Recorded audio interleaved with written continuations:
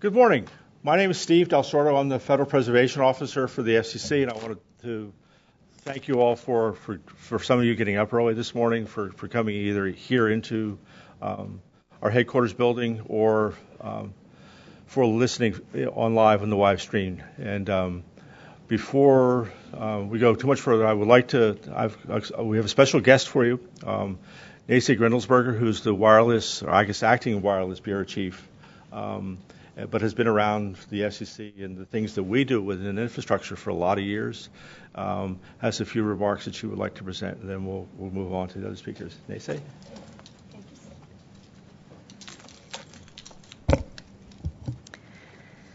I would like to welcome you all to our 7th annual Environmental and Historic Preservation Compliance Training Workshop. This has been a very active year for wireless infrastructure issues. Last August, the Commission, the Advisory Council on Historic Preservation, and National Conference of State Historic Preservation Officers adopted the first amendment to the nationwide collocation agreement. This amendment excludes from routine review additional classes of collocations that are unlikely to adversely affect historic properties. You will be hearing more today about this amendment and how this change affects your work. Earlier this year, the Chairman Pai announced the formation of the Broadband Deployment Advisory Committee, BDAC. BDAC will make recommendation to the Commission on how to accelerate the deployment of broadband by reducing and removing regulatory barriers to infrastructure investments. BDAC also will develop, for example, model codes for municipalities, model codes for states, and recommendations to improve the process of siting on federal lands and federally managed properties. Then in April of this year, the Commission released the Wireless Infrastructure Notice of Proposed Rulemaking and Notice of Inquiry. We are taking a comprehensive look at the Commission's environmental and historic preservation review processes, focusing on streamlining rules and removing regulatory barriers where appropriate to facilitate infrastructure deployment in a manner consistent with the law and the public interest. Broadband infrastructure deployment and closing the digital divide is one of the top priorities of our chairman. Next generation services, including 5G, could transform the wireless world. We stand on the cusp of exciting advances that will bring unparalleled choice and services to consumers. The work you do is essential to the timely deployment of next generation services, including 5G. The goal of this workshop is to provide you with the necessary training to facilitate infrastructure deployment in a manner consistent with law, our rules, and policies. I would like to thank and recognize the Wireless Bureau staff who put this workshop together for their dedication, commitment, and hard work on these important issues. Could you please either show hands or stand up so we can recognize you? Thank you. I wish you all a productive workshop and turn the program over to Jeff Steinberg, Deputy Chief of the Competition Infrastructure Policy Division. Thank you for coming. Hopefully it will be a great day, and if you have any questions for me, I'll be happy to take it right after Jeff's introduction. Thanks.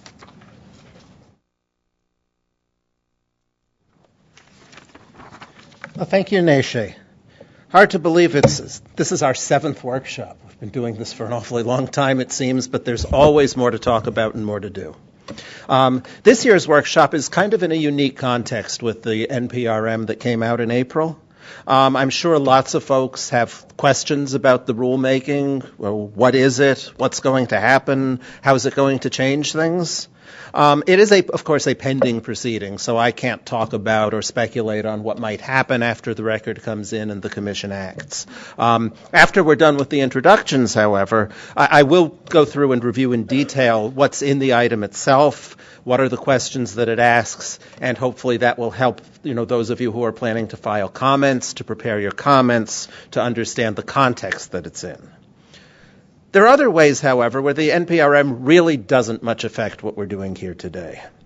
The details, of course, change from year to year, but our fundamental goals for this annual workshop remain the same: to provide background for those of you who are new to the process, to provide refresher for those who may need it, to answer questions that you may have, for us to hear your concerns, to focus on new hot issues and changes in the last year, and to learn from you what's really happening out on the front lines. I'm just curious, show of hands, is there anyone here, and I apologize to those on the web, but anyone in the room who has been to all 7 workshops? It's great, few of you. You've got one up on me because I missed last year's. How many of you this is the first time that you've been to one of our workshops? A lot of folks, very good. Okay, well, I'm hoping we have something today for all of you, for the old hands to learn something new and for new folks to learn something that'll help you really get started.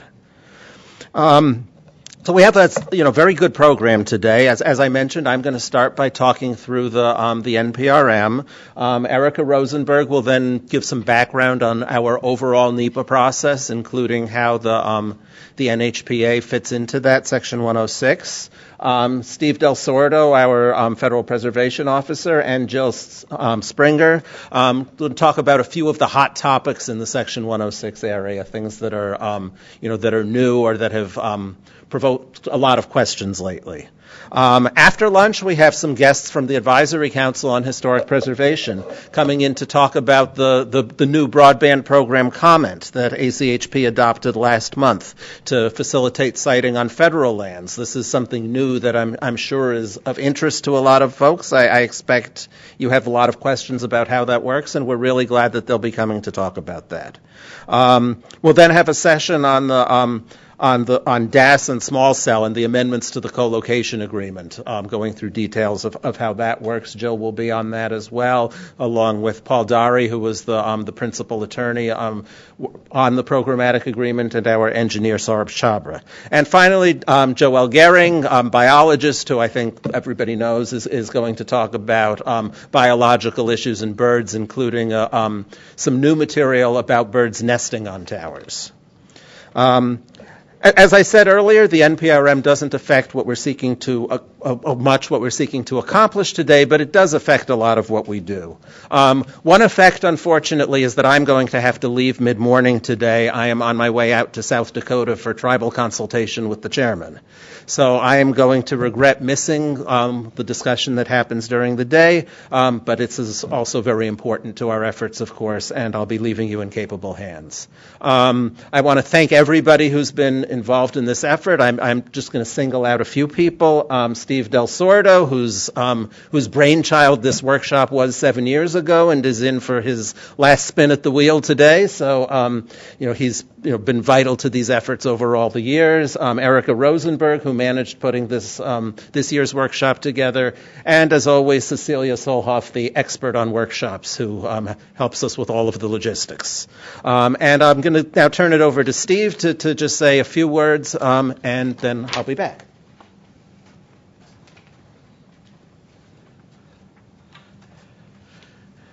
Actually, I was going to save Jeff's comment to the end of my remarks, but yeah, this is my last workshop because I'm retiring from the FCC on July the 6th. I've been here for 11 years. Before that, I was with the Advisory Council. So I have more road trips in my future. So that's what I'm going to be doing, or whatever. My house is also calling to me with lots of painting projects. So before we start the actual program with Jeff talking about the NPRM, a couple of logistics things. One, I know we're all about cell phones, but please put your cell phones on mute so you don't disturb your neighbors and the folks that are speaking. Those of you who have been here before, the bathrooms are directly behind us. Go out that far door, go down the corridor, and they're back that way. There's signs for them. At lunchtime, this always gets awkward here because of security issues. If you go out of the building, you have to come back through security and go through that whole process again. Then sort of depending on who's what, they may ask you your badge back and then make you do a new badge. It sort of depends. There are food trucks outside the building. There's a restaurant to the left. There's a restaurant up on Maryland Avenue. There's, I think, two of them there. There's a Potbelly's and something else. And there's a Starbucks up that way. If you want to go into our cafeteria, which I know a lot of you folks like to do that, you'll need to go through the building with one of the FCC staff members, and those are the folks that are sitting over on that side. You can raise your hands again, so in case you weren't paying attention the last time. One of these guys will help you go through the security and come back through the security system if you want to eat lunch in our cafeteria. Actually, it's not bad. And with that, there are lots of notepads, the traditional SCC environmental compliance notepads on the back table. Some of the speakers have their presentations back there, which you're welcome to take. My retirement flyer, of course, you can take a look at that. The notepads are a very useful thing, especially if you're going to be asking questions. For the folks here in the room, what we're asking you to do is to write your questions on a notepad, piece of paper. It doesn't have to be the official SCC notepad. So we can sort of organize the questions as we go through those. For those of you who are on the webinar, we're having an issue at the moment with the technology, but the proper way to ask us questions through the webinar system is to go to live questions at fcc.gov, and hopefully by the time Jeff has finished his presentation with whatever questions will be asked at that point, we'll be up and running. I'm sort of getting nods and smiles from that direction, so hopefully that'll be fixed. So I apologize for that little glitch, but that's the way to do things. Are there any questions in the room on any of that, or are we good to go? We've got a lot to do today, so I'm anxious to not delay with breaks. We'll give you some breaks. There's some breaks on the agendas. There's some copies of the agendas back there. And if we need to take other breaks, we certainly can do that. So cell phones on mute, and Jeff. Yeah, I think before we get started, Neisha had offered to take any questions. Okay.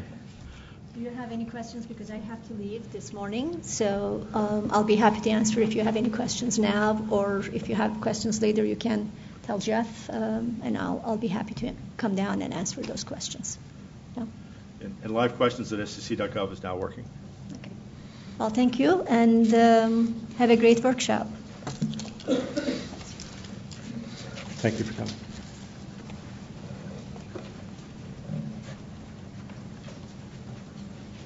Okay, so we've got everything straightened out. I'm glad that the people on the web are connected to their question box, and time to get started. Again, those of you in the room, if you are going to have questions to ask, I think we probably have. I hope we have paper and pens available as well. Raise your hand, either write it on your own or ask someone to come over, and then one of our staff will come over and pick it up from you and give it to the folks who are filtering. Those of you who've been to past workshops certainly know how that works. So, slides. So I'm going to talk about this wireless infrastructure notice of proposed rulemaking and notice of inquiry that the Commission adopted in April.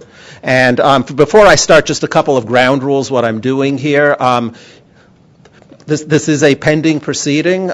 We have under the Commission's ex parte rules. It's what's known as a permit but disclose proceeding, which means that discussions of the record, discussions of the merits need to go into the record, the publicly available record, part of the docket. The purpose of my presentation today is not to have a discussion of the merits with you, not to hear your views on the questions that are asked. I think we want to avoid dealing with putting this session into the record itself. So what I do want to do is just provide background information about what's in it, about the process, more of an educational section. We'll be glad to take questions if you have questions about anything I said, just understanding it. If you have questions about the process, that's fine. If we get questions in that are expressing your views on the merits, then we are not going to read those questions out loud, and we will put them in the record because by virtue of your having submitted them, you've made a presentation to us. Okay. So the outline, just what I will do is talk about first. I'll give an overview of the NPRM and NOI. Talk very briefly about state and local review, which is a major portion of it, not the focus of today's workshop, but I expect there is some interest. And then talk in more detail, just running through in substantial detail the parts of it that go to the NHPA and NEPA process, including process reforms, tribal fees, and others. Potential questions about potential new NHPA exclusions for small facilities, twilight and non-compliant towers, and finally just a bit on the process. Quick overview. So what this item does is it's an examination of regulatory impediments to wireless network infrastructure investment and deployment and how such impediments may be removed or reduced consistent with the law and the public interest. Basically, the Commission stepping back in the current atmosphere with everything that's going on, the need for deployment, and saying, let's take a fresh look. What can we do to make it better? And there are two major areas that it looks at. One is state and local government reviews of facility siting, and the second is our own environmental and historic preservation review processes at the FCC. I mentioned that it is a notice of proposed rulemaking and notice of inquiry. The notice of inquiry part, first of all of the questions in that go to the state and local process. What that basically means is a notice of proposed rulemaking can be a basis for immediately going to rules, putting rules in place. A notice of inquiry cannot immediately be the basis for new rules. It could be the basis for then having an NPRM follow on the notice of inquiry. It could be the basis for the Commission making a declaration that doesn't require actual rules.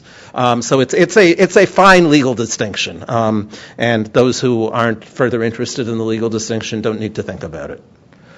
So why is the Commission doing this? I basically went through some of that, but it basically stems from the insight that all regulatory processes, whatever they may be, inevitably increase costs and can lead to delays. These impacts, because of the transition to small cell technology and the many, many, many more sites that are needed for new services, are being much intensified in the new technological world. At the same time, with these small facilities, the benefits of the review for many of these facilities is just less apparent than it was for the large towers, some of which are still going up. So taking those things together is why the chairman and the commissioners thought it was really time to take a comprehensive fresh look. I'm quickly going to walk through the state and local review portions of it. One is asking about a potential deemed granted remedy for local failure to act upon siting applications. The background on that: currently, there are certain co-locations that are covered by a provision known as Section 6409 from the 2012 Spectrum Act. For those co-locations, the Commission has put rules in place saying if the local government doesn't act on the application within 60 days, it's considered to be granted. What we're asking in this item is, should a similar remedy apply for new structures or for co-locations that don't fit within the definitions in Section 6409? And if so, what are the legal mechanisms that could bring those into place? Because of the way the statutes are written, it's a little more complicated for other construction than it is for 6409, or maybe more than a little bit more complicated, depending who you ask. Another part of the state and local review NPRM is asking whether the shot clocks that are currently in place for applications other than those co-locations that are already covered by the 60-day shot clock should be revised. Currently, that's 150 days for new structures and 90 days for co-locations. The Commission's asking, should it be reduced to 60 days, at least for other co-locations, so that all co-locations are on the same schedule? Should maybe there be distinctions? One type of co-location or one type of new structure gets one time frame and a different type gets another time frame. Is there any other additional guidance that needed? Is there also a need to clarify the status of moratoria, which the Commission has spoken about before? But what happens if a local government puts a moratorium in place on applications? How does that work in? The notice of inquiry part. This thing is skipping on me. Okay. asks a number of mostly fairly broad legal questions to clarify terms of the statutes that are involved here. Among them, to clarify what exactly does the statutory mean to prohibit or have the effect of prohibiting the provision of service? What is meant by the terms regulations and other legal requirements, and how specifically do those apply when a government is acting in its proprietary capacity as the owner of property, and when it's acting to regulate rights of way? To what extent is that proprietary? To what extent is that regulatory? What is the scope of the statutory provision against unreasonable discrimination? How do all these things apply when in a neighborhood where all the utilities are underground? So you're necessarily going to need new structures, and the government policy is specifically against new structures. How do you make these things work with wireless service? Okay, so now we'll get to the environmental historic preservation pieces of it. There's a section that asks just some broad general questions to try to increase our understanding of the facts. So what are the costs of the FCC's NHPA and NEPA processes? We're looking for more information. What is the cost in terms of time? What are the costs in terms of money? What ultimately is the impact on the deployment of services? On the other side of the equation, what are the benefits of this review? What does having this procedure in place do to protect the environment, to prevent harm to historic properties? We're really looking for very specific, as specific as you can give us on all sides of this, data, examples. We want to be able to make a fact-based decision, and the commissioners all do want to do that. Then we start getting into the details. So tribal fees is a major area of the NPRM, and we know that they've been a major concern for many people. Just by setting out the framework is the guidance of the Advisory Council. An agency or applicant is not required to pay a tribe for providing its views, but payment is appropriate when a tribe fulfills a role of a consultant or a contractor when asked for specific information and documentation. The ACHP guidance also makes clear that applicants must provide the tribes with all information reasonably necessary in order to evaluate the project and a reasonable opportunity to respond. An applicant may refuse to make a payment, but the FCC retains the duty of obtaining the information necessary to fulfill our Section 106 obligations, and there is much information that is specific to the tribal nations. So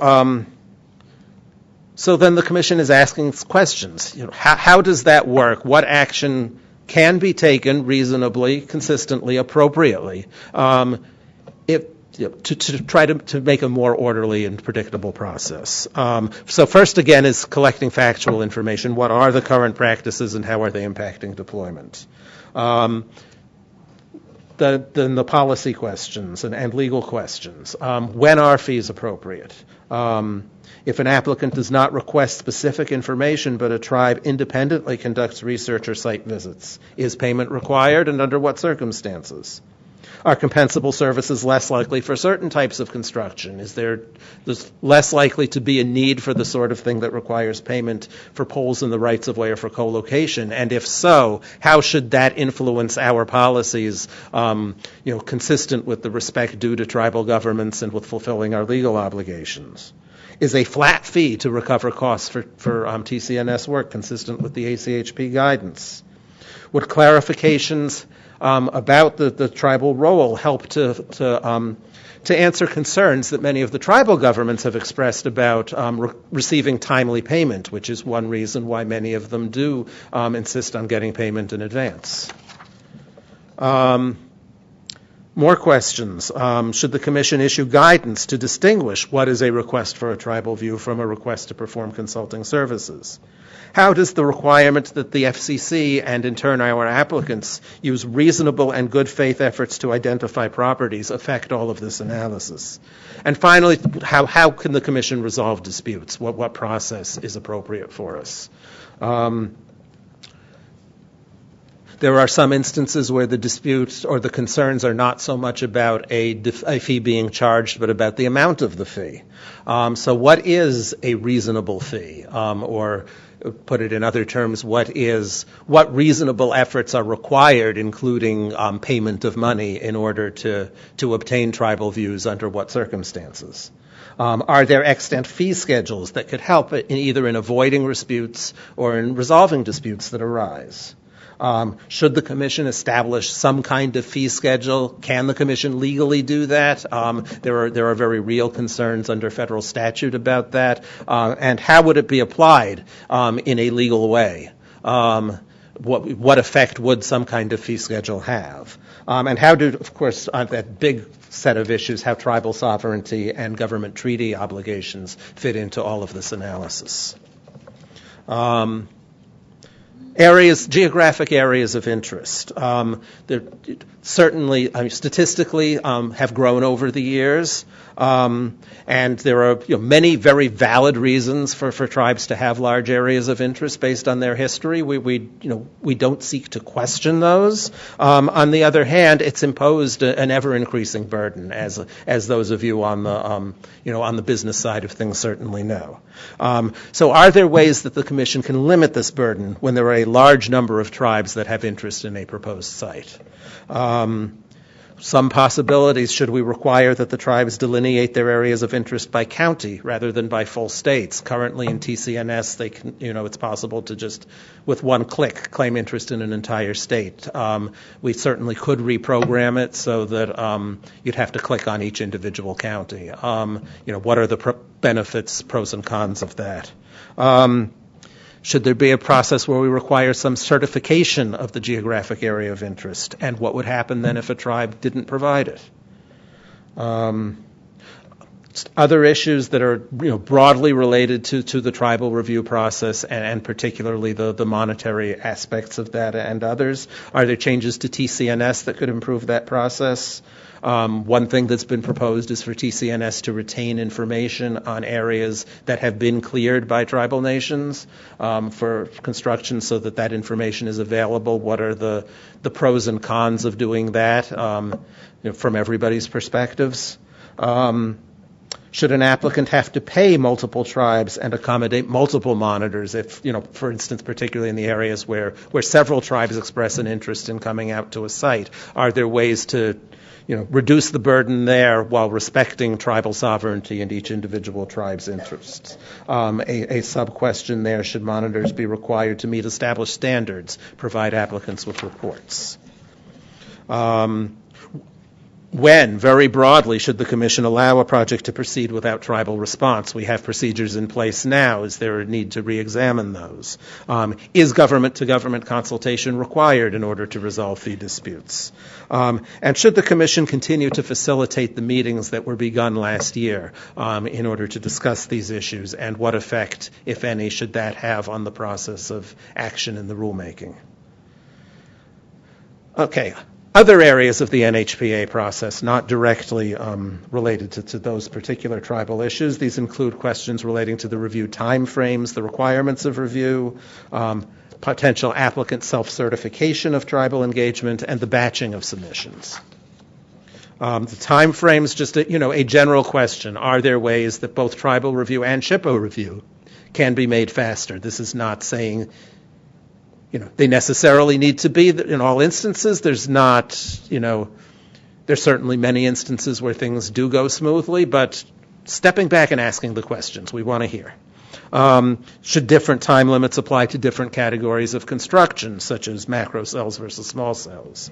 Has internet communication, the rise of the internet and its ubiquitous use over the last dozen or so years, changed people's expectations and the way that the internet is used? Should the Commission permit applicants to self-certify their tribal compliance, and if so, how would we ensure that the certifications are well-founded?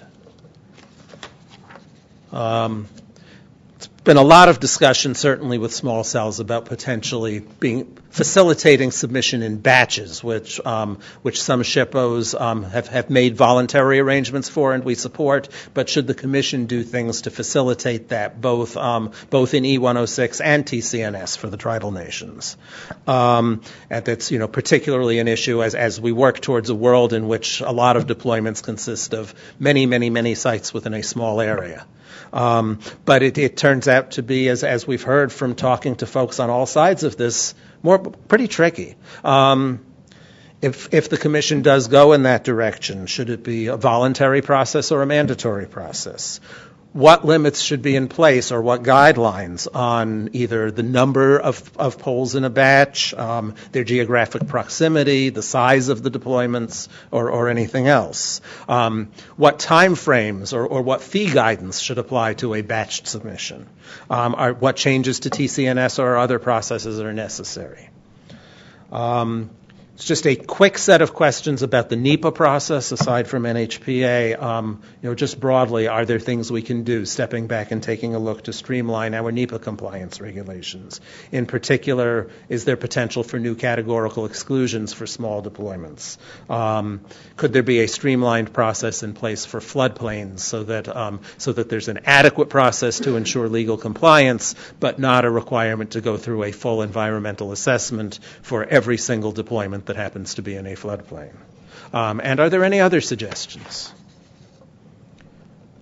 Next section has to do with potential new exclusions for small facilities from the Section 106 NHPA process. And we're looking at three areas in particular, although comments, of course, are welcome on anything. And these would be some new exclusions for pole replacements, more broadly for facilities in the rights-of-way, and also broader ones for collocations in general.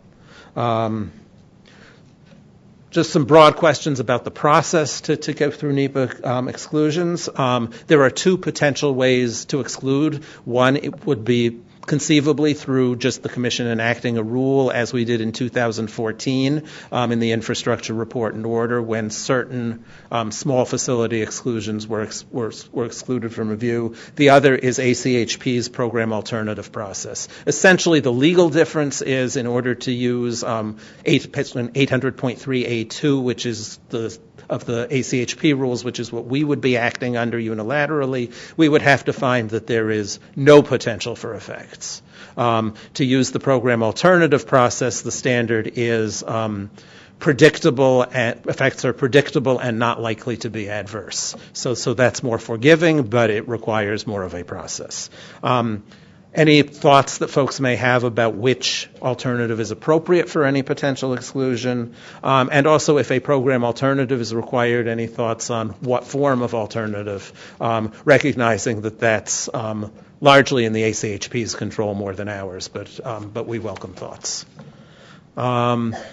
Particularly in the area of pole replacements. This is a bit complicated. I'll try not to spend too much time, but and Jill is going to be talking about poles later in the day. So, but essentially, pole replacements are already excluded under certain circumstances. One is if the pole itself is classified as a tower under the NPA, meaning it's a structure that was actually put in place primarily to support wireless antennas. If that's the case, then it's covered under our broad replacement exclusion in the NPA for replacement towers. The second circumstance would be for poles that are located in a utility right-of-way if they're not in a historic district and they meet certain size limits. However, those still need to go through the tribal review process. They're just exempt from SHPO. So what's being asked about is the NPRM is should there be a potential new exclusion that would apply to all replacement poles in the rights-of-way, even if they're in a historic district. Simply under the replacement circumstance. It sort of fills a little hole there. And if so, what conditions should apply, for example, on excavation?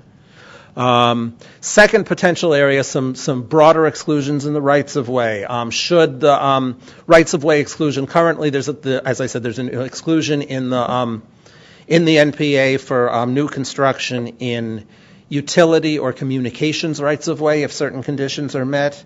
Should this be extended to transportation rights-of-way? If so, should there be any different conditions from the current rights-of-way exclusion, such as on excavation, presence of historic properties, on size? Should there be an exclusion from the tribal review as well as SHPO? Back in 2004, it was decided not to put an exclusion in place for transportation rights-of-way for various reasons, but Commission is asking now, should that be revisited? recognizing that a lot of this would likely require reopening the NPA or our other agreements, and therefore ACHP and NHPA agreement, but we still want to get feedback, ask the questions. Also, should the existing utility communications rights-of-way be expanded? For example, to apply within historic properties or to eliminate tribal as well as SHPO review under some or all circumstances. Third area is for collocations, building essentially on last year's amendments to the collocation agreement. Is there more that can and should be done there? For example, there's currently a buffer of 250 feet from a historic district. Should that be reduced perhaps to 50 feet for some or all collocations? Should tribal reviews be eliminated or streamlined on certain collocations if the only reason that the collocation is subject to review has no likely relationship to tribal interests? For instance, it's on a historic property and is subject to review only because it's on a historic property, and there is nothing in the National Register nomination that indicates any tribal interest. It's a 19th century office building or something. If it's in urban right-of-way or indoors and there's no new ground disturbance. If it's on a new structure in an industrial zone or within 50 feet of utility or communications rights-of-way. Those are examples. Should SHPO and Tribal review be excluded for collocations that undergo local review that meet certain standards? That's something that was discussed in connection with last year's amendments and not done, but should it be considered further? Final section here, Twilight Towers, well, not final, but another section, which I will just run through pretty quickly. These, of course, are the towers that were erected between 2001 and 2005 that either did not complete Section 106 review or can't be documented to have completed review, and therefore, under our NPA, are not readily available for collocations. And that, as I think most of you know, has been discussed for years, has been a knotty problem, still looking for ways to consistent with respect for the 106 process, to facilitate the use of these towers that are already on the landscape, the vast majority of which likely have no adverse effects, and are there, and it's using them would avoid the need for new towers in many instances. So what steps can we take toward a definitive solution? And specifically, the Commission is focusing on the potential to just simply treat them now, 12 years later, the same way that we are treating the towers that were built before March 16th, 2001, which were grandfathered under the collocation agreement, so that, if that solution were adopted, they could simply be co-located on subject to very limited exceptions, which are the same exceptions that the co-location agreement applies to pre-2001 towers. Some questions about that. What is the likelihood that these towers are still having effects that have not been identified? And,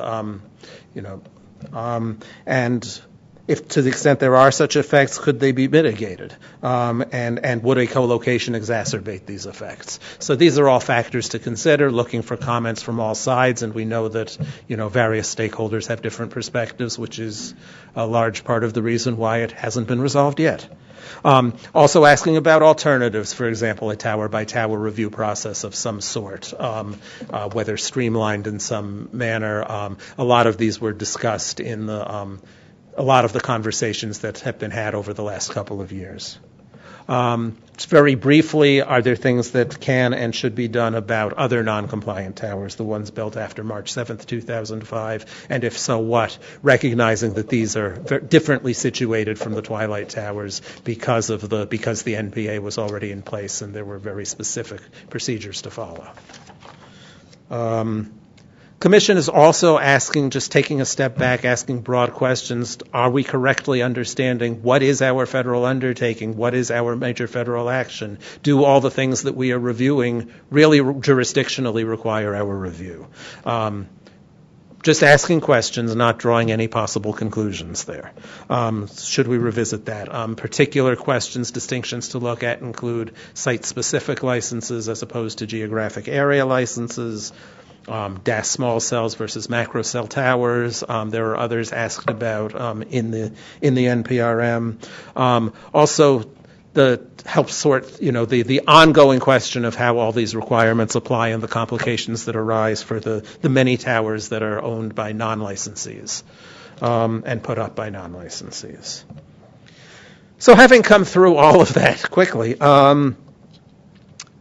the comment and reply deadlines, comments are due on June 15th, replies July 17th. That's a slight extension from the initial periods that were in the Federal Register. That extension was granted, I think, about a week ago. They are filed in our electronic comment filing system. I'm not going to spend time on that, but we have plenty of materials to help folks with that. I mentioned the ex parte rules at the beginning. Just quickly, the summary there. Any written presentations on the merits of this proceeding, and that would include emails, must be filed in ECFS. Oral presentations to commission staff are permitted, but a written summary must then be filed in ECFS. Status inquiries or simply questions about the process do not need to be disclosed. So I will leave things there. Have we received any questions? If anyone has questions in the room, raise your hand. Staff will pick them up, or anyone on the web, send them to the live questions at fcc.gov. All right, I'll yield to Erica at this point then, and if there are any more questions, I'll be around for another half hour or so, and there are plenty of other people in the room who know things as well.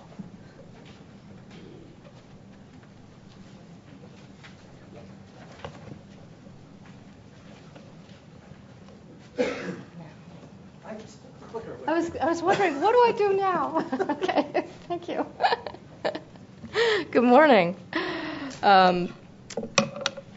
Welcome to the FCC. I'm Erica Rosenberg, and I'm going to give a brief overview of NEPA and an overview of the FCC's environmental rules and procedures implementing NEPA, and some nuts and bolts about how to comply with our rules. There it is. Okay.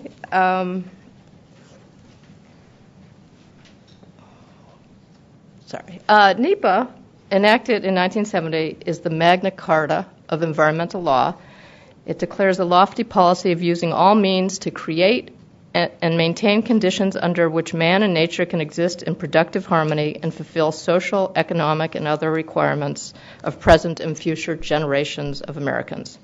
Basically, it requires agencies to consider and disclose the environmental effects of their major actions to improve decision-making and encourage transparency, public participation, and accountability. It requires agencies to integrate environmental considerations into their decisions and makes environmental protection part of every agency's mandate. As a procedural statute, NEPA does not mandate an outcome. It doesn't prohibit development or prevent a project from moving forward. It just sets out a process that requires consideration of environmental effects and alternatives in order to mitigate those effects. Agencies adopt their own NEPA procedures or rules, and CEQ, the Council on Environmental Quality, which NEPA also set up, oversees NEPA implementation. NEPA defines effects broadly to include ecological, aesthetic, historic, social, whether cumulative, direct, or indirect. Actions are also defined broadly to include programs, policies, rules, licensing, approvals, permitting. Most people associate NEPA triggers with projects, highways, dams, or mines, but triggers are federal actions, which are far broader.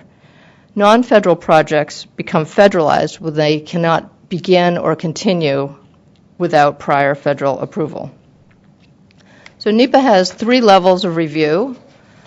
The environmental impact statement, which is where impacts will be, when impacts are clearly significant. It's a very detailed analysis and disclosure of actions and alternatives.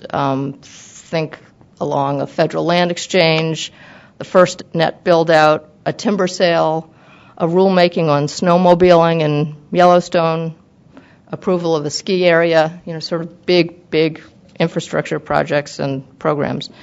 Environmental assessments, which are for actions that may have a significant effect, It's less analysis and less formal than an EIS. If there is no significant effect, the agency will issue a finding of no significant impact, a FONSI. Otherwise, the agency will proceed to an EIS. Finally, there are categorical exclusions, CAT-X's, CE's, CX's, however you want to say it. This is a class of actions or types of actions with minimal or no impacts on the environment, either individually or cumulatively. It might be building in a right-of-way, maintaining a trail, closing a road, issuing a one-time permit.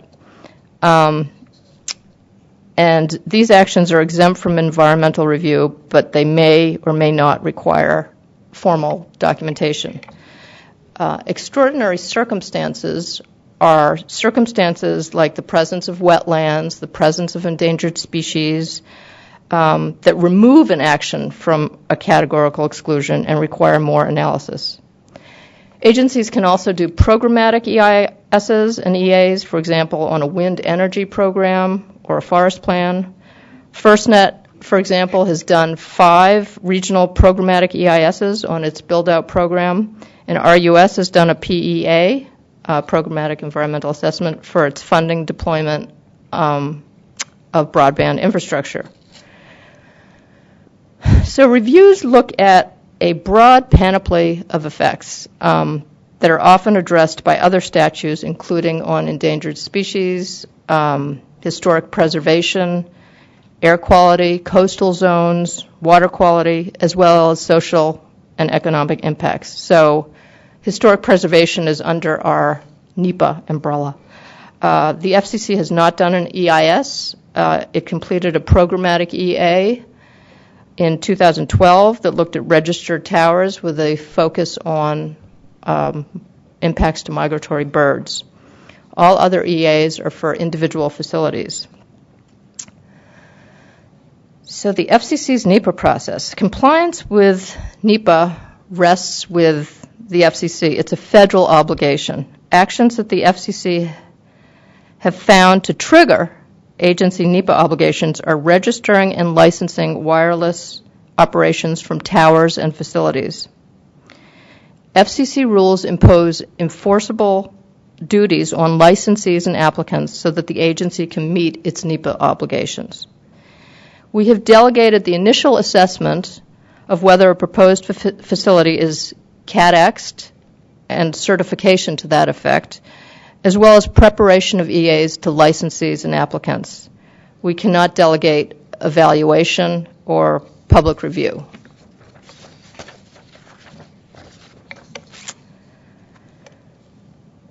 So we have categorically excluded from NEPA processing, that is environmental assessments or EISs, all agency actions except those associated with construction of facilities that fall into certain categories. This is sort of our extraordinary circumstance list. The categories are facilities that involve high-intensity lighting in a residentially zoned area or would cause RF emissions exposure in excess of FCC-established limits, or involve certain sites and circumstances. Those will be located in an officially designated wilderness area, will be located in an officially designated wildlife preserve. Since wilderness is generally on federal land, I guess there's state wilderness, but it's generally on federal land, and wildlife preserves are also generally on federal land, we defer to the land management agencies for NEPA compliance for these 2 categories of extraordinary circumstances. Third category is it may affect listed or jeopardize proposed threatened or endangered species or designated critical habitat. If formal consultation with Fish and Wildlife is required, we generally initiate or do it rather than the applicant. 4 is NHPA compliance, quote, may affect districts, sites, buildings, structures, or objects significant in American history, architecture, archaeology, engineering, or culture that are listed or are eligible for listing in the National Register of Historic Places. 5 is may affect Indian religious sites, also NHPA compliance. 6 will be located in a floodplain 7, whose construction will involve, quote, significant change in surface features, e.g. wetland fill, deforestation, or water diversion, or 8 would be over 450 feet above ground level and therefore may affect migratory birds. If any of these circumstances are present, EAs are triggered. In addition, FCC will require an EA if it determines on its own motion or in response to an objection from a member of the public that a proposed facility may have a significant environmental impact other than one specified in the rules. For example, there is precedent that if a site may have significant visual impacts in a recognized scenic area, we may order more environmental processing, particularly if the site did not require local zoning review and approval. Again, context is key in NEPA, so that a tower in an industrial zone is analyzed differently from a tower in a tourist town in terms of effects. The extent of controversy over environmental impacts, not just NIMBY, is also an important factor. The FCC NEPA process provides notice to local governments, interest groups, and tribes to identify and address issues early in the process and to minimize effects and project delays. Who needs to comply? Rules apply to all wireless registrants, licensees, and applicants. Commercial licensees, broadcasters, utilities, public safety entities, railroads, mining companies, and tower registrants.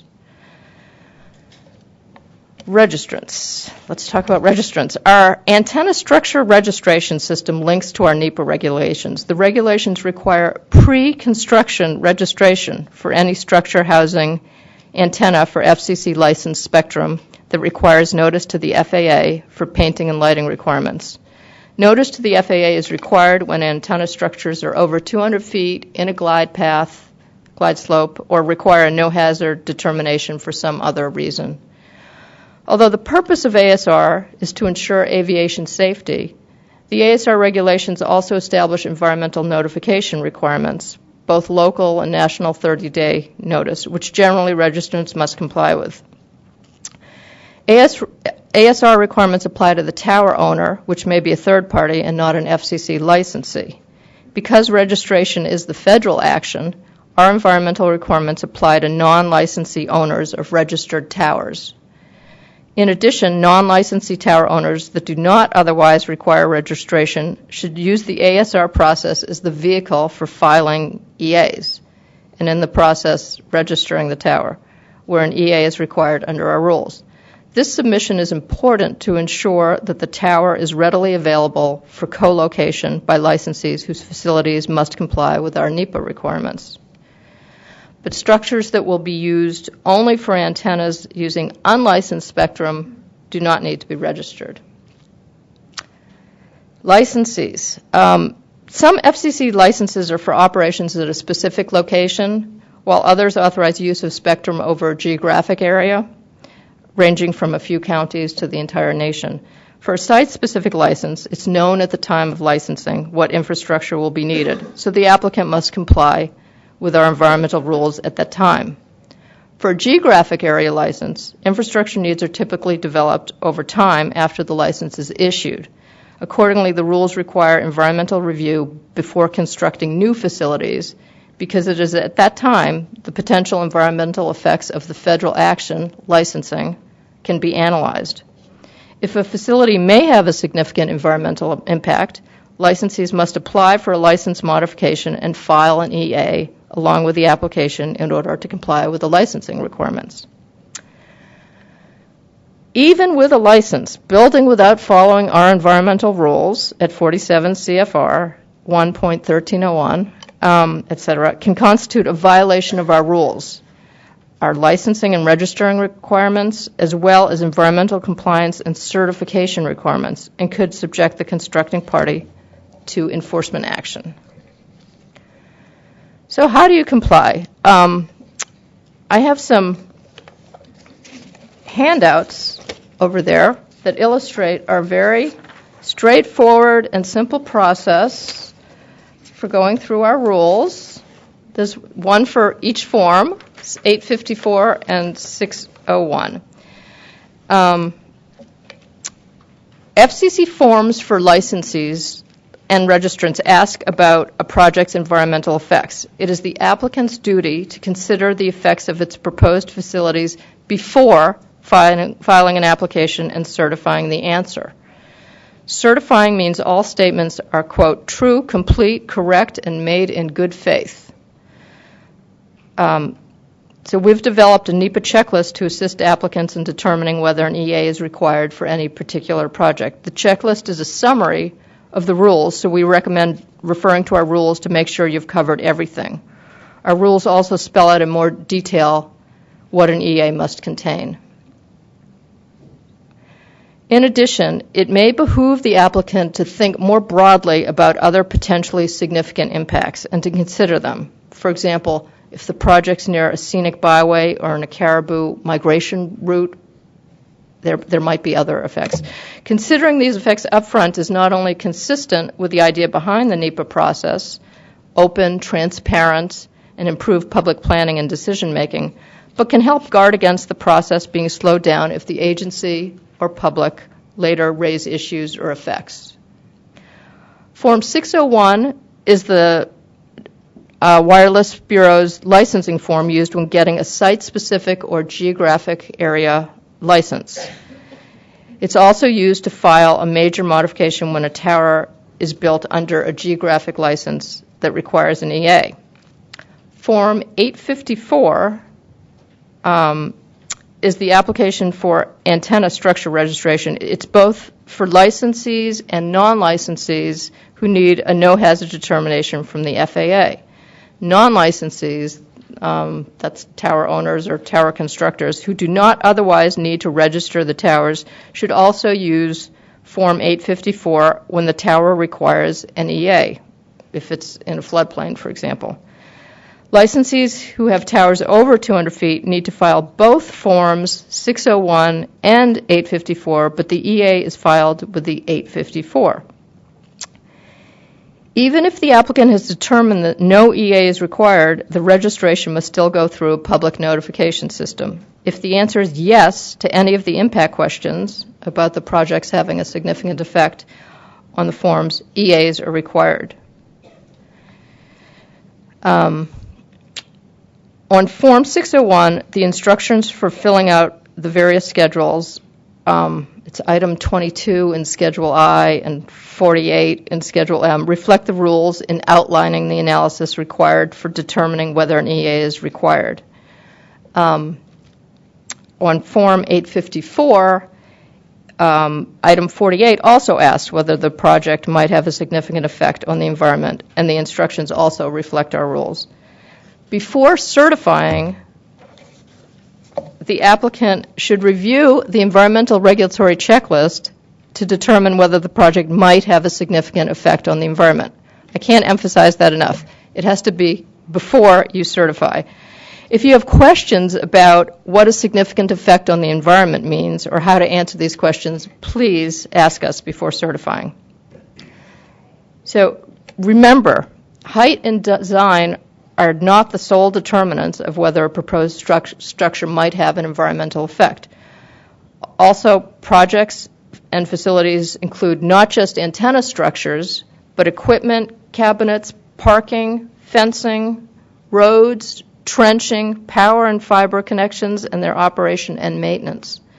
If the applicant reviews the checklist items and concludes no potential significant effect, the project is categorically excluded, unless the FCC identifies extraordinary circumstances through public comment or its own that require more environmental processing. The applicant can proceed to build unless registration or a site-specific license is required for another reason, provided all other regulatory requirements are met. Again, the public can request and the agency can order additional environmental review on issues considered or on issues beyond the checklist. The agency can also ask for more information and mitigation to reduce impacts to decide whether to issue a FONSI. If the tower requires registration or a site-specific license, for another reason, the applicant must certify completion of environmental review on the application and must complete environmental notice if registration is required, but it's not required to submit supporting documentation. We recommend you hang on to the documentation. So what if you answer yes? If If the structure is not categorically excluded, because you've gone through the checklist and none of the circumstances apply, that is, the project falls in any of the categories, the applicant must file an EA and get a FONSI before building. If the project is on federal land, it can get it from the federal land managing agency. Like CADX assessments, we have delegated preparation of EAs and associated legwork to licensees and applicants. We review the submissions. So as part of the checklist process, applicants use various tools and informally consult with Fish and Wildlife Service for Endangered Species Act purposes, with SHPOs and TIPOs, and others today will cover both National Historic Preservation and endangered species migratory bird issues in far more depth. For RF levels, for NEPA purposes, FCC promulgated a standard in 1996 above which an EA is required. On applications that require an EA, a predictive model is included in the EA, but our engineers do not review actual emissions unless a complainant raises the issue after the structure begins operating. If there are issues with any of the checklist categories, applicants submit EAs from which the Bureau or Commission can determine whether the proposal will have a significant environmental effect. Applicants can also eliminate or mitigate some issues by finding alternative sites or working with Fish and Wildlife Service and SHPOs and TIPOs, and this is really the point of the process. In 2014, Wireless reviewed 200 EAs. From October 2015 to October 2016, we received nearly 600 EAs, about half from railroads, which were nearly all in floodplains. The vast majority of EAs are required because the sites are in floodplains, which require applicants to get a building permit and elevate structures. But some also have wetlands issues, endangered species issues, effects related to historic preservation, or over 450 feet tall, so they may have impacts on migratory birds.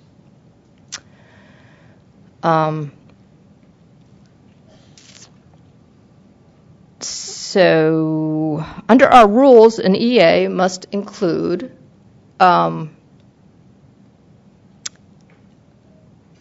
let me just go back to this when EAs are required. I guess I've sort of been saying this, but if any of the actions meet one or more of the criteria in the checklist, or if the FCC orders the EA. And also note that an EA requirement applies if it's triggered, even if the structure is excluded from Section 106 review. Under our rules, an EA must include a description of facilities and site and lighting. This is all in our rules. Zoning classification, communications with and proceedings before any zoning or environmental commissions, a statement about whether the facilities have been a source of controversy on environmental grounds in the local community, a discussion of environmental and other considerations which led to the site selection, the nature and extent of unavoidable adverse effects, and alternative sites that may have been or may be considered. Alternative sites analysis should include not just a discussion of technological feasibility, but a comparison of the environmental impacts of the alternatives. It must also address any, quote, feature of the site which has special environmental significance, including, for example, migration paths for birds and other wildlife. It also must detail any substantial change in the character of the land utilized, including wetland fill, deforestation, or water diversion, and other extensive change of surface features. In addition, the rule indicates that in any sensitive protected area, the statements must, quote, discuss the effect of the continuing pattern of human intrusion into the area, e.g. necessitated by the operation and maintenance of the facilities. Site approval from evidence from local and federal authorities is required as well. So EAs are not simply a review of the checklist items. They're a more detailed look at potentially significant environmental effects of the action once an EA is triggered. Those effects can include, for example, visual effects to resources other than historic, effects to any features of the site that have special environmental significance, like a scenic or coastal area, significant ground disturbance or tree removal activities, or cumulative effects of multiple towers. While our rules do not expressly require all these considerations, it is worthwhile and consistent with the purposes of NEPA to consider and address what extraordinary circumstances might make the action or tower construction have a potentially greater environmental impact. This is also contents of the EA, and as I said, others, Joelle Gehrig and Jill Springer will talk about NHPA and ESA and birds. The regulations provide for an opportunity for public comment on the EA and community notice on a FONSI, and allow an interested party to submit comments justifying environmental consideration in the decision-making process. If the Commission finds a significant effect, it will allow the applicant to amend its application to reduce, minimize, or eliminate environmental problems, or withdraw the application. Or the agency can do an EIS, but it has not. After a 30 days notice period, and if there are no complaints or comments, we issue a FONSI and grant the application, usually within 45 days. If Form 601 is used, that is, there's no tower registration, certifications of no environmental effect require no paperwork and do not go out for notice and comment. Both EAs and CADXs are noticed when they're filed with Form 854.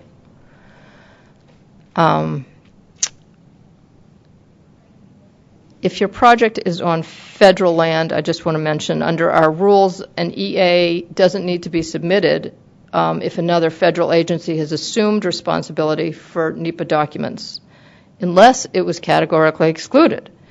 Again, 2 items on our checklist, wilderness and wildlife preserves, are generally on federal land.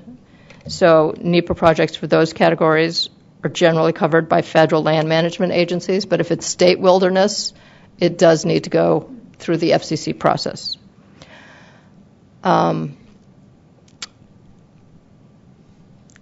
Finally, I wanted to provide you with just a few examples of towers built without going or improperly going through our processes and the environmental effects of such noncompliance. There have been significant impacts to historic sites and districts. In Medora, North Dakota, a 180-foot tower was constructed near 5 National Register historic sites. In Fries, Virginia, a 199-foot tower was built in 2005, near a historic district and other historic sites. In Chimayo, New Mexico, a tower was built near a historic village famous for its 1816 adobe chapel and pilgrimage site. In Taos, New Mexico, a 195-foot tower was built near the Taos Pueblo, a National Historic Landmark and World Heritage Site. Sacred sites have been destroyed, desecrated, or damaged when towers were built on burial mounds. In Iowa, North Dakota, New Mexico, Idaho. An archaeological district and petroglyphs were also affected in New Mexico. Endangered species have also been harmed. In Michigan, 179 towers were built between 1996 and 2001. Above 50 were in sensitive species habitat, including in breeding sites in the migration path of the endangered Kirtland warbler. A tower builder has also cleared the habitat of the Puerto Rican nightjar, an endangered bird whose decreasing population numbers around 2,000. Other impacts to TS habitat have led the Fish and Wildlife Service in Puerto Rico to withdraw its blanket clearance letter that had streamlined the process for carriers and tower builders. Which leads me to enforcement. The Wireless Bureau has concurrent jurisdiction with the Enforcement Bureau and has issued letters when it finds violations. The letters can help us track repeat offenders and can be the basis for the upwards adjustment of fines when a violation is referred to the Enforcement Bureau. The letter is published on our website and has been covered in the trade press. Compliance reviews translate into significant delays. So here are just some examples of the sorts of rule violations that can trigger a letter or enforcement, failure to complete environmental review requirements, falsely certifying no environmental effect in the application, failure to submit an environmental assessment when triggered by the environmental checklist, constructing prior to the FCC issuing a FONSI, failure to complete required mitigation, and failure to register a tower prior to construction. It's not technically an environmental violation, but it's tied up in the process.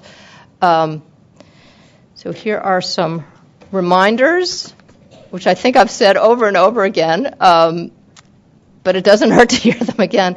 The height and design of a tower are not the determinants of whether the proposed tower is subject to NEPA. The ASR requires environmental notice even when there is not an EA. The grant of a license is not permission to construct.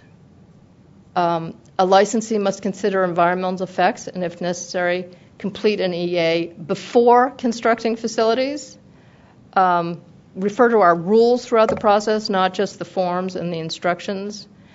And just a couple more reminders. There are no public safety exceptions. Rules apply to public safety entities, regardless of whether the proposed tower is on state, county, or locally owned land, whether there's a commercial co-locator on site, or whether the proposed project is a replacement tower. There is no replacement tower exception. Even if you have a Section 106 NHPA exception for replacement towers, there are no NEPA exceptions. If anybody has any questions, I'd be happy to answer them. Angela?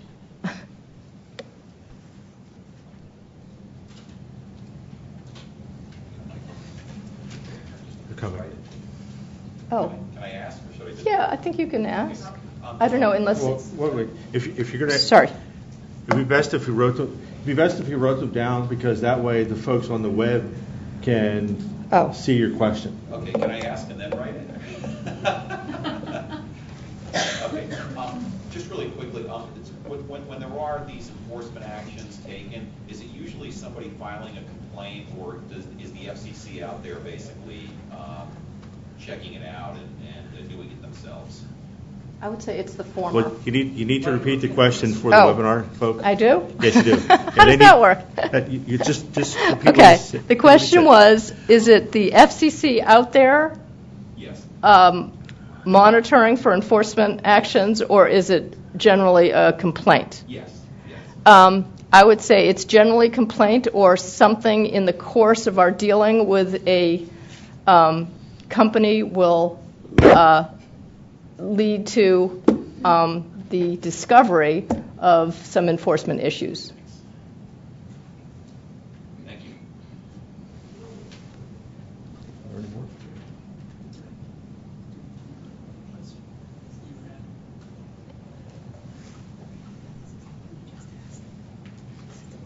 That's one he just asked.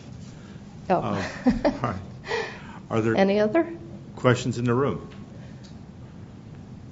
We all saw you taking lots of notes, and this is a topic we've covered every year for the 7 years. So I knew there'd be another question in the room. If you written it down because I just came up with a question, so I write it down. Yep. That would be fine. Yes. Okay. Can you just review the tail end of your presentation? You were talking about replacement towers. Even if the existing tower had Section 106, you said it was not replaced. Can you just repeat the last one? Yeah. I'm sorry. Here's the question. I was asked to repeat what I said about replacement towers. There are certain exceptions for replacement towers under 106, but it doesn't mean that you don't go through the checklist for floodplains, wetlands, when you build a replacement tower. The NEPA checklist still applies. Okay, so to understand, just to be example, there's an existing 150-foot tower. Uh-huh. Replacing the 150-foot tower that we're in the page that has the original the existing tower has the required original NEPA checklist and Section 106 approval, then we're looking to replace that tower within the NPA within, no greater than 10% of existing height, et cetera. You're saying that a new NEPA checklist is required? I believe that's right, yes. Okay.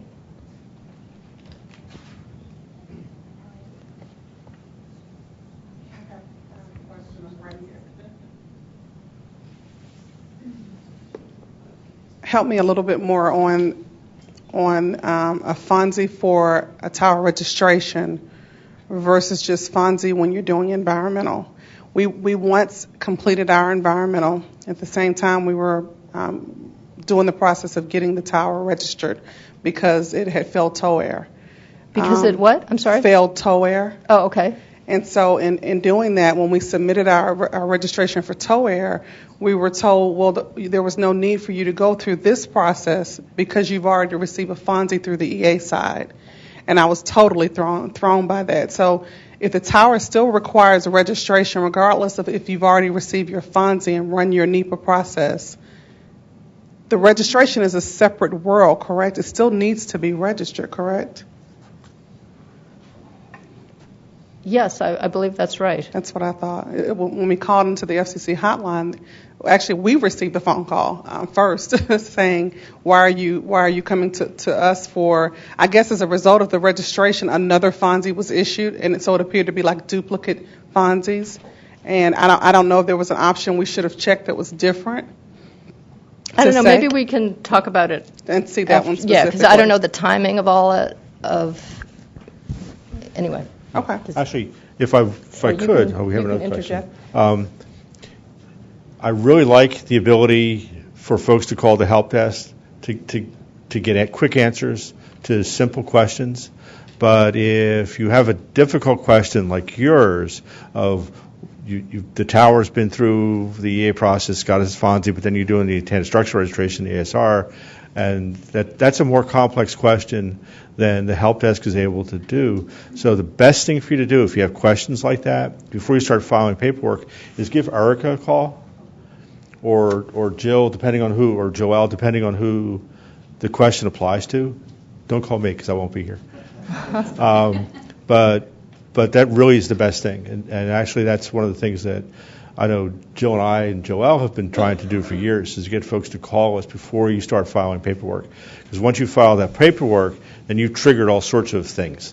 And it's easier for us to get to you before you file those things to make sure the things are correct. Because that's really what we want. We want everything to be correct. Is this the second one? Another one? Okay. Now we're getting questions. Do you want to read them? Questions for you. Okay. Do you want me to read them, or? Oh, yes. They're questions to you. Okay. Yeah, so you should read the question. And then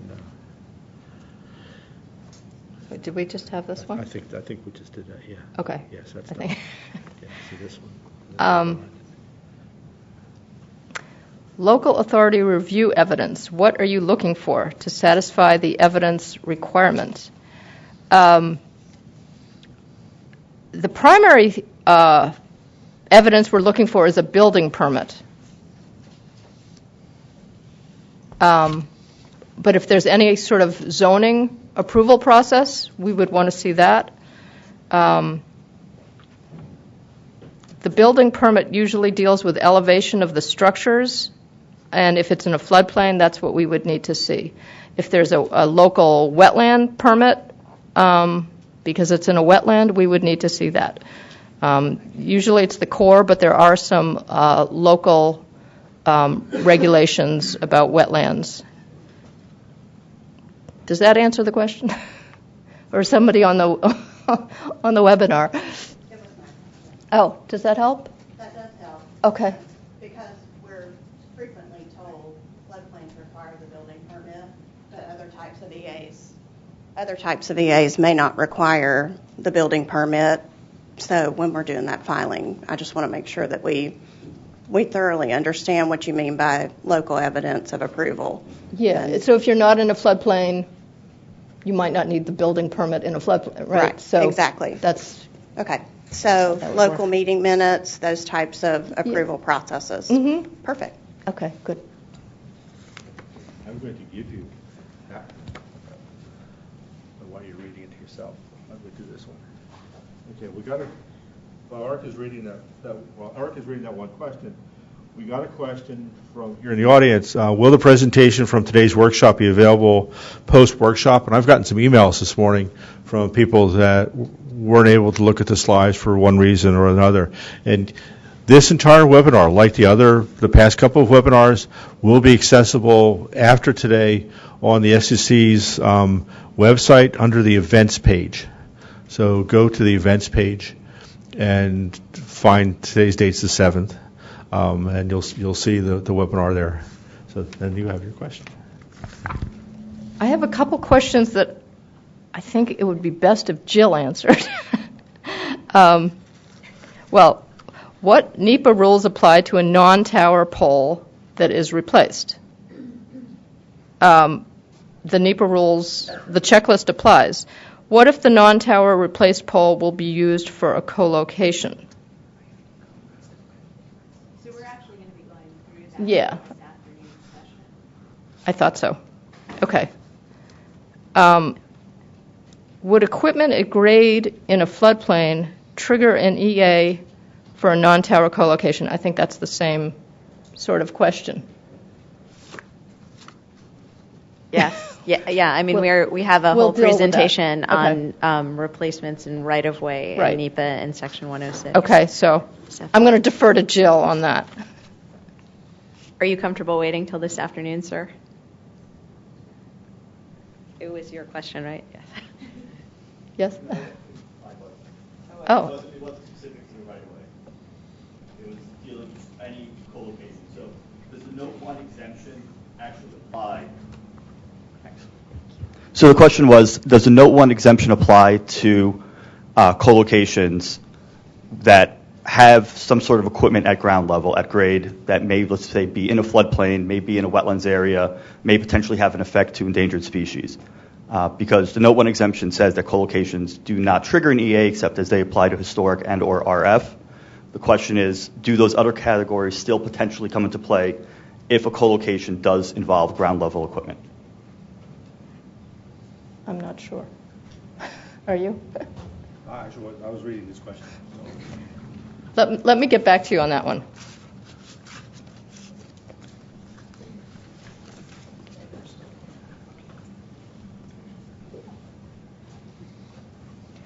Of the numerous EAs submitted for floodplains, how many have come back with adverse effects? I think that's mixing apples and oranges a little bit, because what happens is if it's in a floodplain, it needs to be elevated. And if there's evidence of elevated structures, then it's mitigated the issue. And this all derives from executive orders dealing with floodplains and how to address and mitigate impacts of building in floodplains. I guess the idea is to avoid, in general, building in a floodplain. But if you need to, then you mitigate it by elevating the structures. So the EAs, I think this answers the question, ultimately get FONSIs as long as there's evidence of elevated structures. Does that make sense? Okay. Excuse me. So if that's the case, isn't the whole purpose of the EA to determine whether or not there's going to be a significant impact? So wouldn't the logic then extend that if you have an elevated structure within a floodplain, by right you're not going to have an impact to the floodplain? Thus, you kind of have already covered that whole question. Right. That's in part perhaps why the NPRM raises this as an issue. However, you could also just avoid the whole EA process by not building in a floodplain. I agree. Thank you.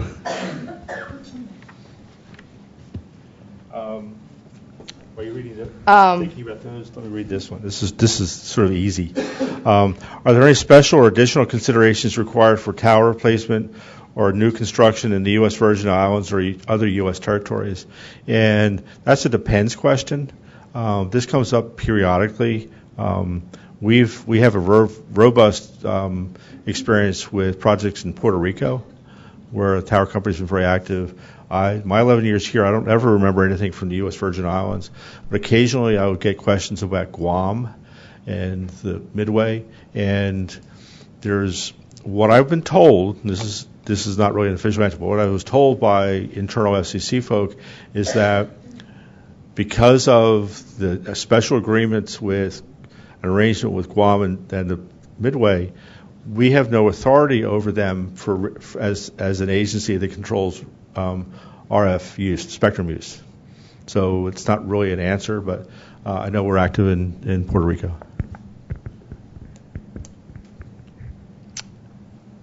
And here's an RF question, which I might defer to Joelle on. Are there any plans for the FCC to address non-thermal, non-ionizing RF radiation to humans, plants, or wildlife, including insects? Joelle, do you want to answer that? Or, I mean, basically we have an open proceeding, but it's been around for 4 years. We have RF emissions regulated since 1996, and then there's been an open proceeding for 5 years now. I believe it's 4. But 4, yes. Sorry, okay. Mm-hmm. And I think you pretty much answered the question that we have this open proceeding, and that we are not the experts on RF in this room, and that we can defer those questions to OET. Okay.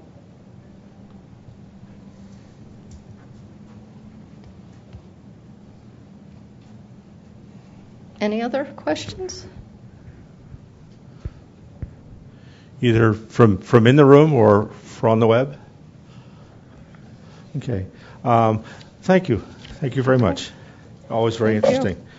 Our agenda has us taking a break from 5 minutes ago till 10:45. So if you could keep yourselves to about 10 minutes so we can come back and try to keep on track, that would be great. So you have 10 minutes for yourselves.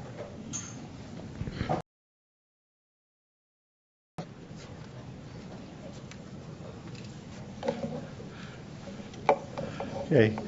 Thank you for all coming back. Thank you to the folks in the room for still being here. And it's been an interesting session so far, and we have some more interesting things focused on the Section 106 process coming up.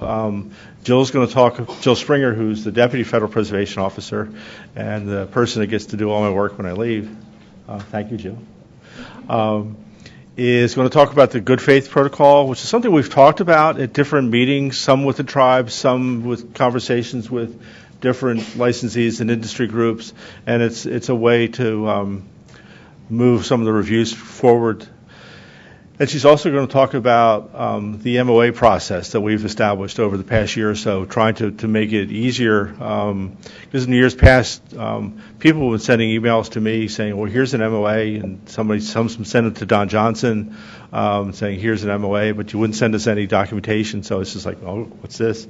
But now we have a dedicated website that Jill's going to talk about, and a good process that helps us keep track of these things so that we can not have them sit around for a while because either I didn't know about it or Don didn't know about it, or it's just we're falling through the cracks. So we're trying to make these things easier. So with that, do you want to sit or do you want to sit? Okay. I can stand. Okay, whatever you want. And then you're going to be talking. Yeah. Well, you do too. I'll do. So don't leave if you're bored at my presentation, because Steve will subsequently be talking about some tribal information protocols and other information. Do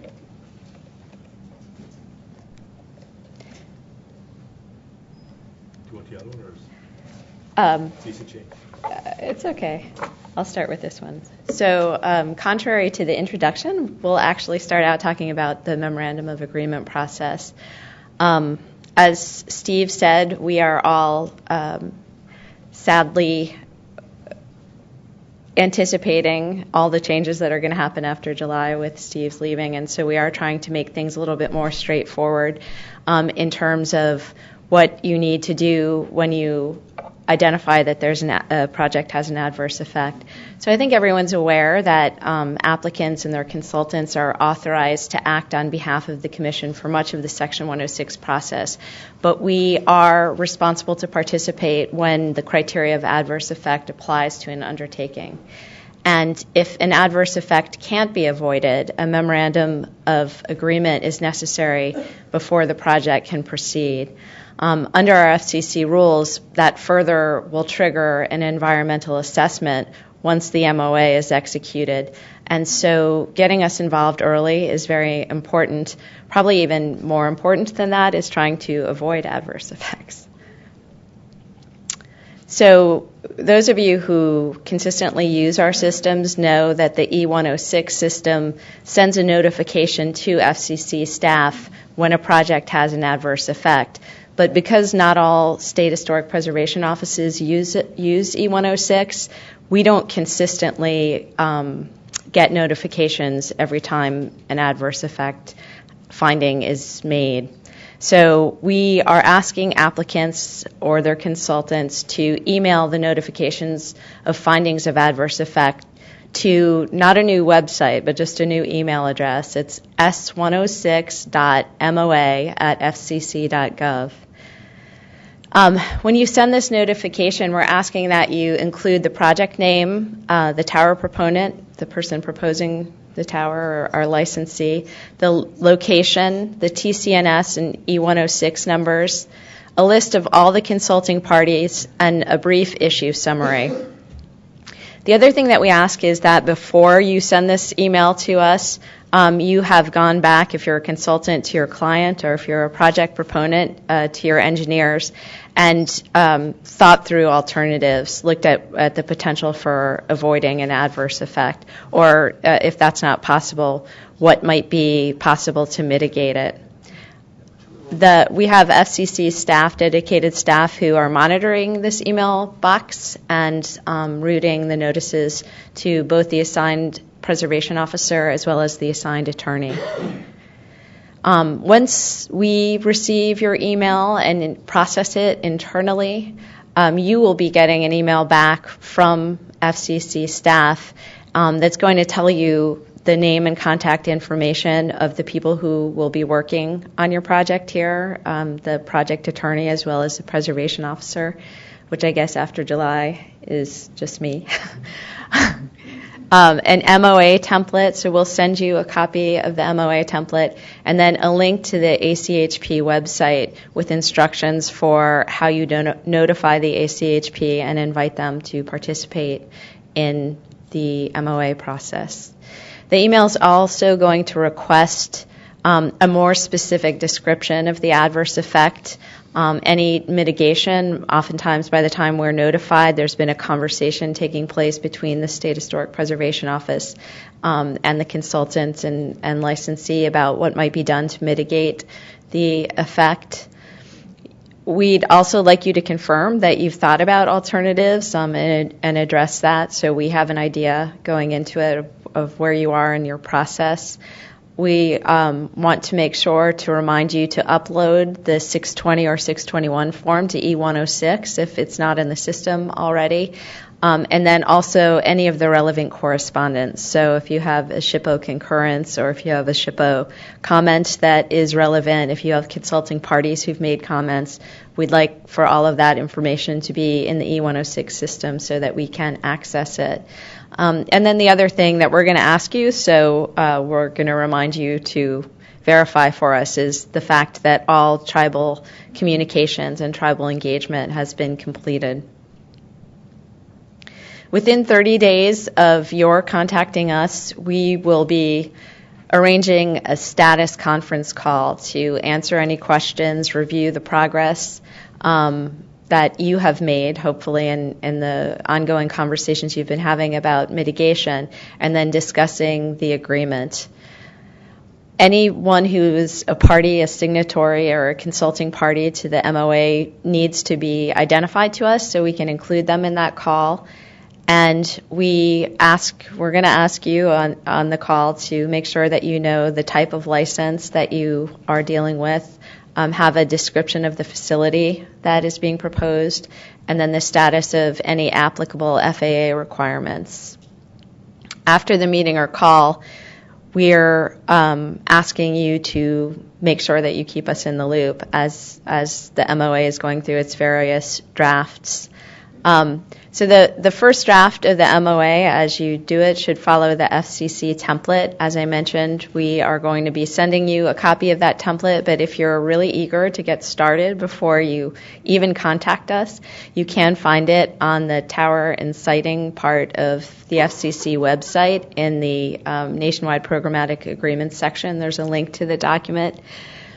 Once all of the consulting parties have provided comments on the original draft of the MOA, you should submit a draft final to us for FCC review, and that's primarily, again, going to be the preservation staff as well as the assigned attorney. Our goal is to review the draft MOA and provide comments back within 15 days. Once all of the parties are in agreement on the text of the MOA, we let you know that we are comfortable with the draft final. And when I say all parties are in agreement, if we suggest edits back, they'll probably need to be socialized among the rest of the signatories. The MOA needs to be signed by all of the other parties before it's returned to the FCC for signature. So we are the last stop in terms of getting the document signed. And unless we notify you otherwise, signing on behalf of the FCC will be Paul Dari, and his title is Paul Dari, Special Counsel, Competition and Infrastructure, CIPD and WTB. A signed original MOA should then be sent to any of the FCC staff that you've been working with on the project, and copies distributed to all of the signatories. But wait, it's not done. Once it's been signed, as I mentioned, this triggers the need to do an environmental assessment. That's actually going to be covered in the stipulations in the MOA. So you need to get started on your environmental assessment, and you can't begin construction until a FONSI has been issued. So just in terms of timing and planning, our NEPA process, the EA process, is going to take another, I don't know, Erica, 45 days we're committing to. That's 45 days. And we do remind you that the licensee and applicant are responsible for the completion of any mitigation that's specified in the MOA. There's also typically a reporting requirement that's in the MOA document, so we're expecting to hear from you per the requirements that are established in the MOA. And if any amendments are contemplated or necessary moving forward, that you reach back and you coordinate those with us. So that is the MOA process that we are implementing, and it looks like there's one question.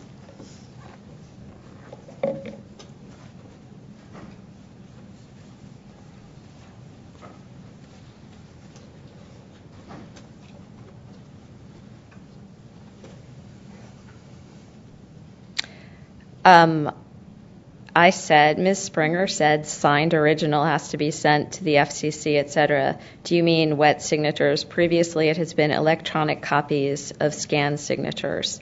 We do not, just a fully executed document. Thank you for that clarification.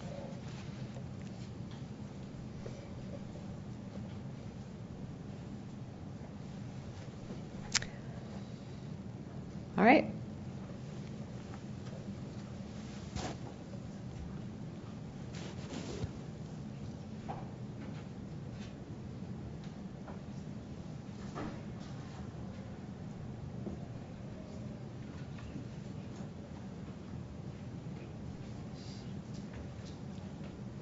There you go. Thank you. So the next hot topic in Section 106.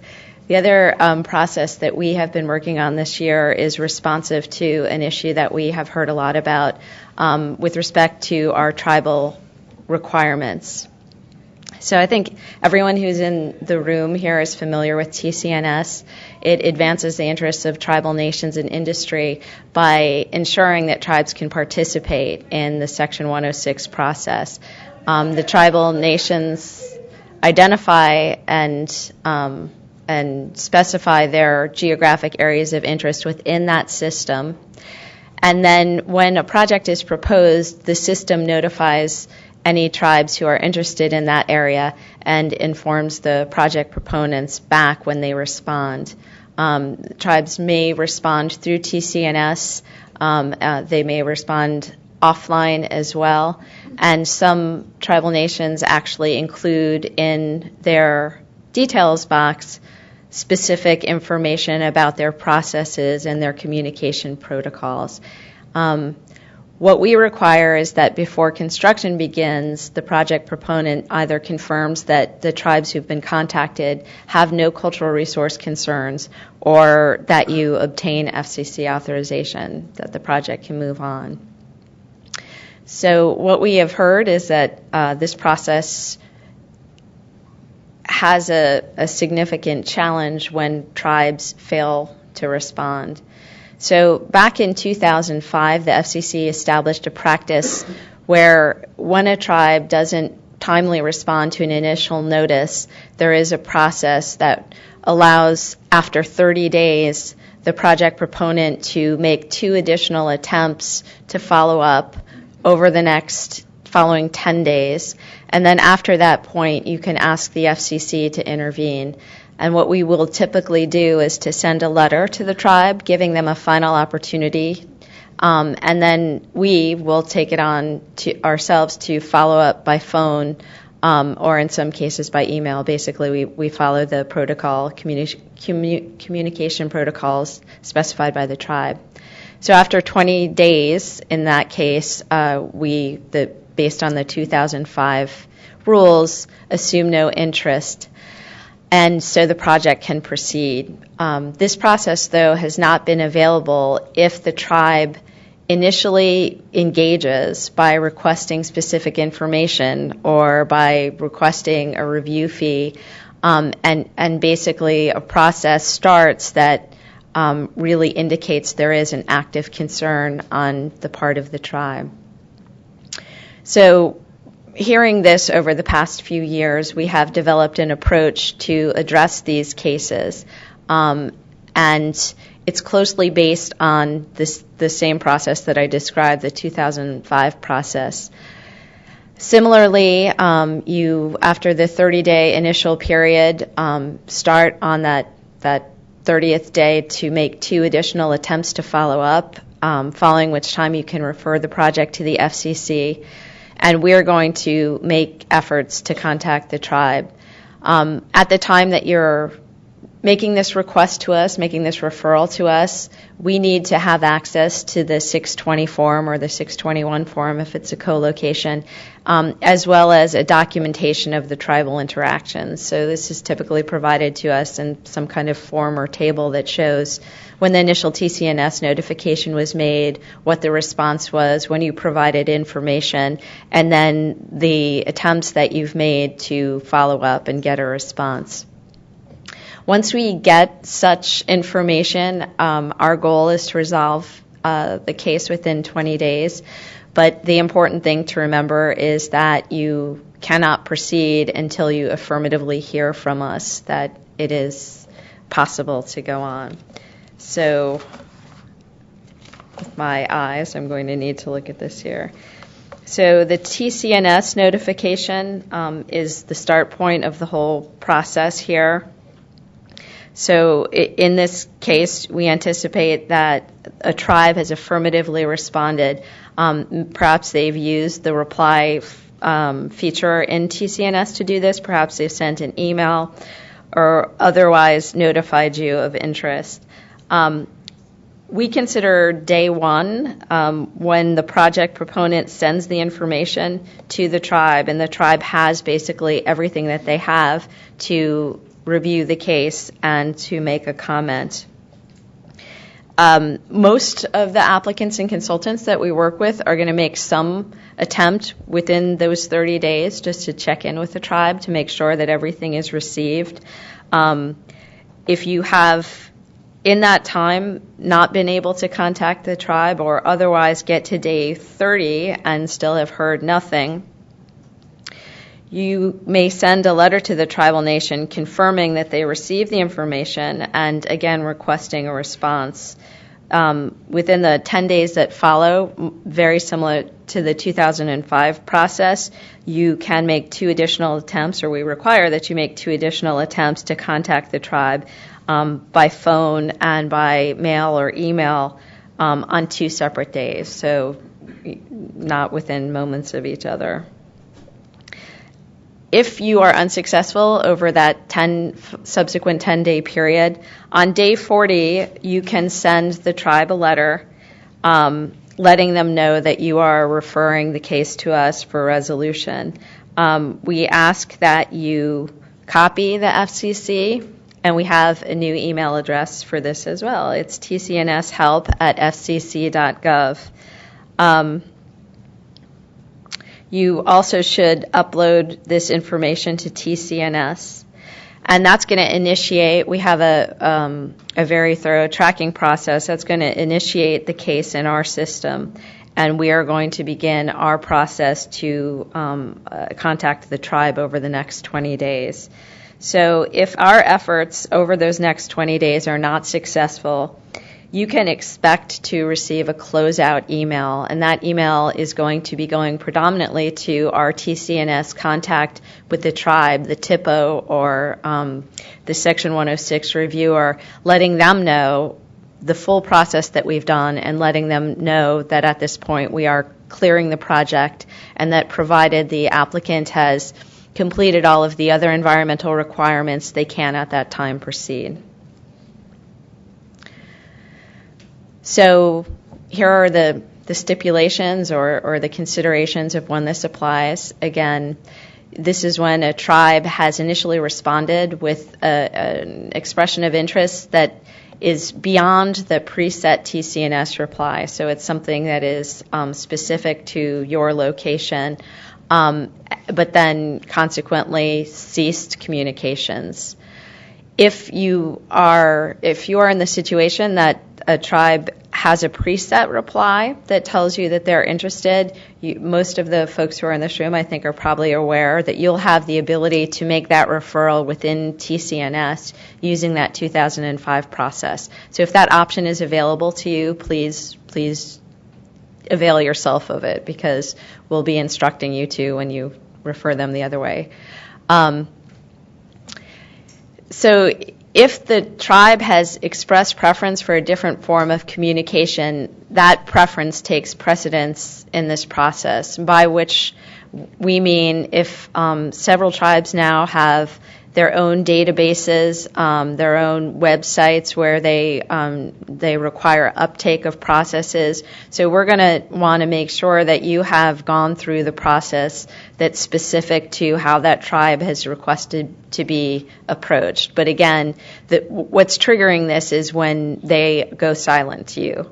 And then the other consideration is that this process does not apply on tribal lands.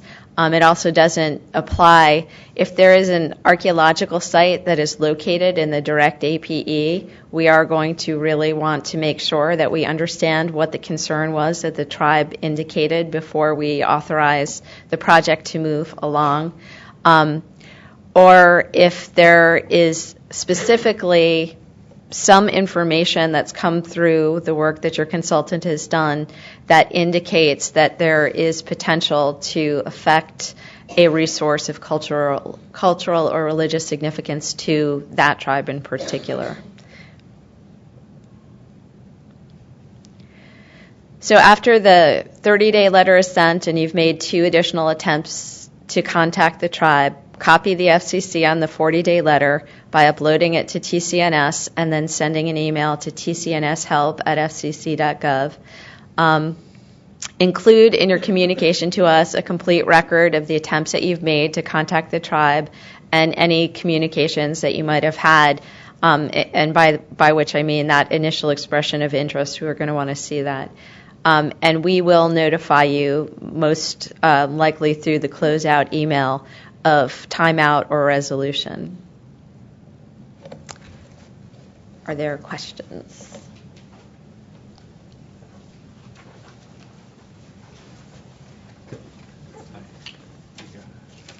Thanks for standing up.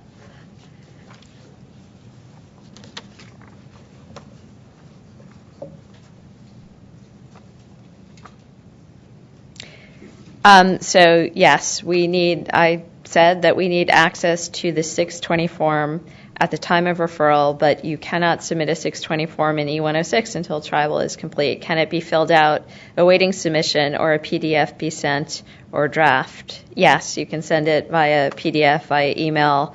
We just need the information that's specific to the site. And if a cultural resource report has been done, we're going to need to be able to access that for our conversation with the TIPO.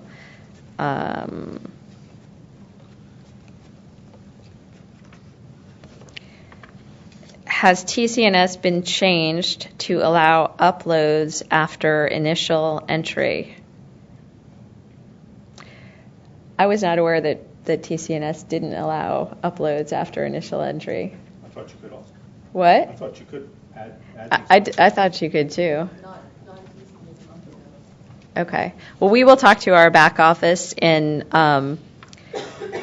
Gettysburg about that. And if it's not possible, the default for all of this is we just need the information. So if you want to send it to us via email, that's great. We just need to have, to process it promptly, we need to have access to all the information. So please just send it to us. Tribes that can be escalated to FCC should be if they've gone silent. Yeah, so essentially what we've heard and what we have been dealing with in this case is that tribes will initially provide a response and sometimes even request a fee, and the process will begin, but at a certain point it will not be possible. They just stop responding. So tribes, I think the entire question is tribes that can be escalated to FCC ... should be if they've gone, quote, silent, unquote. So the answer, I guess, to that is yes, if they've stopped responding and you need a path to resolve it. That's what this process will offer you. Yes, copies of the good faith protocol guidelines, you can obtain those. And you could email me directly, jill.springer@fcc.gov. It's also something that I do not believe is yet on our website, but it will be added to our historic preservation section, the NPA section, and tribal consultation of the Tower and Siting website. How often are cases closed within 20 days when using the good faith process? I'm going to say to Myra, I think we're doing pretty well. So if people are not aware, Myra Delau is, when you send an email to TCNS Help, she is the super rock star who is monitoring that and most frequently assisting in getting the communications where they need to go.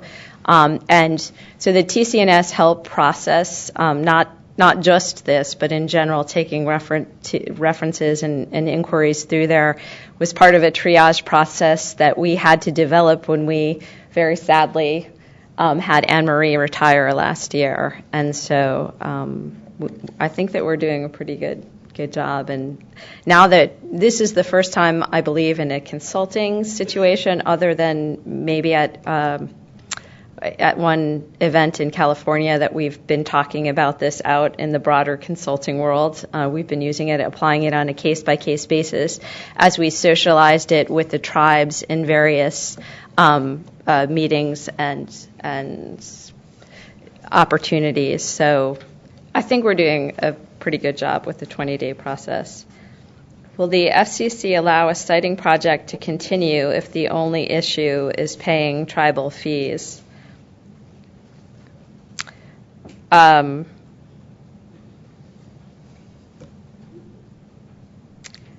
not sure that I understand that question. I mean, right now we have the NPRM out, and we're asking a lot of questions about the tribal fee and the tribal fee process.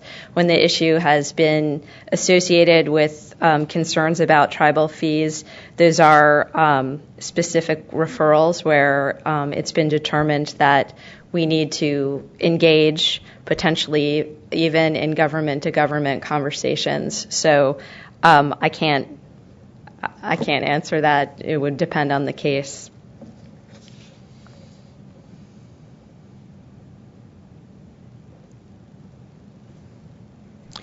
If the tribe stops responding within the 30 days, do you wait until the 30 days is over to reach out to the FCC? Yes, you should wait until you have that referral process starts after the 30 days expires, and then the 2 attempts are made within the 10 days following. And that's when the referral period would begin. And again, our goal is to conclude it within the 20 days immediately following that.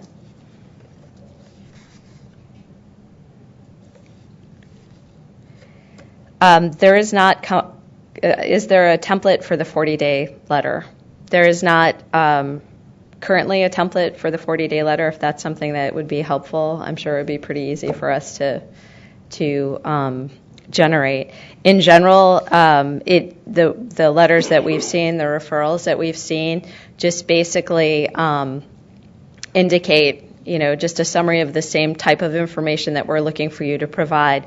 The TCNS number, when the initial notification was made, when the information was provided, a indication or dates that you've attempted to contact the tribe, and that basically in the interest of resolving and based on your inability to resolve the issue because you have stopped hearing from them, that you are requesting the FCC to assist with the referral.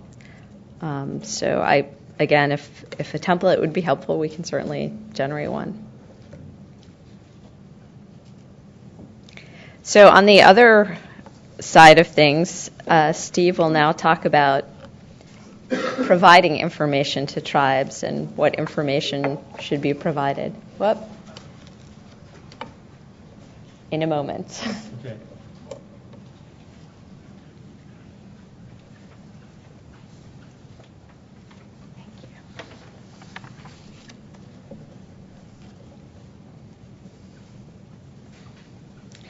If the tribe can be escalated within the TCNS system, do we still need to send documentation to the TCNS help email address and upload to E106?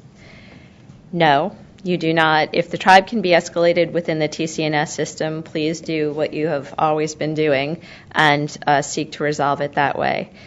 The question continues, or is this GFP process just for the times when we are blocked, i.e. tribe sent a request to consult email through the system from selecting the tribe within the TCNS system for escalation? That's exactly correct. This GFP process is for when you are blocked and unable to select and refer the tribe within TCNS because of that response that you've received.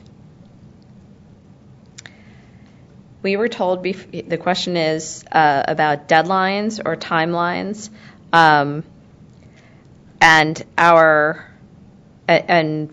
you know what, I'm going to let you answer this, okay, because I think it probably comes from your guidance. We were told before never to put deadlines or timelines in tribal correspondence. Right. Now can we? No. What he said. What I said is no. That's what I mean. Right. I mean, this is, this is the process and the timelines that we are following. How would you suggest that be communicated?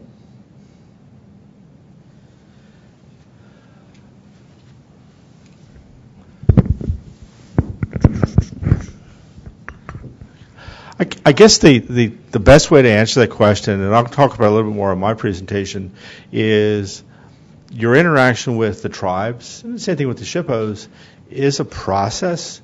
Most of you have been doing this long enough, or your companies have been doing this long enough, that you have a sense of how the tribes respond. So it's perfectly fine, because everybody's very busy, because they're not doing just SSC projects, they're doing every other federal agency's projects, to send them a little gentle nudge. But the thing that really aggravates tribes and aggravates me on their behalf, but only for the next 30 days, is that you're not permitted, especially as a consultant acting on our delegated authority, to say to a tribe in your initial letter, you have 10 days. Give me a response in 20 days. That's not appropriate. Just don't do that, because you're not doing yourself any favors. You can suggest the 30 days, which is what the NPA suggests, but just give them the information and let them proceed. And if it begins to get long, they're not responding or whatever, or you've given them the information or paid whatever it is the fees are asking for, and they're not responding, then contact Jill or go to TCNS help and follow the good faith process, or whichever one is appropriate for your circumstance. And I think what Steve is trying to say is that all of the provisions of the NPA Section 4 that require respect and good behavior in interactions with tribes should definitely, they definitely apply. A tribe doesn't necessarily have to deal with applicants or consultants, and they are doing so in order to hopefully expedite the process so you don't have to go through us every time. And so I think you need to always be aware of that. And then also I hope that you see this this process is something that we have put into effect responsive to concerns that we are aware are happening. So it's not meant to be an excuse to issue mean letters that talk about deadlines and timelines, but to know that if you are hitting a wall, that you have a way to move the project forward. So we hope that you'll take it in that spirit. You're never going to get to talk.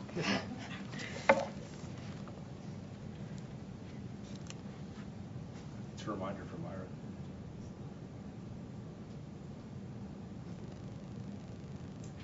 This is a reminder from you.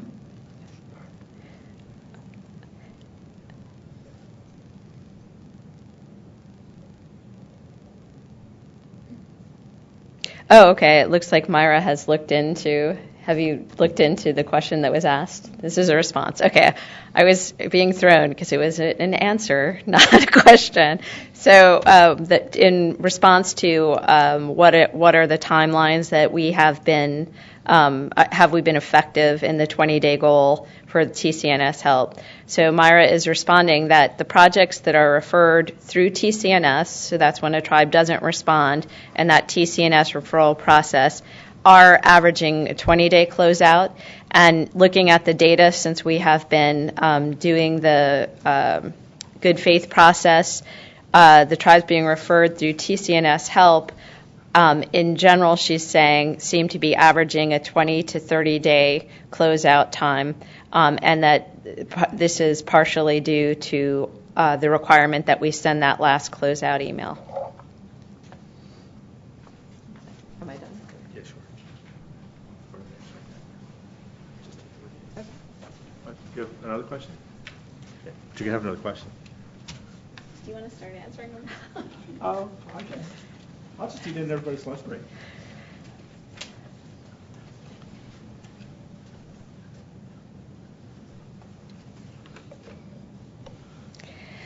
TCNS notice of organizations can take up to 10 days, as does the automatic referral system, i.e. the notice of final contact takes 10 days.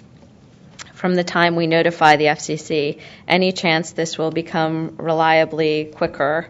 I think all I would answer is that we are looking at some different upgrades and potential improvements as we are looking at the upcoming funding years, and we've been having a lot of discussions about the TCNS and E106 systems. I think in this NPRM and some of the blogs and stuff that are coming out from the chairman, it's recognizing that TCNS has great value, but it's also old. The system is old, so we are looking at opportunities to make it more efficient.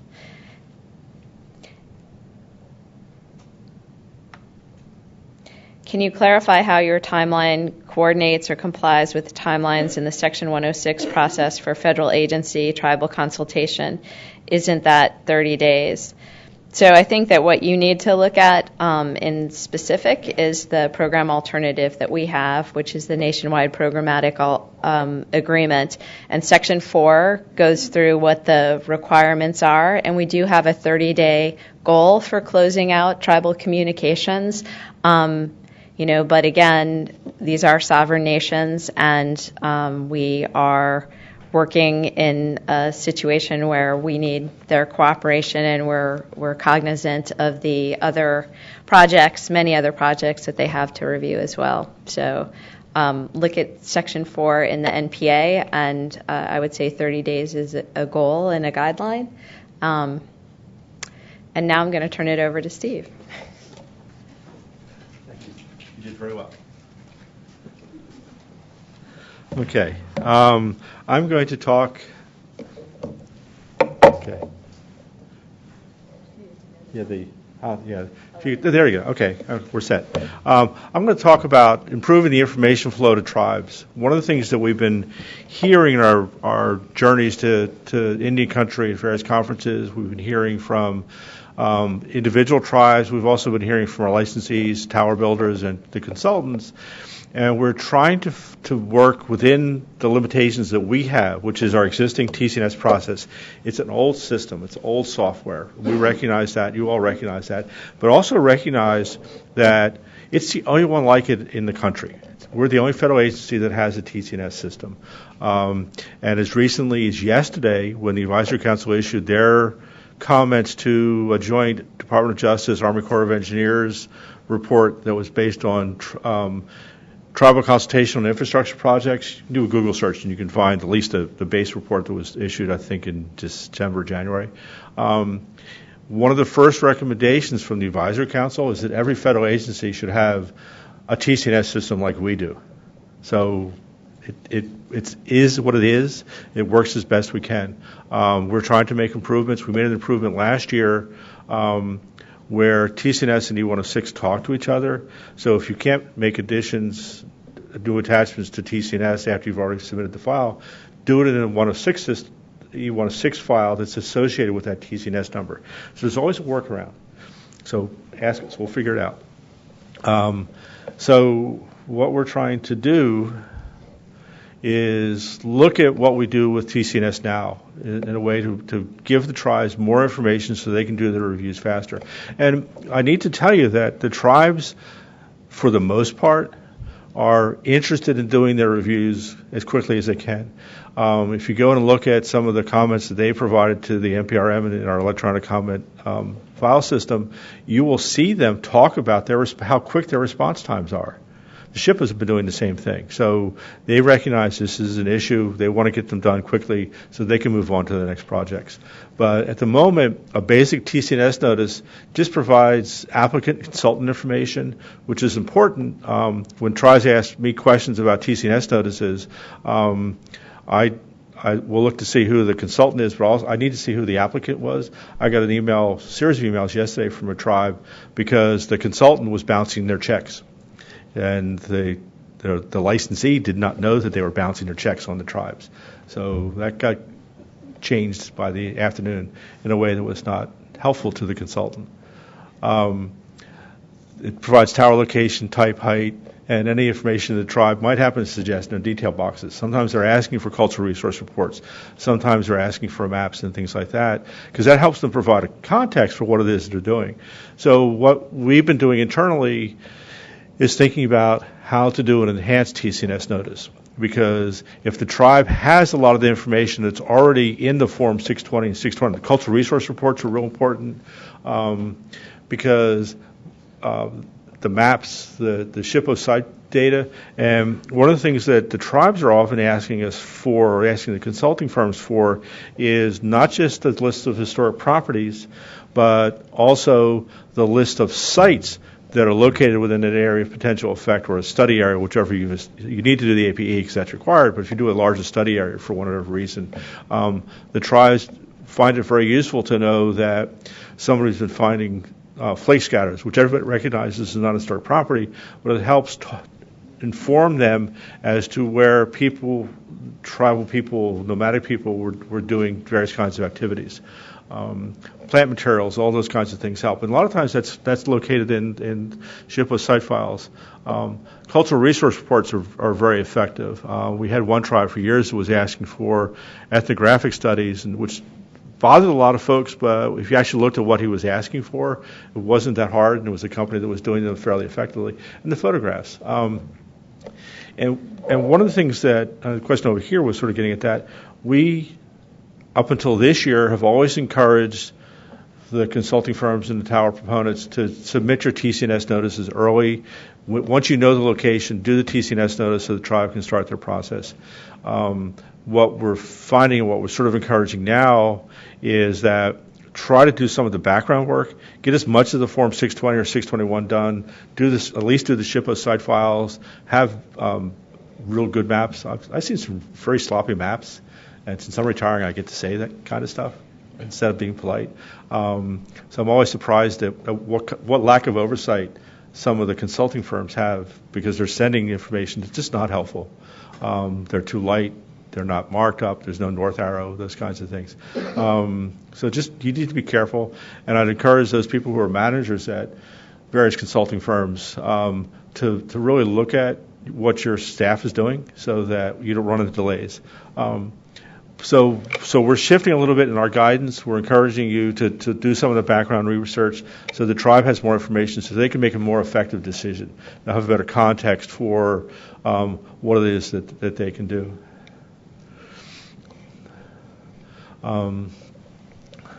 So they are linked, and if you need to add something to a TCNS notice, go to the corresponding E106 file and put it in there, and then send an email to the tribe saying we've added this to the E106 system, and they can go look, because you can toggle back and forth. It's a fairly effective way to do that.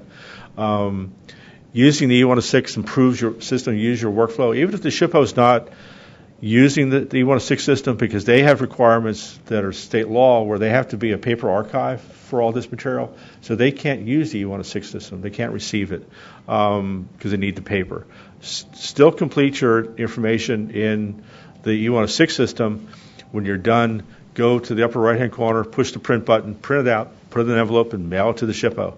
But if it's in the E106 system, I've been saying this ever since we had the E106 system, which I'll remind everybody, we won an Advisory Council Historic Preservation Chairman's Award when it was first introduced. You get to get the plaque when I leave. It helps us look at it. If you call Jill, you call me when I'm still here. If you call Jill and say, I have an issue with this, here's the E106 number, she can go look at that and see what the historic properties are, what the cultural resource information is, where it is. It makes it a much more effective way for us to review it. And I know a lot of the larger licensees and tower builders are actually requiring it of the consultants that are in the room.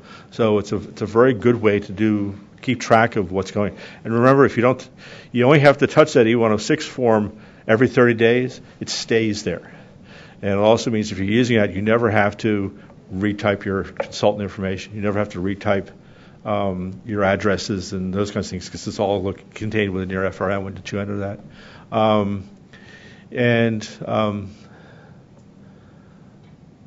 So it's a single interface. So it really helps the SHPOs and the tribes. And it's important for the TIPO staff to have that kind of information. So the photographs help them, the maps help them, and it's stuff that they can do right at their desk without having to go back and forth files. Anything that saves time is to your benefit, to our benefit too, but it gets the stuff going up for it. And as I said, the tribes are telling us that being able to see the SHPO site files, a lot of SHPOs will not give tribes access to their state site files, especially if they're out of state. So they don't have access to that. All they have access to is what they have in their own files.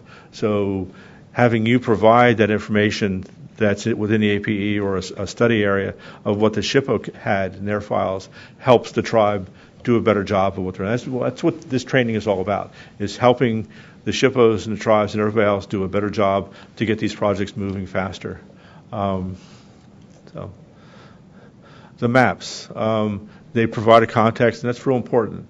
It's a lot of people try to send poor photocopies of topographic maps or street maps, and they don't really help.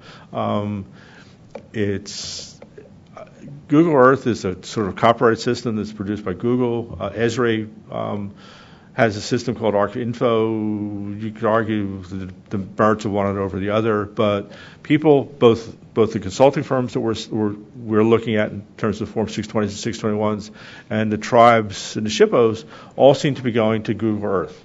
So there's no requirement that you use Google Earth, but it seems to be the one that people are most familiar with. So include a Google Earth map that shows the APE, shows where the various sites are, and it's important for the tribes to see the landscape. And the Google Earth is really enables them to turn the images around and look at them from a variety of different matters.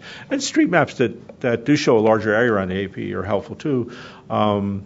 Because I know when I'm looking at things, and if they just give me the APE in a tight little box, well, I need to go open up Google Earth, which is what I use, and see what else is around.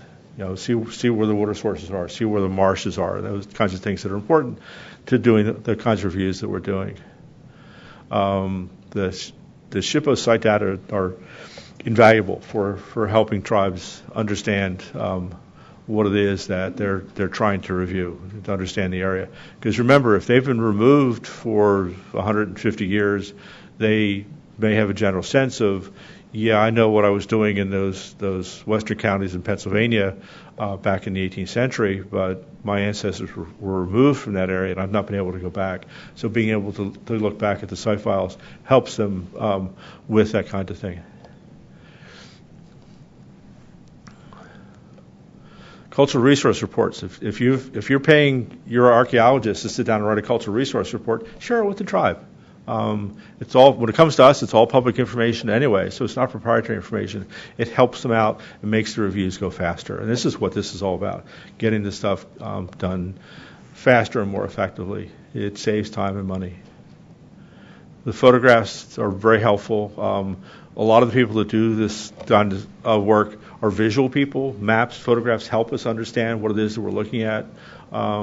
Looking at a green splotch on a map, even if it's Google Earth map, tells us, well, there's trees there. Well, there may have been, how old are the trees? So if you have a photograph, you can see that acre of trees was newly planted and probably is no more than from the 1950s. So it's not important to what it is that we're looking at, except where it may have disturbed something that was under the ground as the trees grew up and the roots spread and things like that. So try to include the photographs if you have them.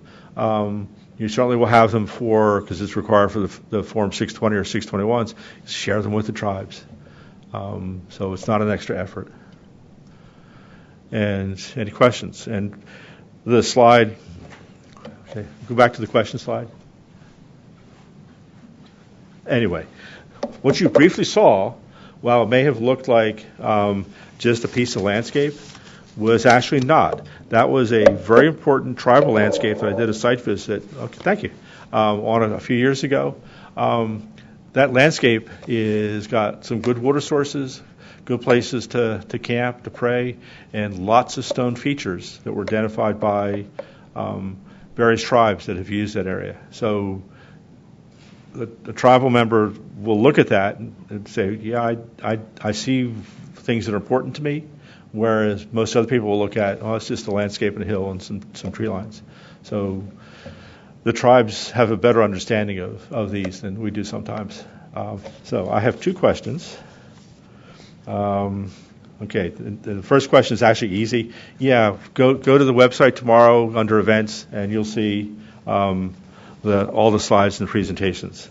Okay, they're actually already there. Tomorrow you need to click on the View Archived Events on the left side under the two filter by boxes. and then search for 6717. Thank you.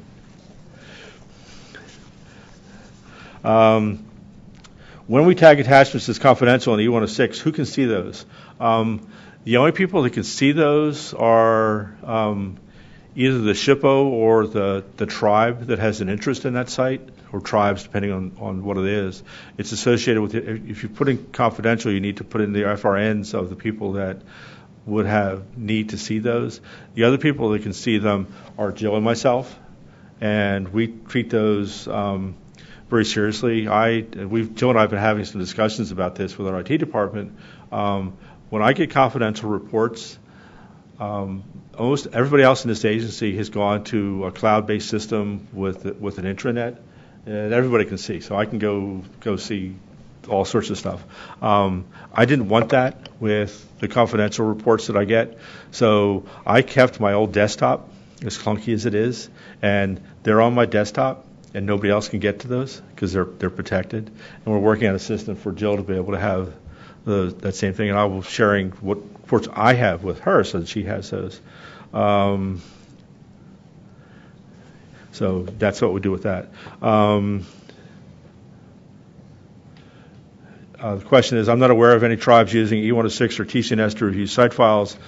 Our experience is they must be mailed or emailed. Well, that may be true for a lot of tribes that you're working with, but we're hearing more and more from the tribes that want access to the E106 file, to the Form 620 and the Form 61. And they're actually specifically asking that. A TCNS number is required to start E106? Well, yeah. So you need to begin planning your workflow a little bit differently so that you get that TCNS number and get the E106 file. Remember, you get the E106 number, you don't have to submit it to the SHPO, and you can put a note in the TCNS file saying that we're still preparing the SHPO documentation, but we're giving you as much as we can. And since you get the notice of organizations of the tribes that have received that information, you can send it to them offline outside of the TCNS system until we fix our TCNS system so that you can make those additions and attachments as you go through the system. It says SHPOs will give tribes access to the SHPO files when they apply, just like a consultant. I'm reporting that as a question. I'm not going to answer it because it raises all sorts of feelings among the tribes. So we'll just leave it at that. Are there any other questions? I'd be more than happy to answer questions for you. This is sort of your last opportunity to hear what I have to say.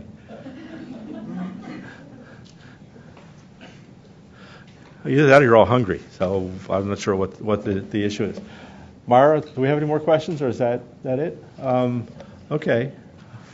So I guess we're good until we have an hour for lunch, so it's 11:45. We're right on time, which is fantastic. Be back here 1:45. The first speakers will be the folks from the advisory council.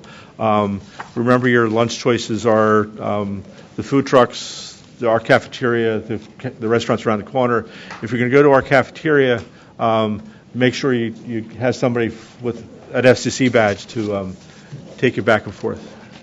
So thank you very much for being with us this morning. Thanks.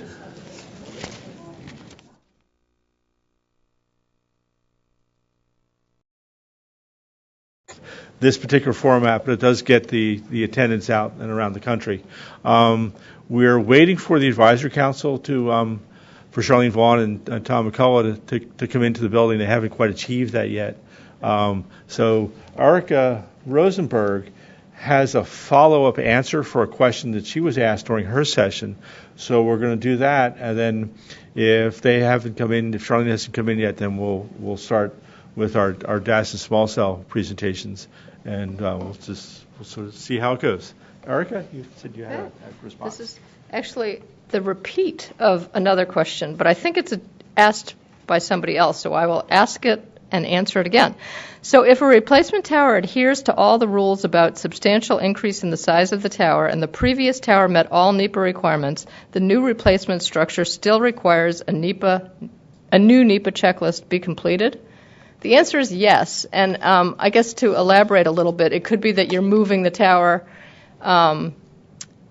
maybe into newly designated critical habitat, so there might be endangered species implications, or maybe the tower went through a NEPA review 30 years ago, 20 years ago, and the area is now in a floodplain. Anyway, the answer is yes, you need to do the checklist again.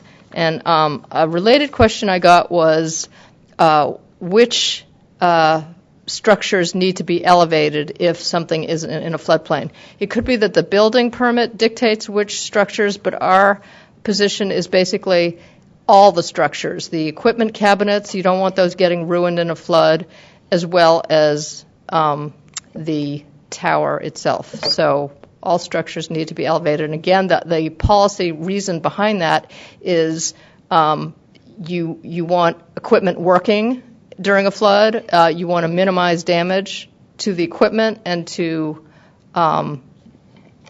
people and buildings if a structure is knocked over. So you want to have all your structures be flood-proof. That's the idea behind it. That is, assuming you have to build in a floodplain, which also federal policy is that you're not to be building in floodplains if you can help it. So hope that answers those questions. And actually, let me, not as an effort to kill time, but I heard a situation at lunch, which I won't share where I heard this from, the consultants. For a client, I'm not sure whether they're doing new poles or using existing poles for collocations for communications equipment. All the poles, there's more than 100, are in a floodplain. So what would in another situation, not involving anybody that I had lunch with, what should they do if they're in a situation where a client wants to reuse existing poles? They're not going to move the poles. They just want to put communications gear on those poles, but they're in a floodplain. What's their responsibility to the floodplain issue?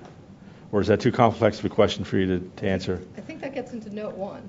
Okay, I think it probably does too. Which is, look, we could write that question down, and I will get back to whoever it is. Okay. Because I right. think you said Don Johnson is the. You brought Don. Yeah, Don Johnson's our note 1 person, and he's on vacation this week and won't be back till Tuesday, I think. Sorry. Okay, very good. Okay.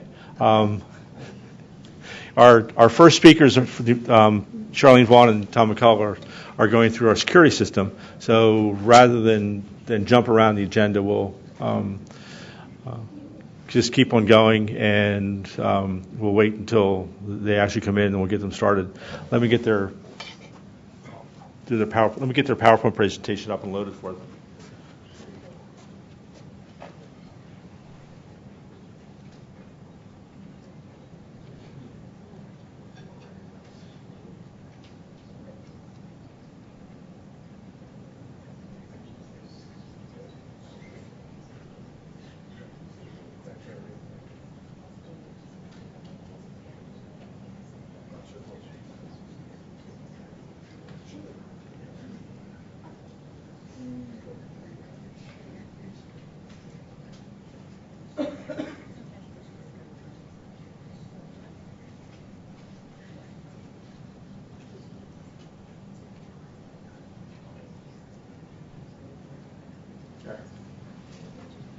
Okay.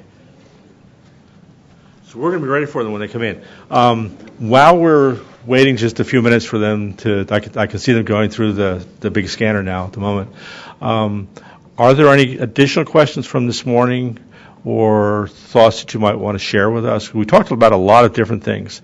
I think for some of the people in the audience, the questions on answering environmental questions on our licensing forms was a big lift to think about, and we are serious. And this is something that Erica Rosenberg is in charge of, is our enforcement, making sure we look at and get proper answers on the licensing forms. That when the environmental question is asked, you don't just go willy-nilly and say, I'm in a wilderness, and so what kind of impact am I going to have? Well, there's birds and all sorts of stuff, and probably archaeological sites, and so it's you need to be doing the checking, and so we'll be paying more close attention to that kind of stuff. other piece is that we're trying to improve, and this is something that Jill and I talked about. We try to improve the process for the tribal engagement. We have chairs right up here for you. Thank you for coming over. I very much appreciate it.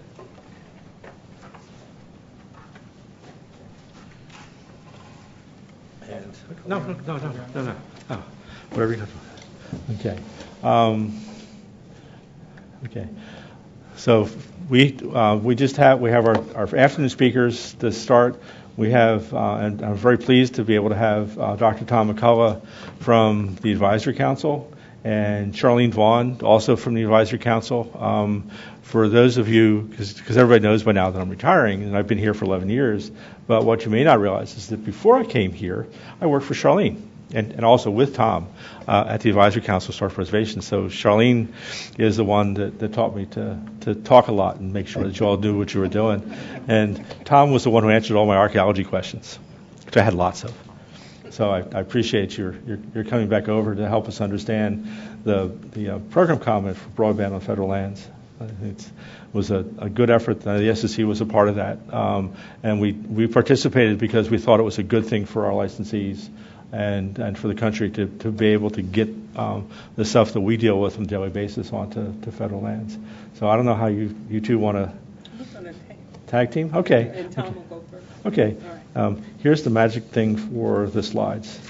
So you just sort of need to point it towards the laptop. Okay. Thank you.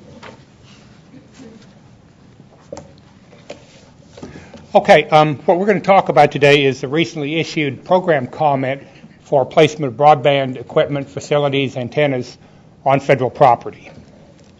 How it works, what it does, who we are, why we're standing up here, and everything else. That's us. And I should say that I've been in this room quite a bit because until 3 months ago, my wife was the bureau chief of the International Bureau, Mendel. So been over here quite a bit. Good food trucks across the street. Important things. Okay, who are we? The Advisory Council on Historic Preservation. We're an independent federal agency, regulatory agency. Our primary mission, we tell everybody, is to advise the President and Congress on historic preservation issues. The actual Advisory Council itself is a 24-member body made up of presidential appointees and others specified by law. Secretary of Interior, Secretary of Agriculture are always on the council. It meets 3 or 4 times a year and sets policy for historic preservation issues and projects. Charlene and I are part of the Advisory Council staff. There's about 40 of us, archaeologists, planners, architectural historians, attorneys, and others who support the work of the actual council. We were located in the old post office building until about 2 years ago when it was decided GSA wanted to turn it into a luxury hotel. So we are now in the building museum, the pension building, great space. We really enjoy it. Very historic, National Historic Landmark building. So that's where the staff offices are in here in Washington, D.C. Now, the primary thing we do is to oversee the Section 106 review process. That has its own slide. Section 106 of the National Historic Preservation Act of 1966 requires federal agencies to do 2 things. First, to take into account the effects of their projects and programs on historic properties. And secondly, to provide us, the council, with what's called a reasonable opportunity to comment on the undertaking. So it requires all agencies of the executive branch to take into account the effects of their undertakings on historic properties. And what our regulations do, and this is kind of a fuzzy slide, it sets out a 4-step process by which agencies follow to take into account the effects of their undertakings on historic properties. It involves determining whether you need to go through the 106 process. Is there a federal undertaking? Does it have the potential to affect historic properties? Because lots of things the government does may be federal, but they don't have the potential to affect. That's the key. Agencies decide yes or no, and if they decide yes, we have an undertaking, then they determine, are there historic properties out there that may be affected? Maybe they need to do a survey. Maybe they need to consult with folks about previous surveys of an area where they're going to put up broadband. They may determine there's no historic properties out there, or what we're doing is not going to affect them at all. If that's the case, they've finished. They've done the 106 process. But they may find that they are going to have an effect. Then they determine whether it's an adverse effect.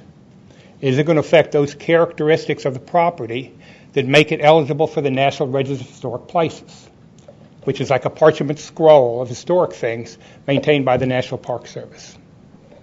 If the answer is yes, we are going to have an effect, and it's going to be an adverse effect. A big cell tower going to affect a view shed for a tribal sacred place, or the antenna is going to be put on the archaeological site, and it can't be moved. Then the agency works with state representatives, maybe tribes, and others, maybe us, to resolve those adverse effects. Can we avoid? Can we minimize those adverse effects? Can we mitigate them? If we can, then the agency goes forward implementing any mitigation measures, and they've completed the 106 process. So the advisory council, us, we get involved in about 10% of the cases of the federal undertakings each year. It comes out to about 2,000 a year that we actually get involved in for all federal agencies. A lot of them, probably 90%, are resolved between the federal agency and the state.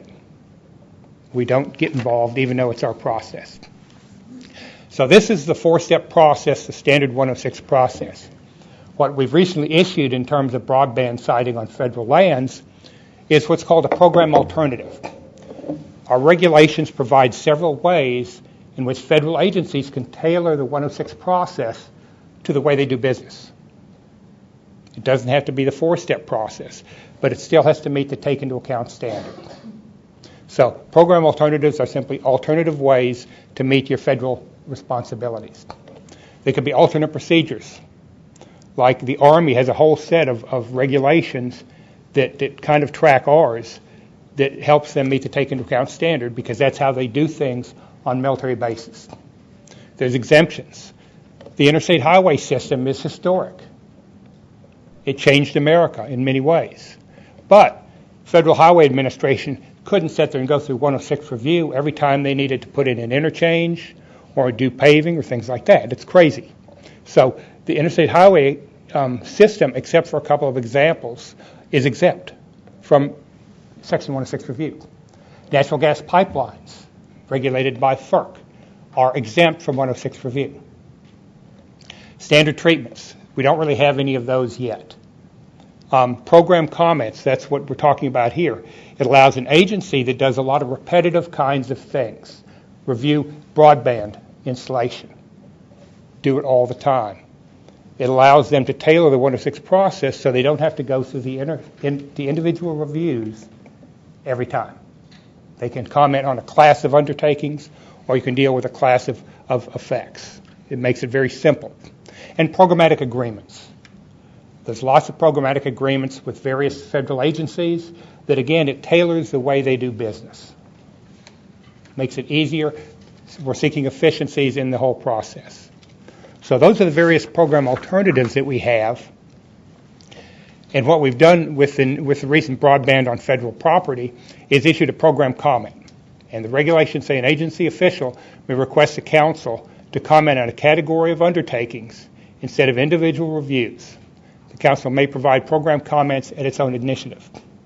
So in this case, Department of Homeland Security requested that we issue or comment on a class of undertakings dealing with broadband siting on federal property, whether it is antennas, facilities, cable on towers, cable on poles, buried cable, the various things that support, bringing broadband services to underserved, low-income, rural areas. That's the key of what we're trying to do, is make it easier for carriers to do that. And quite often they have to cite some of their facilities on federal property. They can't only do it on private or state land. So like I just said, it allows the agency to comply with 106 in a single action for a class of undertakings. Makes it very simple. So the comment can be used by federal property managing agencies, those that own property, like GSA, like Bureau of Land Management, the Army, DOD facilities, Homeland Security, the Forest Service, the Park Service. Allows them to meet their 106 responsibilities when deploying communications activities, to fulfill their 106 responsibilities by implementing the terms of the comment. Makes it quite simple. So activities covered by this program comment: collocation of antenna, like I said, above ground connections, buried communications facilities, tower replacements, new tower construction, and removal of obsolete towers and equipment, because things are changing and they change very fast. So the real advantages to using this recently issued program comment: it expedites the review. It defines the area of potential effect, which is where federal agencies need to look for historic properties. It specifies the process for co-location on federal buildings as well as federal land. And it clarifies the review and the installation procedures for federal property and on federal buildings. So it makes federal agencies' life easier when they need to deploy broadband facilities on federal property. So that's kind of an overview of exactly what a program comment is, how it helps the agencies to meet the take into account standard of the law, and how it helps them to meet our regulations that implement Section 106. So now I'm going to turn it over to Charlene to go exactly through the broadband we recently issued, the program comment we recently issued, and go into its nuts and bolts. Good afternoon. Thank you all for coming. So Tom has given an overview of the ACHP, what we're supposed to be doing, and what the genesis was in developing the program comment. At the outset, we should clarify that we had anticipated handling the program comment as a standard treatment. That is what the agencies wanted, and that's what they thought would help them the most, because it would be a series of best practices. However, as we looked at what was proposed, we noted that what the federal land managing agencies and property managing agencies were really looking for were exclusions and efficiencies. Those were not necessarily handled as best practices, and in fact, they required that our regulations be modified to accommodate some of the efficiencies that they wanted to use. As such, we ended up doing a program comment, and this program comment recognizes that it doesn't align specifically with our regulations, but the way we've set it up, if the efficiencies can be used, the federal agencies, the licensees, and applicants can use it, but if it doesn't, we've put in here that they have to revert back to the 4-step process that Tom showed you all. So we'll start with slide 1. Slide 1 just clarifies that the program comment will be applied by federal land managing agencies and property managing agencies. It can also be used by assistance agencies, that is, federal agencies who provide loans, grants, or whatever for the deployment of broadband. So if those agencies want to use the program comment, they merely have to notify us, and we have to acknowledge that they want to use it and clarify it and post it somewhere where it can be seen by others. The federal agencies can also defer to how we've set it up so that the federal agencies can do work in lieu of FCC. If you have a private-public project and it will require that federal agencies issue permits or approvals, and some of the linear quarter is also on private lands, then if the federal agency will do the compliance, FCC no longer has to do it. So that's an efficiency that didn't exist until we set it up in the program comment at FCC's suggestion. We had been told that many times when the quarter deployment on broadband involves federal lands, delays occur. So we're hoping that if they're doing the private sector part as well as the federal land part, that there'll be some momentum and the delays that previously existed will no longer exist. So we're hoping that'll move things along quicker. So 2 is the SHPO, Tribal Historic Preservation Officer, Indian tribes, and Native Hawaiian organizations are the primary stakeholders involved in this.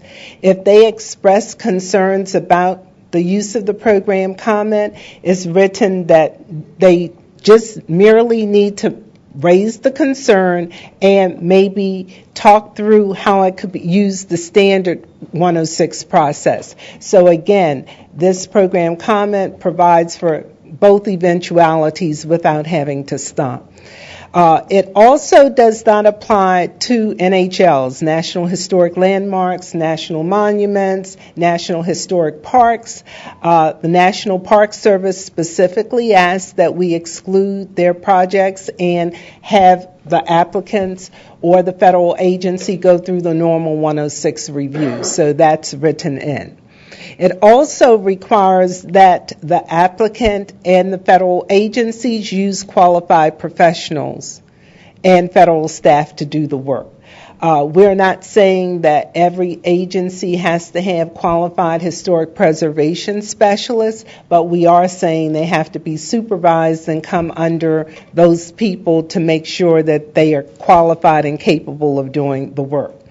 The other thing we put in at the suggestion of the Common Carriers of America was that timely reviews are encouraged. We couldn't really change the time frame because there's so many diverse people working in this, but we heard them loud and clear about delays when people didn't respond and then came back later wanting to reopen things. So we feel that this admonition and the program comment encourages people to respond within the 30-day periods or whatever periods are written out.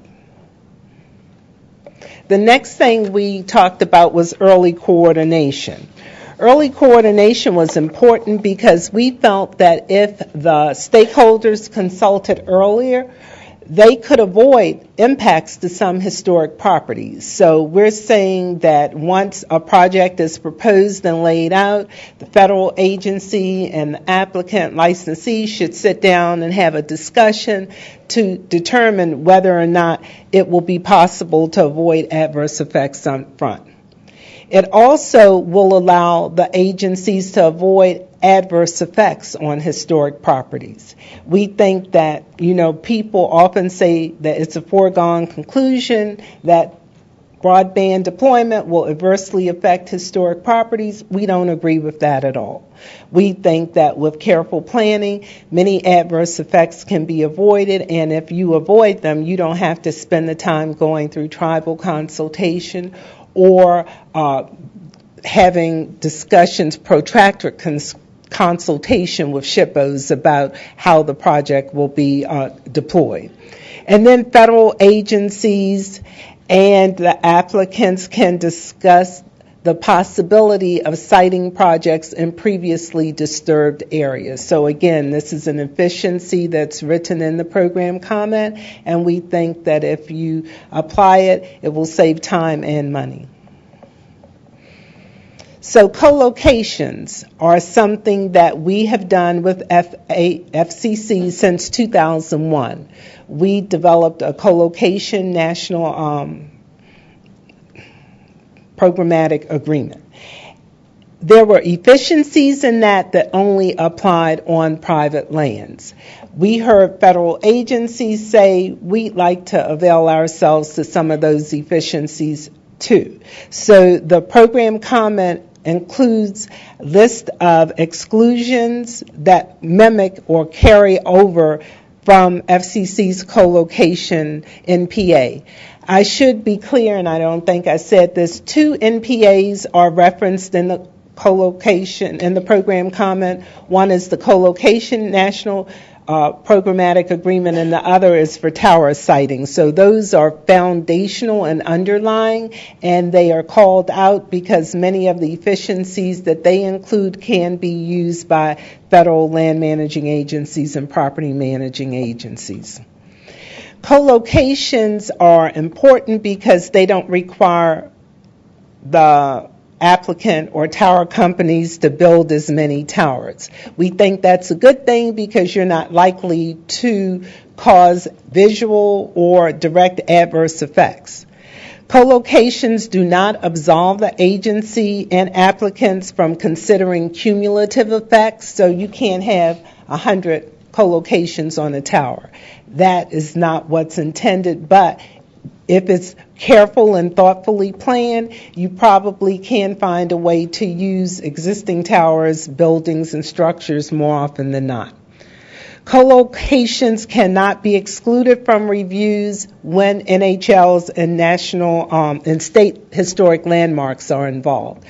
They still have to be avoided to the extent possible, and if not, you have to go through the regular 106 review.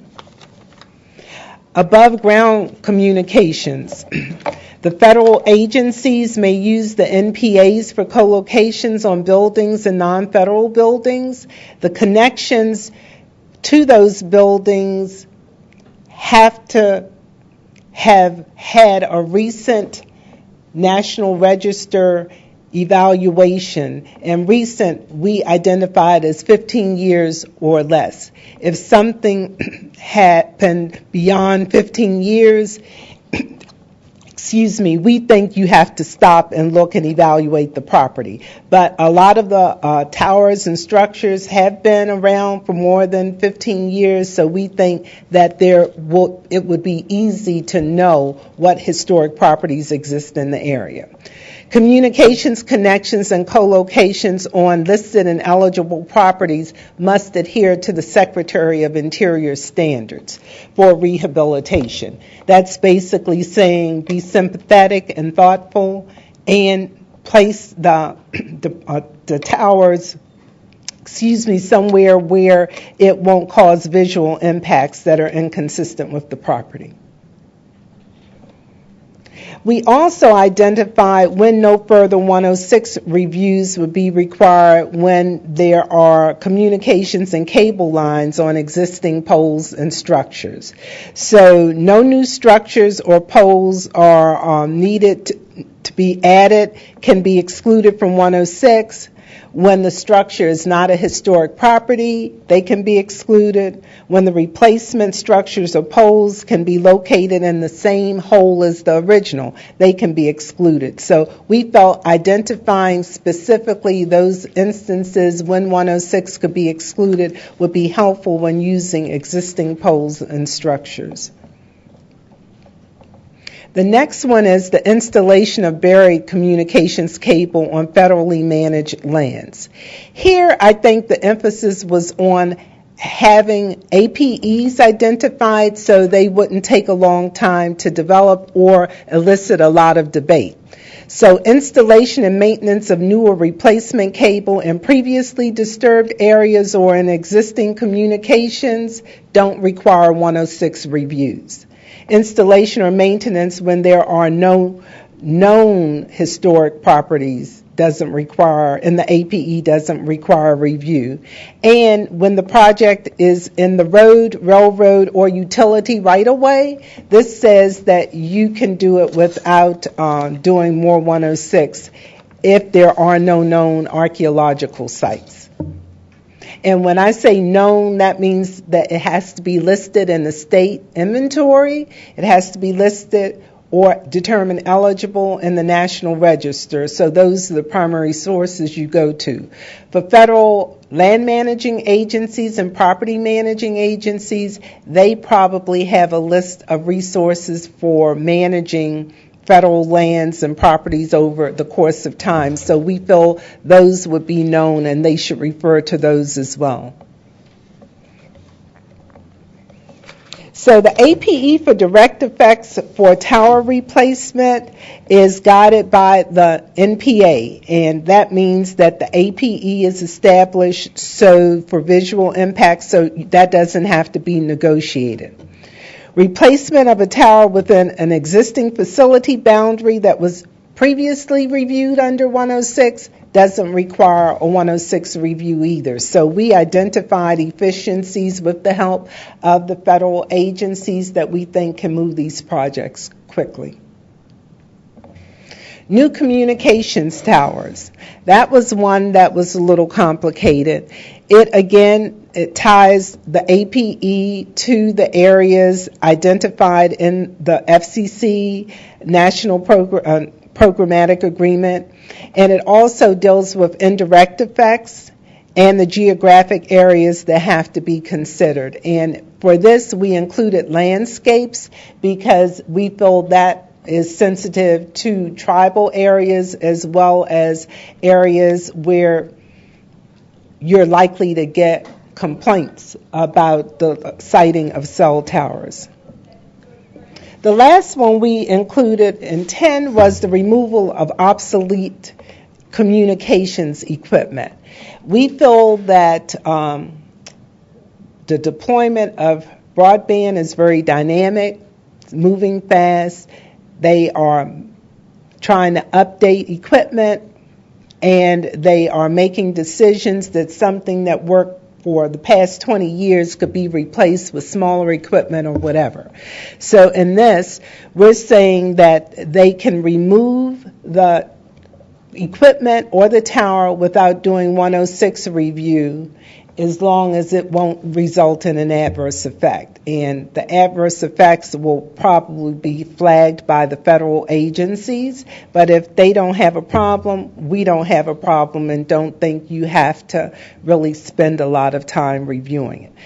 If a SHPO, THPO, Indian Tribe, or NHO objects within 30 days after being notified that these towers are coming down, you have to go through the standard 106 review. So again, the either-or process is outlined and can be followed without expending a lot of effort. We put in the agreement and spelled it out, unanticipated discoveries. They are standard in most agreement documents, but I think really important here because it says if you're implementing a project, i.e. deploying broadband, and you encounter a historic property or have an unanticipated effect on a historic resource, you don't have to stop. You can develop a treatment plan, consult with the SHPO, and keep it moving. And we thought that was really important. We also incorporate in this a reference to NAGPRA because you will be building on federal lands, not as much tribal lands, but federal lands. And we feel if that exists and you have to comply with NAGPRA, you can do it as you're developing your discovery plan. We also have outlined the procedures for developing a discovery plan, so it's laid out and you don't have to guess what's involved, and we feel that the way it's laid out is comprehensive and works in most circumstances. And then we put a reporting provision in here. This program comment is somewhat ambitious, and we want to make sure it's working, so we're asking federal agencies, each federal agency, to individually submit an annual report telling us if they use the program comment, what kind of projects they use the program comment on. And we also want them to tell us if they were able to negotiate any agreements with tribes. We don't address tribal consultation in the program comment, but we recognize that if a tribe is comfortable and thinks that the provisions in the program comment are reasonable, they can negotiate an agreement and apply it on their lands.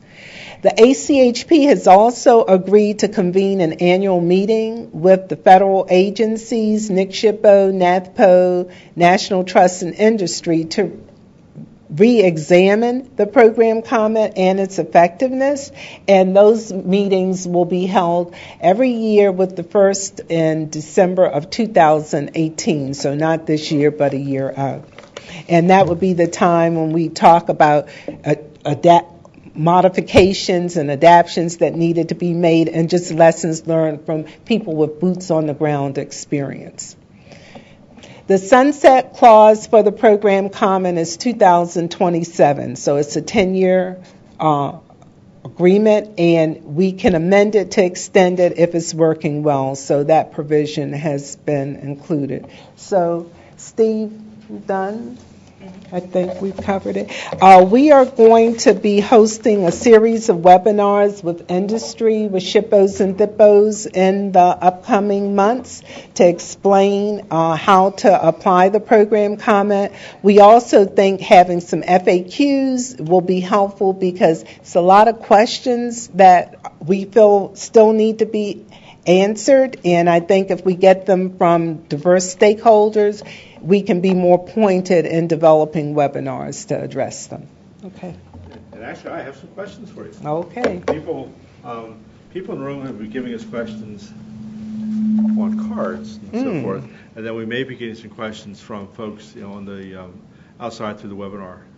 And we're just waiting for Give those. that to you. Okay. And I can pass them over. Okay.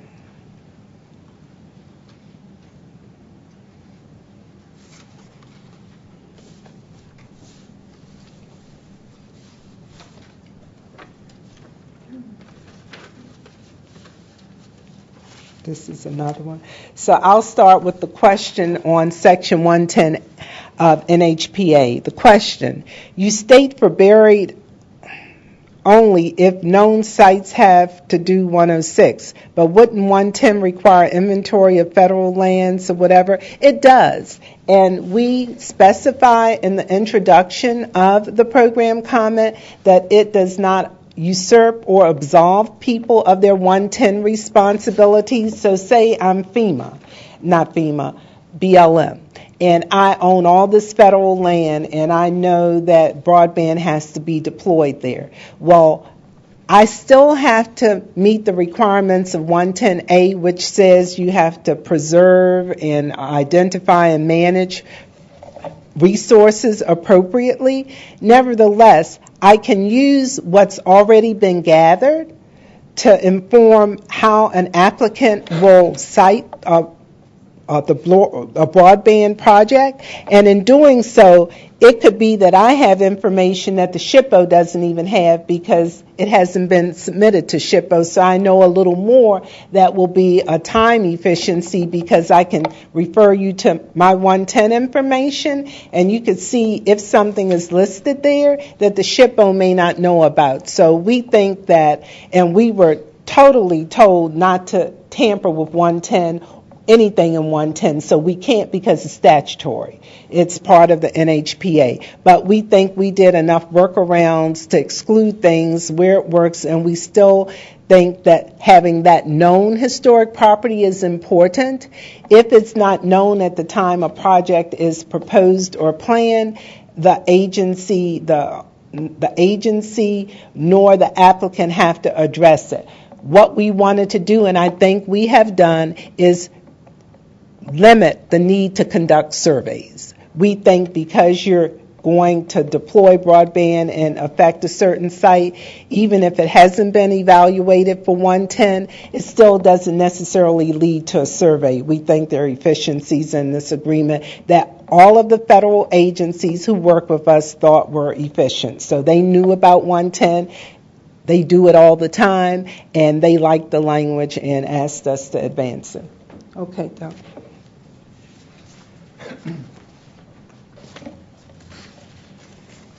Okay, two questions. One, when you talk about known archaeological sites, you state that those in the SHPO records and those listed on or eligible for a listing in the National Register. Is that an and or an or? When we talk about known sites under the records check provisions, 800.3, the definition 3Q, definition of records check, what we're looking at is somebody would go to a SHPO office. And they would say, what do you have about sites listed on the National Register? What information do you have about sites that are not listed on the register but are considered eligible for the register? And there's a big difference because The Park Service emphasizes the need to actually have something written, put on the National Register of Historic Places. We see that as kind of a bureaucratic thing. And to us, what's key is it eligible for the register? Because eligible for or listed on properties are subject to review under 106. But if something is not historic, not listed on, not eligible for the register, it does need to be considered under 106, period. So National Register eligibility separates out those things that are old versus those things that are historically significant. And there is a difference. So under records check, the applicant would go to the SHPO, the agency would say, what's on the register? What do you have that you consider eligible for the register? Property disposed, THPA certifies are in the process of being nominated to the register. Which sites have been previously evaluated and found to meet the National Register criteria? So what we're looking for is those properties that the SHPO, in their professional opinion, say these historic things out here. If we wanted to list them on the register, we could, because that makes them eligible. So it's all kinds of properties that the SHPO would say could be put on the register if we wanted to spend the time and the money, the resources, including those that are already listed. So that's what we're getting at in terms of what is being looked at for the National Register. Second question is, why does the program comment leave out criteria for ground disturbance under the definition of substantial increase in size? It does not add criteria for ground disturbance back in when you get to the exclusions. Could put archaeological sites at risk, right? Did I miss something? No, you didn't miss something. What we found through the 20 years or 15 years of the National Programmatic Agreements with FCC and other agencies in terms of putting in fiber optic cable, putting in pipelines, is that quite often the chances of actually hitting an archaeological site and doing damage to it is rare. It's out there and it could happen, but what we've seen and based on all our experience is when they bring a ditch witch in to put in fiber optic cable, they don't hit anything. So long as we note in the program comment and other agreements, you avoid known sites. So if you go to the SHPO and they say there's something out there and you can avoid that, that's an efficiency. You don't need to go out and do all this study and do archaeological testing and all that to say, well, the site ends right here. We can sneak around the side. Leave a buffer. Go around and move on. Because as I said, in our experience, the chances of tearing up the site, hitting human remains, things like that, are minuscule. It could occur, but chances are it's not. So it's not necessarily in the public interest to spend money doing this, as opposed to putting in more cable or trying to reach out to more underserved communities. That's where we think the resources should lie. And we think there's enough protections in here that known sites, if they can be avoided, that's good enough. And as Charlene talked about, there are provisions for unanticipated discoveries. If you do hit something, we can deal with it. We'll get through that. So in the definition of substantial increase in size, there's nothing specifically about ground disturbance, because we assume in number S2, mounting additional equipment, antenna installation, more than standard number of new equipment, cabinets, and technology, it's going to be put on disturbed areas anyway. Chances are it's going to be put in a compound or something else that's already been disturbed. So chances are, if it's been disturbed, there's probably nothing there that is intact and still historically significant. There could be, but again, the provisions for discoveries will deal with that. So what we're doing is, based on our experience, we're playing the odds. The chance that you're going to hit something and you're going to do so much disturbance to that site that it's no longer eligible for the register. It happens, but not that often. I hope that answers those two questions. Okay. So I've got a couple. This is, was this coordinated at the BLM Forest Service headquarters level, or did you solicit information, comments from field offices, as both agencies are very decentralized? We worked with the federal preservation officers. They were part of the work group. However, all the FPOs have come out of the field offices. They have boots on the ground experience, and they participate in regular outreach to different regional and field offices. So we felt that every new draft that we developed was taken back to field offices, and we got their feedback. So it is not, an ivory tower kind of document that's not based on reality. We would not say that at all. We think that it is informed by the staff that does the work. But having said that, we will be working with the agencies to do webinars for staff, and we want to do it in a way where they can look at it at their convenience if they don't have time to come to meetings. So it will be talked about further with the field staff and as we go along. And then it says, the next question is, regarding the federal agency's determination of whether there exists the potential to affect historic properties. Say an agency's undertaking includes 10,000 installations. What % have to have the risk of adverse effects in order for an agency to determine the risk is high enough to require review? I don't understand the question, because technically we don't really deal with percentages and ranges. If you read the NHPA, the statute, and you read 36 CFR, the implementing regulations, it talks about effects. In this particular case, if there were 10,000 installations and they had to have a similar type activity, I would do it as a programmatic agreement where you wouldn't have to deal with risk. You could include what we did with the program comment. You could exclude categories of activities. You could establish avoidance techniques as well as actions that would ensure no adverse effect. In that particular case, then that agency could keep metrics on how many adverse effects we have. But we have 44 programmatic agreements, maybe 50 now, with FHWA in the state offices. I can't say comfortably that we have volumes of memoranda or programmatic agreements.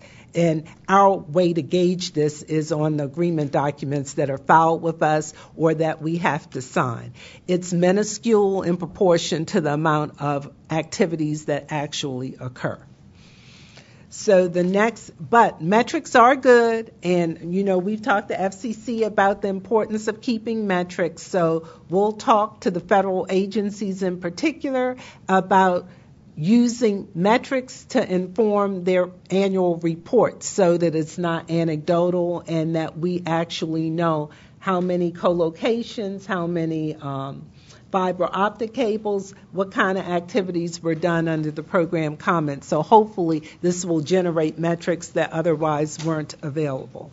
And then the last question is, what differences do you see between other federal agency reviews versus SHPOs, specifically in regard to tribal concerns? It's a loaded question. And I think I'll give this to you. It's a loaded question, but I do know that as we were negotiating the program comment, most of the land managing agencies like BLM, the Forest Service, told us that they had a better rapport with tribes than we could write into an agreement document.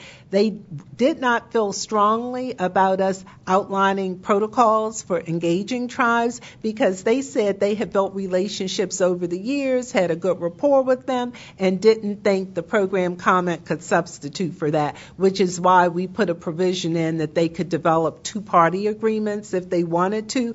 Otherwise, all of the agencies that will be covered by this program comment told us in large measure that they had a good rapport with tribes and perhaps better than we had. So we accepted that. Okay.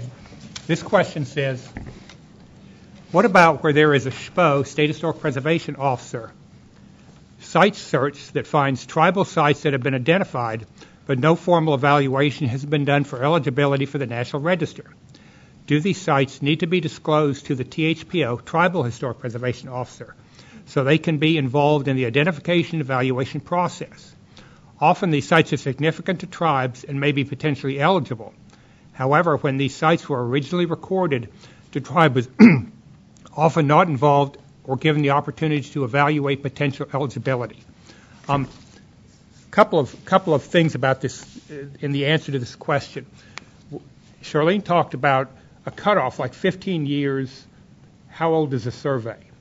What we found is that in the 1992 amendments to the National Historic Preservation Act, Indian tribes and Native Hawaiian organizations were given a much greater role in determining what's significant to them. Our regulations were revised and issued in 2004, and they clearly state that tribes and NHOs are the experts when it comes to determining what's historic to them, not the SHPO, not the federal agency. The tribes can determine what's significant.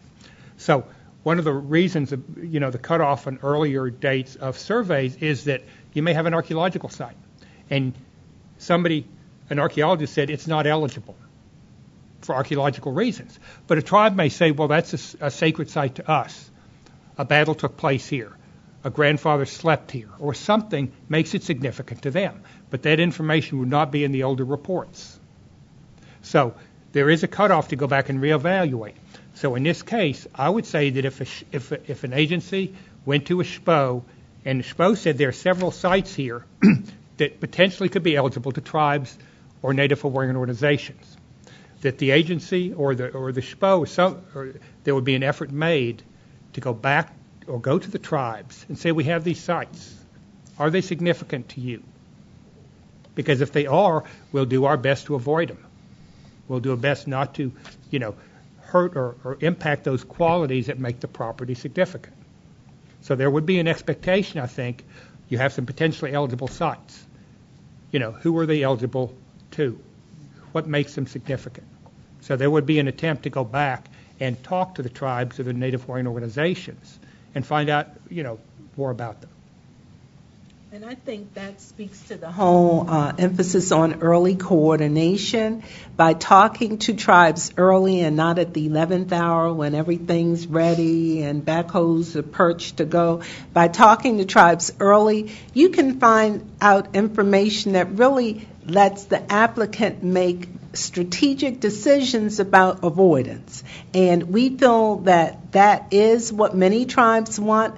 There are a lot of people who think that if tribal sites will be impacted, it's going to lead to an ethnographic study or tribal fees or whatever. Ideally, what I've learned, and I've, been around a lot of Native American people, they don't want their sites disturbed. They're not interested in the research. They would much prefer avoidance. So anything the applicant could do to advance that option, I think you all should be sensitive to and open to how that could occur and how it could occur early. So if you're doing an archaeological study and there's no tribal involvement in it, that's delayed, that's probably going to be protracted, and that's going to cost more money. However, if the archaeology and the tribe are given the same access to sites at the same time and can coordinate what they find, I think that avoidance can be more the possibility for avoidance is greater, and tribes often can tell you that they prefer avoidance than mitigation. I believe that's the end of our questions that have been submitted to us. So I want to thank both of you for taking the time, one, to prepare the slides and to help us get through the program comment, and to make sure that people have a better understanding. I think doing the webinars into the future to explain this as people get more experience with how it works is going to be a real benefit. There's always another question, because I would like to try to keep us on time, because we have some folks that... Yeah.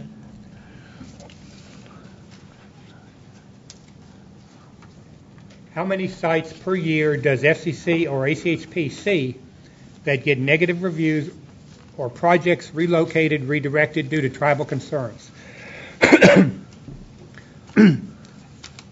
I think the metrics say that we've seen from the National Park Service, which keeps these numbers, there's about 100,000 individual or 130,000 individual Section 106 reviews every year. The vast majority of those are either no historic properties affected, what you're doing is not going to affect properties, or there's nothing out there. They do a survey and there's nothing. A smaller group of that continues through the process and is found to be no adverse effect. They're going to have an effect, but it's not going to be adverse. It's not going to harm those qualities that make it eligible for the National Register. So like I said, we see about 2,000 projects. There's probably 10,000 projects a year that have adverse effects. We get involved in about a fifth of those, about 2,000. So out of those 10,000, probably a good those that deal with archaeological sites or properties of traditional religious and cultural significance to tribes. It's probably 30% of the 10,000. The other 7,000 are building rehabs, downtown urban renewal, highway projects, various kinds of things, but that don't affect archaeological sites. So maybe 1,000 sites a year or projects a year. They redirect or they move the project or use alternative corridors or whatever to avoid archaeological sites and properties of religious and cultural significance to tribes. Because you got to remember, avoidance is one strategy, but it may be that you have to have the adverse effect, you have to accept it because that's the only viable alternative, and there's mitigation that kind of compensates for the adverse effect. So we try to avoid, if possible, look at minimization, but sometimes you're going to have the adverse effect. The highway's going to go right through the archaeological site, or the nice house has to be moved or demolished for the project to go forward. That's a fact of life, and we can deal with that. Let's look at alternatives, but sometimes historic properties have to, get in the way of public services. That's how it works. And we understand that. The key phrase you used was look at alternatives. It has to have, the applicant has to have more than one way to do something. We understand that's challenging sometimes with FCC projects, but overall we think that being open to and mindful of the need to consider alternatives evidences good faith consultation, and you'd be amazed that some good things can come out of that where you can redirect a project in ways you never really thought of that limit and restrict the time, the cost, and tribal impacts, which is ideally what tribes want you to do, avoid impacting their sites. Okay. Thank you very much. It's been a very informative, very helpful session. I'm glad you two had the time to come back over and do this for us. While we're getting ready to change, I have one question that was given to me. It's sort of floating around for a while. It's what is the status of the Mobile Now Act and how it will affect our reviews?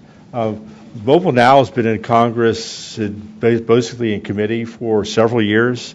So until it gets final language, is approved by Congress and signed by the President, there's no way of us folk at our levels knowing what it's going to say in its final version and how that would impact us. So other than say we're aware of it, it's for Congress to decide and tell us what to do. Okay. Well, thank you very much. And we'll see you again.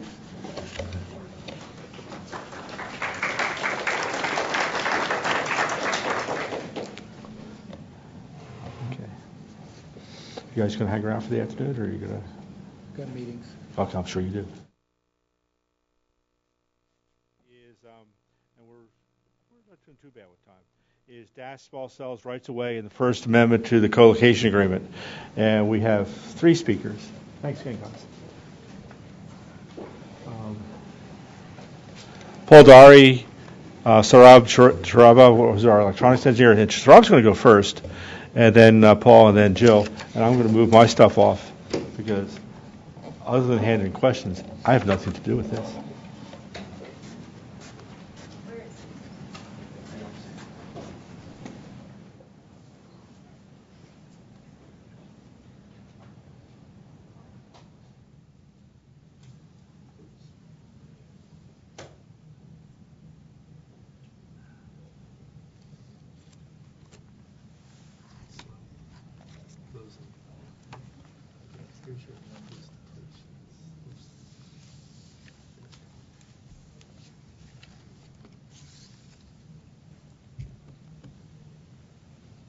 Good afternoon, everyone. My name is Saurabh Chabra, and I'm an engineer in the Wireless Bureau. I will be going over, giving you an overview of small wireless facilities while we have this presentation loading up. I'd like to mention that if you have any questions online, please send your questions to livequestions@fcc.gov. And if you have questions in the room, please fill out that card so we can answer those questions after the presentation.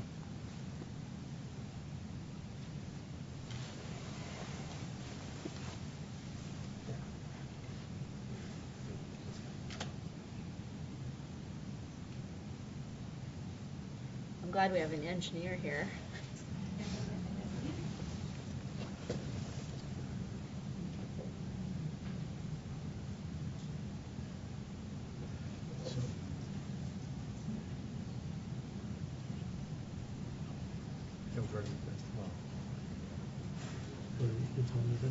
Yeah, it was on the desktop. I'll take it with that. Sure. Here's the book over. So while you're waiting, the theme of this session is, small communications facilities, including distributed antenna systems and small cells. So Saurabh is going to start us off by providing an overview of the technology so that there's a better understanding of what we're talking about. Oh, here we go.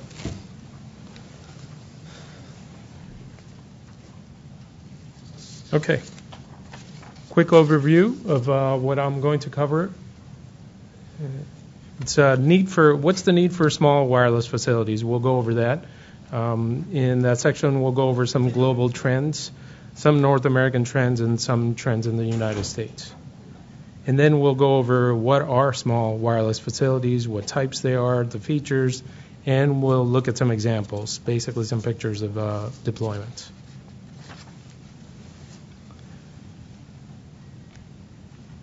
Need for small wireless facilities. I think we all know macrocell sites are effective for covering large geographic areas, anywhere from 8 to 30 kilometers in radius, with relatively high capacity, because the antennas are typically mounted on tall towers or on rooftops of tall buildings and transmit radio frequency signals at high power levels. On the other hand, small wireless facilities like small cells and DAS, which can be from 0.01 kilometer to 2 kilometers in radius, can be deployed to provide coverage in targeted locations by moving radios closer to the users, and to provide additional capacity in areas with higher demands for wireless voice and data services. Essentially what they do is improve the quality of service and experience. This basically shows visually what a macrocell tower looks like and what small cells today look like. So on the right you see it's on a lamppost. The figures of people aren't to scale.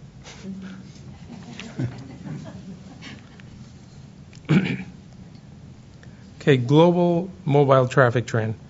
The main point to get out of this graph is to see where we are today. On the left side, you see 2016, 50% of the mobile traffic is taken by video. Excuse me. And it's expected that by 2022, video will account for around 75% of mobile data traffic. If you have any need to assess this data, my source is at the bottom. It's basically the Ericsson Mobility Report, dated November 2016. Next up is the global mobile video traffic, and we're looking at compound annual growth rate here in this graph.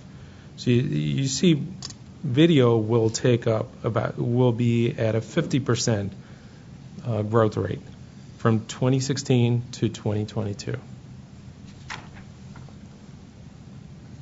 Other global trends. 55% of growth in data traffic between Q4 2015 and Q4 2016.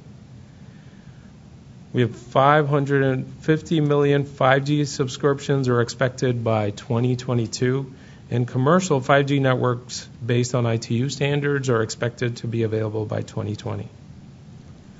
Internet of Things, IoT devices with cellular connections are expected to grow from 400 million in 2016 to 1.5 billion by 2022. This next graph talks about North American mobile trends. North American basically just encompasses Canada and United States. So if you look at this graph, you see today, or the last year, 2016, we had about close to about 1,800 petabytes per month of data traffic. And in 2022, we're expected to have close to 10,000. That's a 5.5 times growth. And I'd like to mention that North American mobile data usage will likely increase from 5.1 gigabytes per month per smartphone in 2016 to about 25 gigabytes per month per smartphone. And this is the highest growth that this report cited in the world, in this region.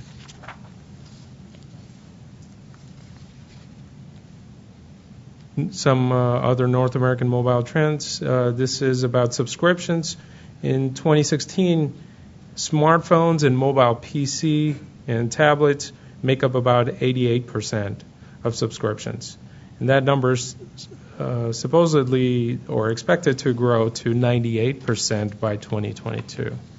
So the feature phones, the basic phones, will almost be gone by then. Everything? Okay. Next are subscriptions. If you look at the right, the yellow is 5G service. So by 2022, 5G service is expected to be 26% of subscriptions. Other mobile trends, these are mobile trends in the United States specifically. Mobile data traffic will grow 5-fold from 2016 to 2021. That's a growth rate of 35%. Mobile video traffic will grow 5.4-fold from 2016 to 2021. That's a growth rate of 40%. Video will be 76% of mobile data traffic by 2021, compared to 64% at the end of 2016. Now, these are numbers from a different forecast, from a Cisco VNI mobile forecast. As you noticed previously, when we talked about the global numbers, they were similar. Okay, now, what's the need for more small wireless facilities? Well, basically, this continuous increase in mobile traffic and required user data rates creates the need for increased network capacity, which can be achieved one of three ways: by making more spectrum available, using spectrum more efficiently, or densifying the network. Basically, densifying means adding more cell sites to increase the amount of available capacity, or adding equipment to augment existing mobile networks and provide additional capacity in areas of high usage. And densification technologies include distributed antenna systems, that's DAS, and small cells.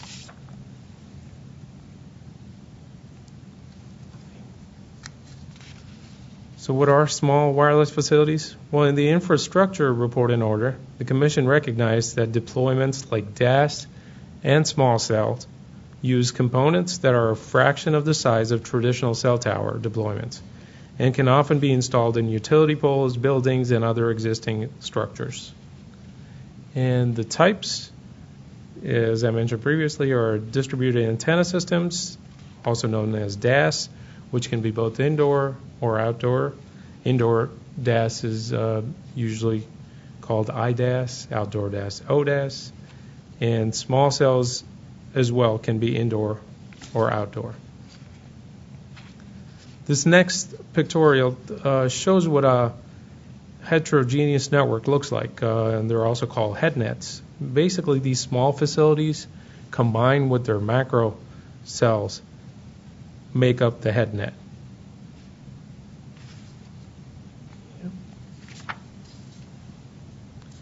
So what's a distributed antenna system? Picture on the right, you'll notice at the bottom that there are different towers, and they're all connected together with fiber optic cables. Each of those is called a node. So what a DAS or distributed antenna system is a network of spatially separated antenna nodes, which are connected to a common source, also known as a hub, via a transport medium, that could be fiber optic cable, that provides wireless service within a geographic area. Or it can be in a structure as well, so it could be inside the building. This example, this pictorial, shows an outside DAS system. And the hub location is at the top.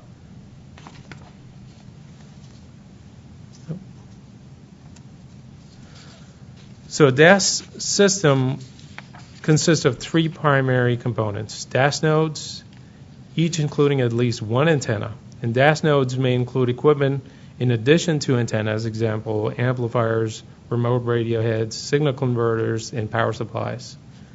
The second primary component is a high-capacity signal transport medium, typically fiber optic cable, connecting each DAS node back to the central hub site. And then radio transceivers or other head-end equipment at the central hub site that controls the signals received or transmitted from the DAS nodes. DAS networks can be multi-band and can serve multiple service providers, in which case they'd be labeled neutral host. DAS networks can range from 2 to hundreds of DAS nodes. What are small cells? Well, small cells is an umbrella term for operator-controlled, low-powered radio access nodes, including those that operate in licensed spectrum and unlicensed carrier-grade Wi-Fi. This is a definition from Small Cell Forum. What types of small cells are there? Well, they go from femtocells, picocells, to microcells, broadly increasing in size from femtocells being the smallest, particularly used in the residential area, to microcells that are the largest, can be used in outdoor metro areas. Each small cell installation is similar to a single DAS node installation. This picture shows you what a wide area macro network looks like and DAS deployments in that region. You'll see residential neighborhood having could have femtocells there, enterprise networks, which could be picocells, and metro, bigger areas could be metro as well as picocells. And then you could have indoor coverage with DAS or small cells. So here's a comparison of what how they differ. Femtocells, as you can see, could serve about 1 to 30 users. Mostly locations are indoor, very low power, small radius from 0.01 to 0.1. Right? That's femtocell within the house. Picocells have powers up to 1 watt, cell radius of 0.1 to 0.2, can serve 30 to about 100 users, and can be indoors or outdoors. And same for the microcells. They can be indoor and outdoors, but they can serve a lot more users, anywhere from 100 to 2,000 users. And their cell radius could be anywhere from 0.2 to 2 kilometers. And the power could be from 1 to 10 watts. In comparison to the macrocells, you can see they go above 10 watts and all the way up to 50 watts or more than 50 watts. And macrocells can serve more than 2,000 users in there, mostly outdoors. Nobody wants a macrocell in the house, right? Here's a comparison of what an outdoor DAS and the different macrocells can do. Basically, the different cell radiuses, power levels is good to notice that Wi-Fi and femtocells are basically in the same range. They're, as I mentioned, they're in the home residential use. Wi-Fi is unlicensed, and it can serve about 200 users per access point, although femtocell generally covers 4 to 6 people. I should mention the outdoor DAS units can cover close to about 3,000 users per sector. Okay, what do these look like on a pole-mounted system? So as I mentioned, small cell looks like a DAS node, and on the left side you see a DAS node which has a radome antenna on top, and you see a bunch of other equipment on the pole, starting all the way at the bottom with the battery cabinet, and then the power transfer switch, the demarcation box, or also called the demarc box, and then the ODAS remote amplifier, if one needs to be there. And then this connects to the hub side via that fiber cable up top towards the top of the pole.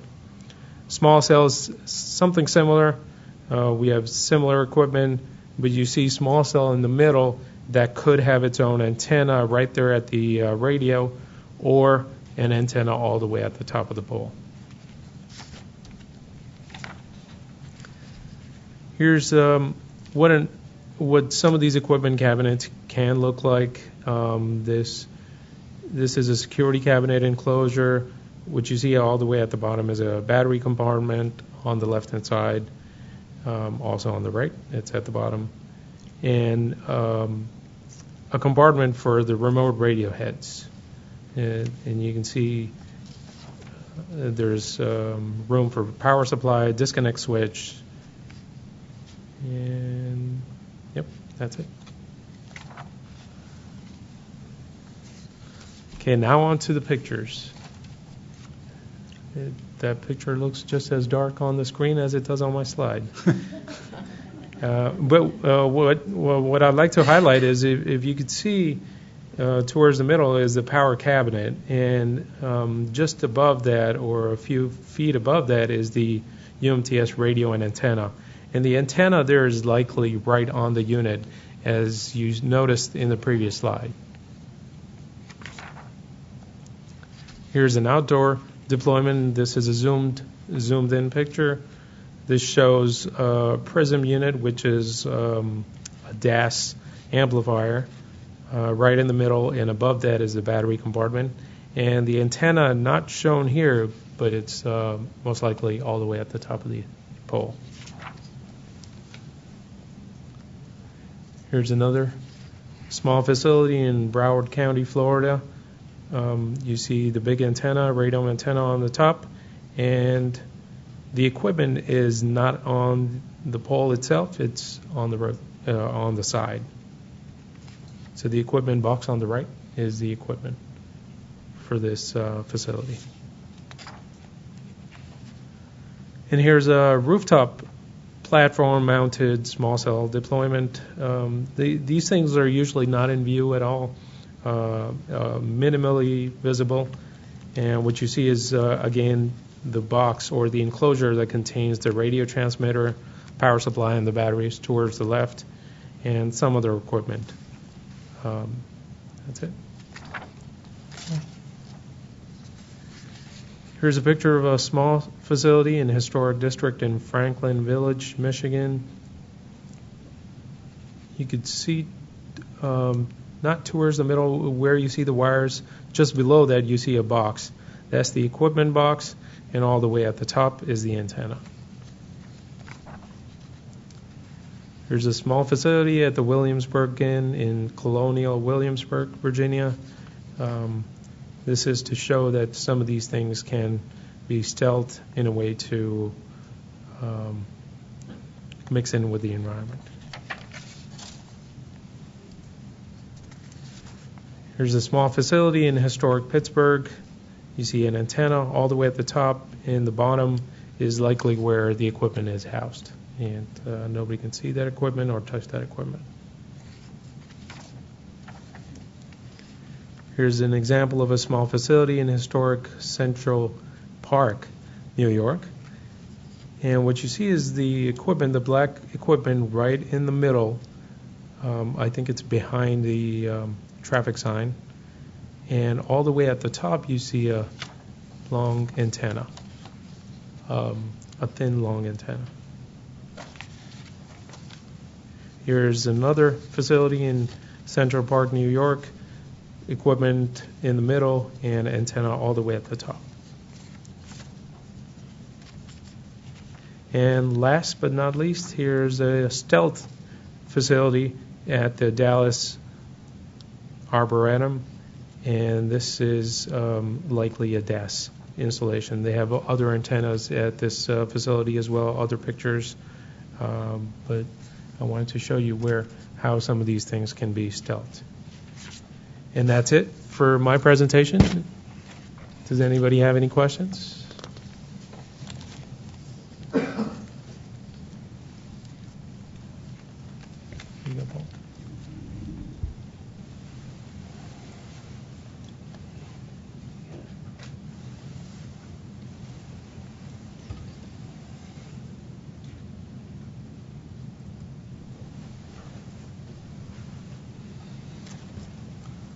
Okay, thank you, Sarah. So my name is Paul Dari, and I'm a special counsel in the Competition and Infrastructure Policy Division. And I'm going to talk about the First Amendment to the Collocation Agreement, which was executed last August. Now, this amendment focuses on small communications facilities like DOS and small cells, and it includes additional exclusions from the Section 106 process for these small facilities. So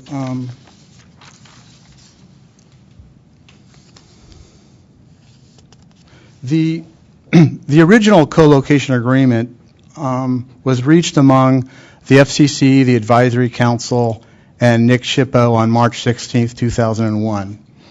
And it generally applies to the Section 106 review of co-locations of wireless antennas on towers, buildings, and other structures. The First Amendment to the co-location agreement took effect on August 29th, 2016. So the agreement was amended largely due to the significant changes in the wireless network landscape since the adoption of the original co-location agreement in 2001. When the original agreement was reached, antennas were extremely large and were generally bolted to the top of enormous towers. So in general, the original agreement was addressing macrocells like this. And, of course, macrocells are still important, and they will continue to be deployed, but there are now a variety of complementary and alternative technologies that are far less obtrusive, as Sarah showed us a few minutes ago. As he mentioned, we are now seeing a large-scale deployment of distributed antenna systems and small cells that are a fraction of the size of existing structures. For example, as Sarah mentioned, utility poles, street lamps, traffic lights, and buildings. We're seeing co-locations on those kinds of structures. Sarah presented other pictures of deployments of small facilities on existing infrastructure. So here are 3 more deployments on utility poles. So also, as Sarah mentioned, next generation 5G broadband services really concern a technological revolution and the potential proliferation of the Internet of Things. And the availability of 5G and the Internet of Things depends upon, in a large part, upon densification. Placing the DOS and small cell systems close together to ensure that it's close to end users and shared only by a small number of users. And this is going to require strategic placement of hundreds of thousands of small cells. So the industry is now deploying these small facilities, and the Commission found that these facilities can be deployed on utility poles, buildings, and other existing structures in or near historic districts to facilitate broadband with little or no impact on historic properties in many cases. Here's a picture of small cell deployment in the French Quarter of New Orleans. Okay, so now I'm going to get to the agreement, and I'm going to start by providing a little bit of background on the original co-location agreement. So the original agreement provided that co-locations on towers built before March 16, 2001 are largely excluded from Section 106 review. And the original agreement also excludes from review most co-locations on towers built after March 16, 2001, as long as the underlying tower went through Section 106 review. But if a co-location is proposed on a building built after 2001 and has no record of Section 106 compliance, the applicant must submit a Form 621 for review by the SHPO and interested tribal nations.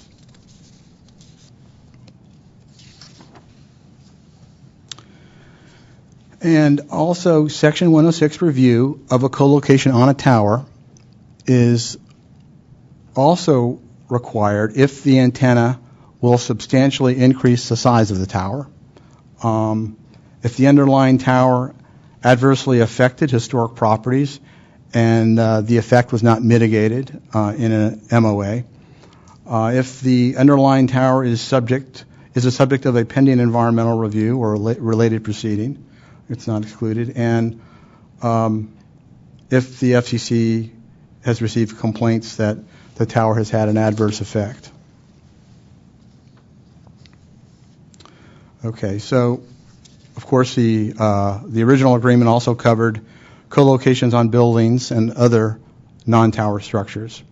And under the agreement, co-locations on buildings or other structures are largely excluded from Section 106 under the agreement, but there is only an exclusion if the building or structure is not over 45 years old or is not inside a historic district or within 250 feet of a historic district. The building is not a National Historic Landmark, of course, that it's not listed in or eligible for listing in the National Register, and finally, it is not the subject of a complaint alleging adverse effects. So that's a quick summary of the exclusions in the original co-location agreement. As I said, these were agreed to in 2001, and the Section 106 exclusions remain unchanged until the infrastructure report and order was adopted in 2014. And in that order, the Commission adopted 2 limited exclusions from Section 106 review, but more importantly, the Commission directed the staff to work with the Advisory Council and other stakeholders to develop a program alternative because the Commission found that there's room for additional improvements, additional streamlining. So following release of the 2014 Infrastructure Report and Order, the Commission staff worked with the Advisory Council and NHPA to build upon the 2 exclusions adopted in the Infrastructure Report and Order.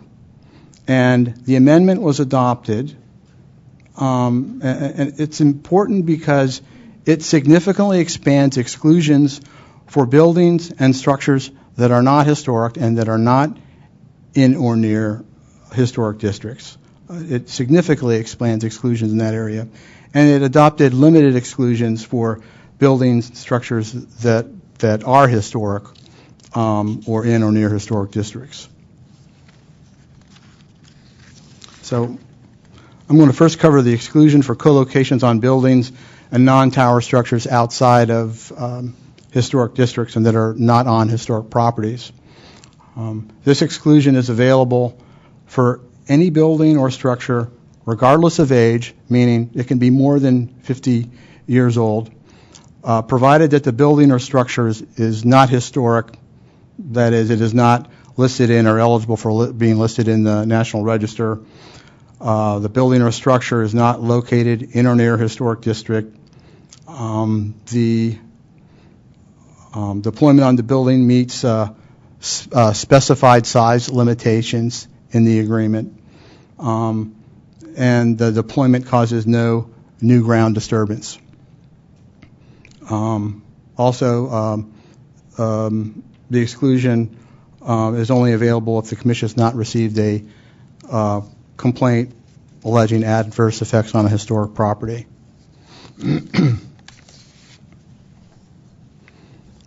All right, so that's I just covered co-locations on buildings and structures that are not historic. So now I'm going to cover several categories of exclusions for co-locations on buildings or non-tower structures that are historic, starting with the general exclusion. The general exclusion is a co-location on a building or structure that is historic, that is listed in or eligible for listing in the National Register, or that is in or near a historic district, may be excluded from Section 106 review, provided that the property is not a National Historic Landmark, that there is no pre-existing antenna on the building or structure, that the antenna can be no larger than 3 cubic feet. The antenna must be stealthed to complement the building or the structure. And the antenna's associated equipment, which is actually the largest part of the deployment, may not be visible from anywhere in or near the historic district. Also, there cannot be new ground disturbance, and the deployment, of course, cannot damage historic materials when it is installed or removed. So the agreement provides for a special exclusion on for deployments on utility structures, and under this exclusion, a co-location on a utility pole or an electric transmission tower that is located inside or near a historic district. Such deployments are excluded if, again, the structure is not a National Historic Landmark, the antenna does not exceed 3 cubic feet in volume, and there is a cumulative limit of 6 cubic feet if there is more than one antenna on the structure. The antenna's associated equipment on the structure cannot cumulatively exceed 21 cubic feet, and there may be no new ground disturbance.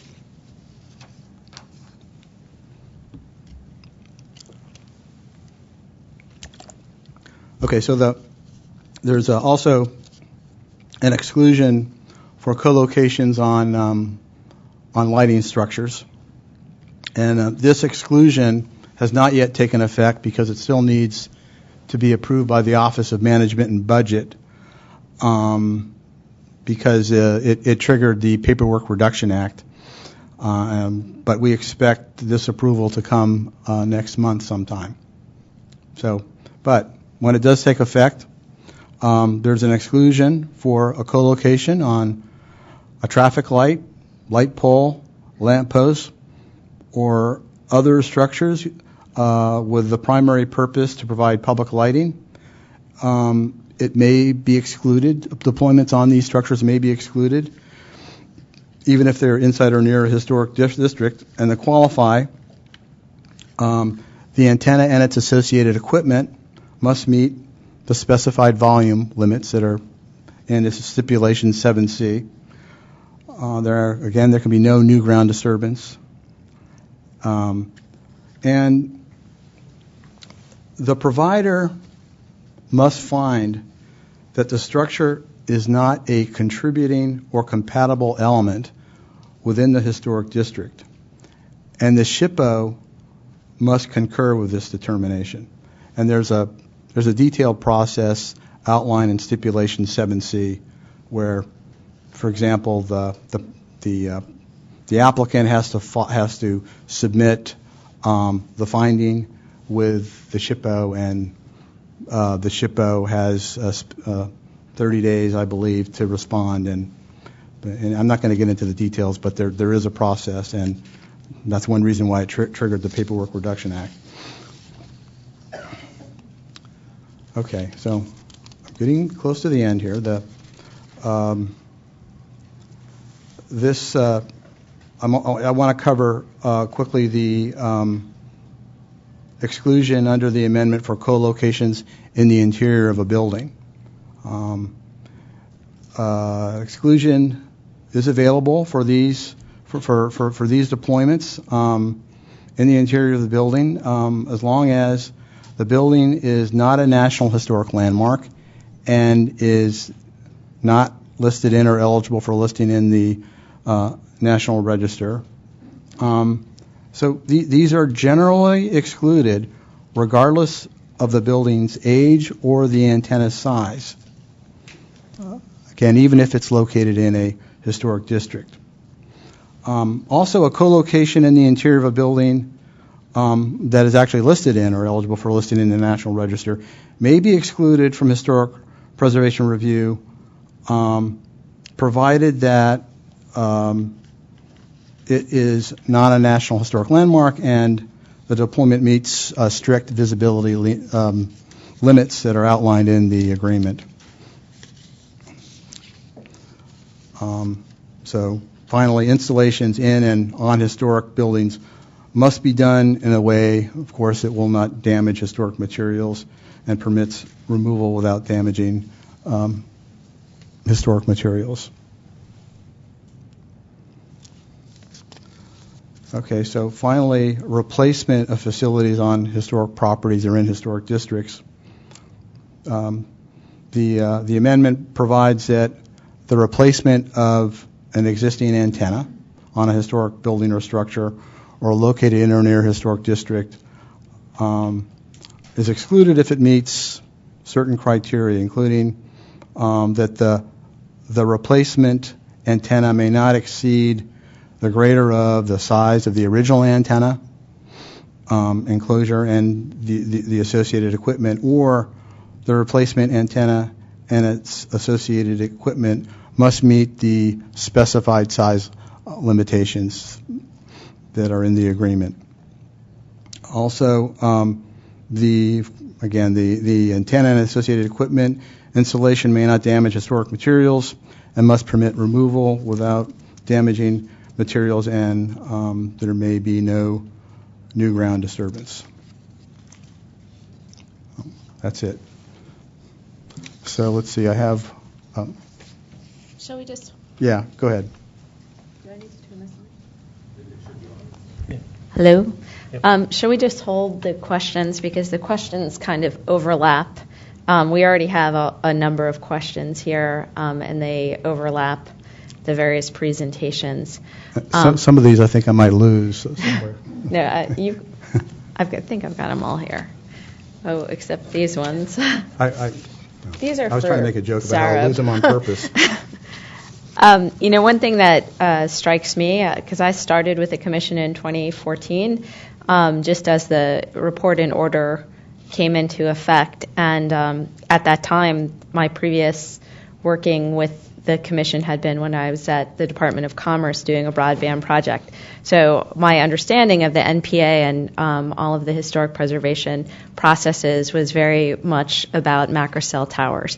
And we are trying with these different amendments and efficiencies to keep up with technology that's moving much faster than we are. So just looking at all of Sarab's charts and graphs and even what was accomplished in the 2014 report in order, and then the time that it took to put the 2016 collocation amendments into place, one of the things I think that strikes me, especially in reviewing these questions, is that we are aware, and part of the reason the NPRM is out there right now, that there are more efficiencies and there are more clarifications that we need to make as these new technologies become more commonly what's being proposed. We've just been in the situation right now, particularly since, I would say, August of last year, that we have had a carrier come out with thousands and thousands and thousands of projects that were initiated that were small cell projects.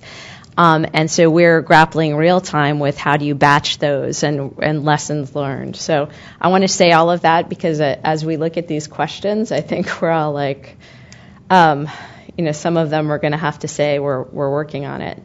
So the particular thing that we wanted to emphasize, because we are getting a lot of questions about it right now, is to the extent that we can, the issue of deployments and rights of way. And I forgot that I'm also in charge of changing the... Oh, I'm sorry. It's not your fault. So predominantly what I want to try to address right now is the deployments in rights of way. And again, keeping in mind as I go over this, that there's a whole section in the NPRM that is seeking input on further improvements and dealing with rights of way and things that we might do, asking questions. But as Sarab in particular pointed out, a lot of the deployments of DAS and small cell are proposed in rights of way. And the NPA, all the way back when it was put into place, does have an exclusion for towers in rights of way.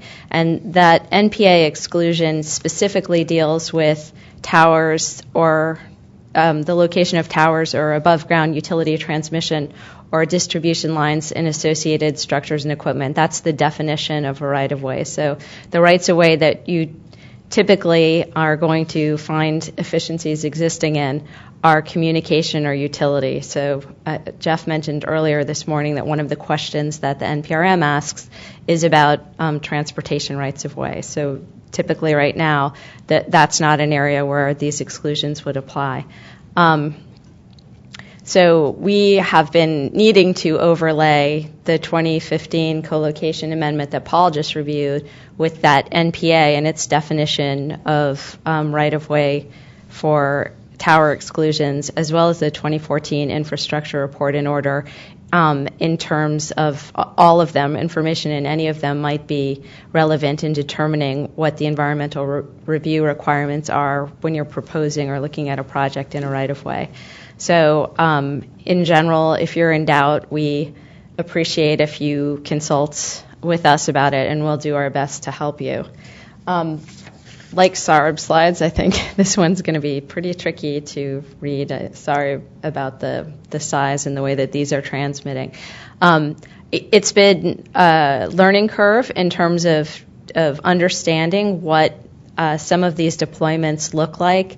When you have a pole, a utility pole that's out there, just as a primer that's been helpful to me, the space that's allocated within that pole is actually allocated. So the supply space, the space that's at the top, is typically going to be dedicated to electric power transmission and electric type lines.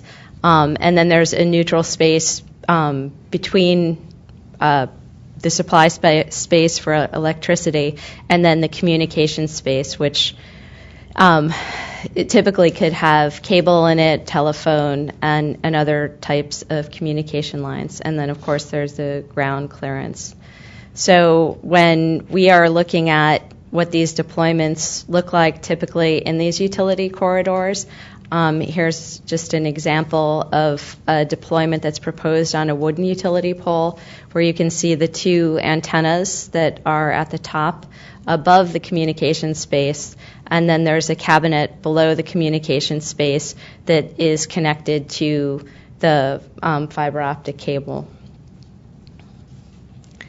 So again, just in terms of conceptualizing what the difference is and what this looks like in a neighborhood or in an area, this is an example of a wooden utility pole where there is an antenna that it's below that kind of crossed section below the high voltage lines, and then there is a cabinet that is below the communications lines.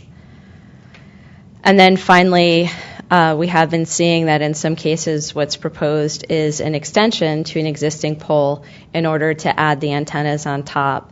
And so we are hearing from folks, and it's evident in some of these questions, that there is a lot of need to clarify what's involved when there is a need to replace utility poles or distribution poles in order to accommodate the small cells. One of the things, probably the cleanest thing to do, and Sarab had a couple of examples of this, is a hybrid type lighter pole. This is a solution that requires a longer term planning effort because right-of-way permits are required for these kind of deployments. And in this case, the fiber optic cable is underground, so there is ground disturbance that's associated with it. So again, going back to trace the history of the things that you look at when you are dealing with a proposed deployment in a right-of-way, the report and order found that certain wireless facilities deployed in above-ground utility and communications rights-of-way will not individually or cumulatively have a significant effect on the environment. So typically, from a NEPA point of view, if you are proposing a deployment in a utility or communications right-of-way, it will qualify as categorically excluded as long as the wireless facilities meet size and volume limits and ground disturbance restrictions, as well as additional criteria that is outlined in Section 1.1306C. So generally, again, an environmental assessment would not be required unless the proposed installation may affect historic properties, or if the proposed installation would result in RF exposure in excess of health and safety guidelines. So within the utility and communications right-of-way, again, if you have a pole that is going in predominantly for the communication use, the Nationwide Programmatic Agreement Section 3E exclusion would likely be what applies. So that would cover the construction of a facility, which would be a tower or antenna, in or within 50 feet of the outer boundary of a right-of-way designated by a federal, state, local, or tribal government for the location of communications towers or above-ground utility transmission or distribution lines and associated structures and equipment that is in active use for such purposes, again, provided the facilities meet size criteria and are not located within the boundaries of a historic property. Such new facilities, so again, a new pole or tower would still require, based on the NPA exclusion as it is today, full TCNS processing and tribal participation in review. So moving on to existing utility or communication poles, Paul just went over the 2016 Collocation Amendment, and that is expansive in the sense that some of the exclusions that are, or the exclusions that are proposed in Stipulation 7B applies to utility poles and electric transmission towers generally and is not restricted within rights-of-way. And as he reviewed, it does not include traffic control or public lighting structures. Those would be subject to the stipulation 7C process that he explained. We are in the process of sorting out the paperwork, and we'll be introducing that in the near future. The question that seems to be coming up most frequently is when a DAS or small cell deployment is planned in association with a pole replacement, and the extent to which that is excluded or requires review. And it's been something that we have been grappling with. And today, what we can safely say is that a deployment that's planned in conjunction with a routine pole replacement that is anticipated and undertaken by the utility provider or pole owner, where there's no expansion of ground disturbance and there is not a substantial increase in size, and you would use the definition in the co-location agreement, those deployments or those pole replacements we would not generally consider subject to FCC, NEPA, or Section 106 reviews.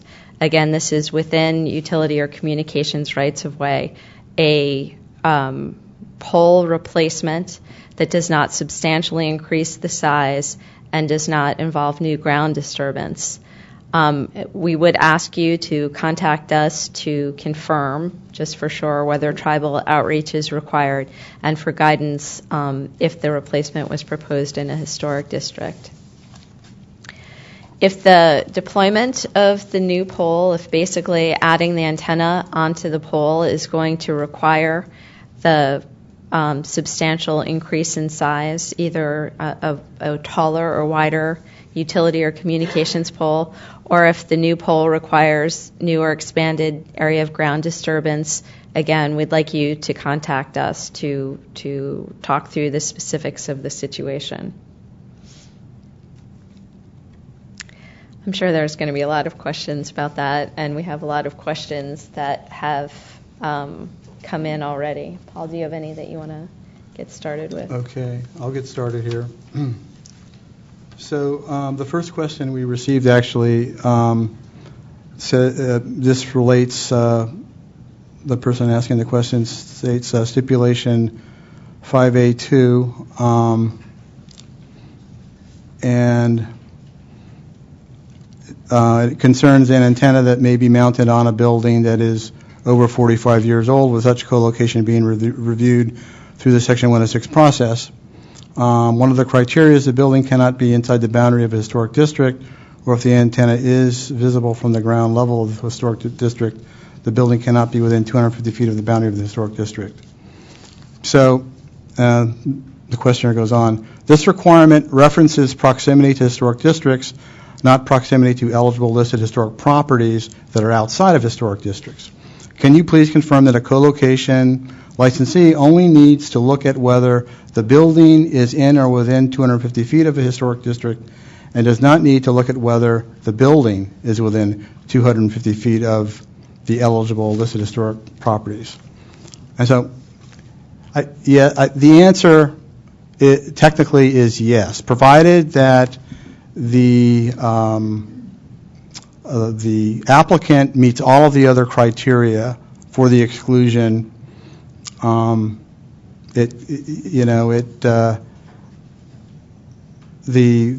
proximity requirements are not applicable to individual buildings. I don't know. I mean, it's a long question, but the answer to the question is yes, provided that all of the criteria are met as well.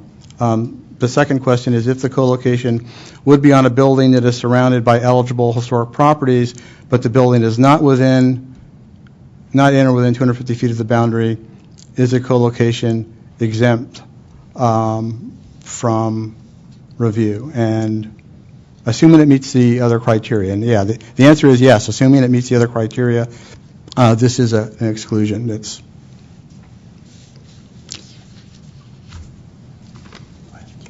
okay. I'll ask another one here. So this is a good question. So there's a requirement under one of the stipulations that antennas must be stealth. Is there a good definition of what would meet stealth requirements, or would this require a case-by-case review and coordination?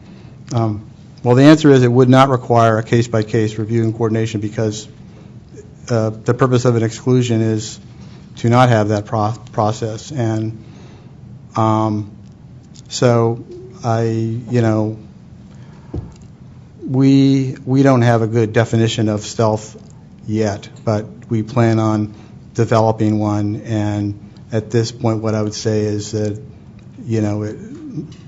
an applicant must make a good faith effort to stealth the antenna in a way that is compatible with the historic district. Did you want to add anything to that?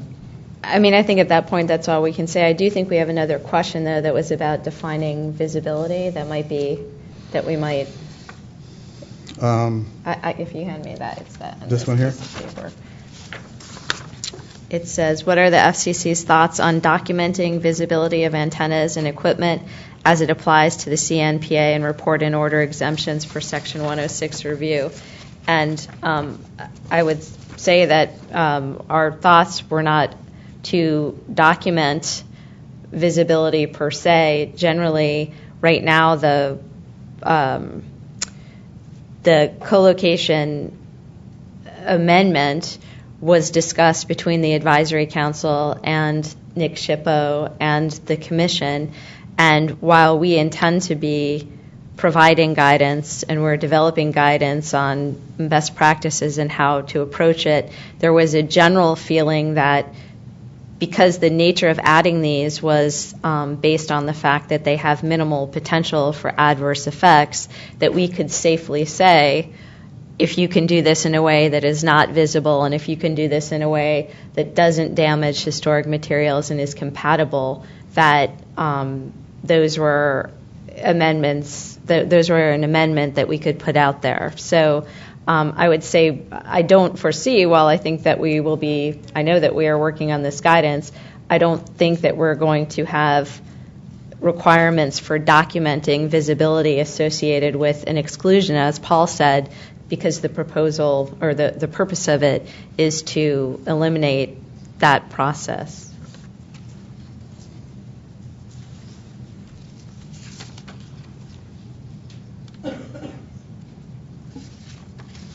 You want to answer? Do you have a question? Yeah. So here's another question from the room. Co-locations on utility structure. Antenna cannot exceed 3 cubic feet. More than one antenna cannot exceed 6 cubic feet. Does that mean a single carrier can install 2 antennas, or is it 2 different carriers? And the short answer is yes. But basically it's either or. It can be 2 antennas by the same carrier, or antennas by different carriers. Yes, and I would add that we encourage co-locations that would include multiple antennas. In fact, there is a provision in the exclusion for deployments of small facilities on structures and buildings that are outside of historic areas that there's a 21 cubic feet limit for deployments on poles if it can support if it supports fewer than 3 providers, but if it provides more than three providers or more, it goes up to 28 cubic feet. And on a building, it goes up from 28 cubic feet to 35 cubic feet if the co-location arrangement can support at least 3 providers.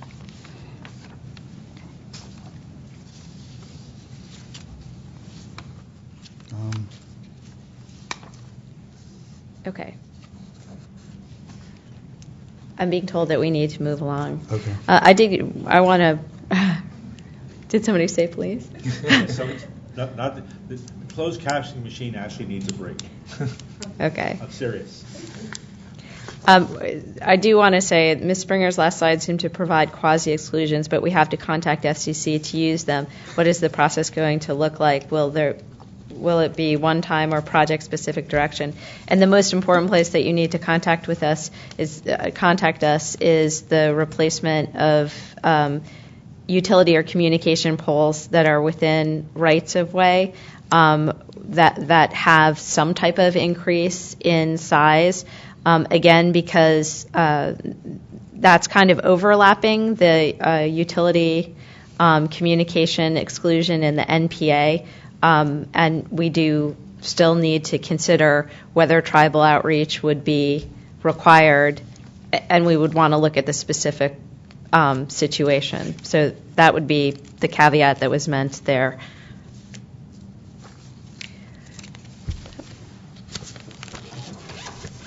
Thank you. Thank you, guys. As always, very informative, and there's a lot of material in there. We've been getting questions during the day about the availability of the slides. There already are slides up there under today's events. Tomorrow and in future days, it'll be under archived events.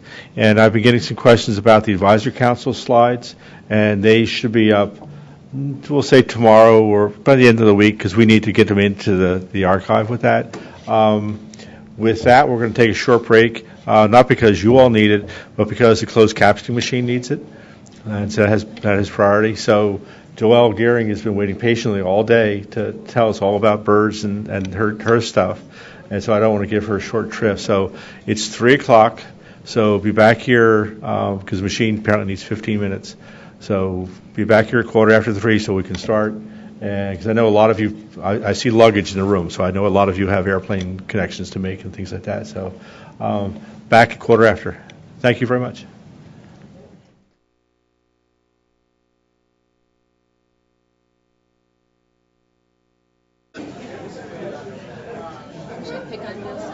Yeah.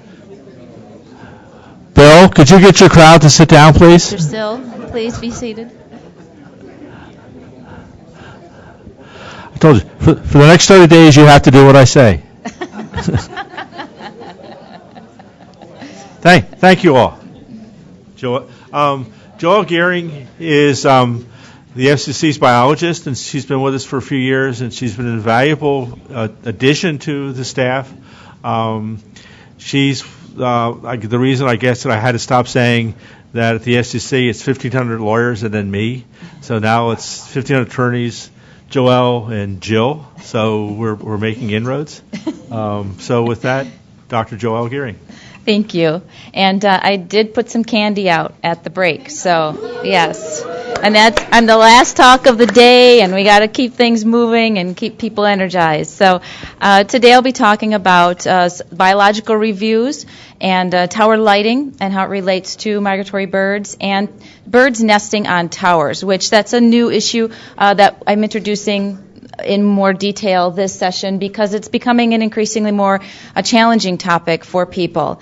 And so I'm eager to talk about that with you today.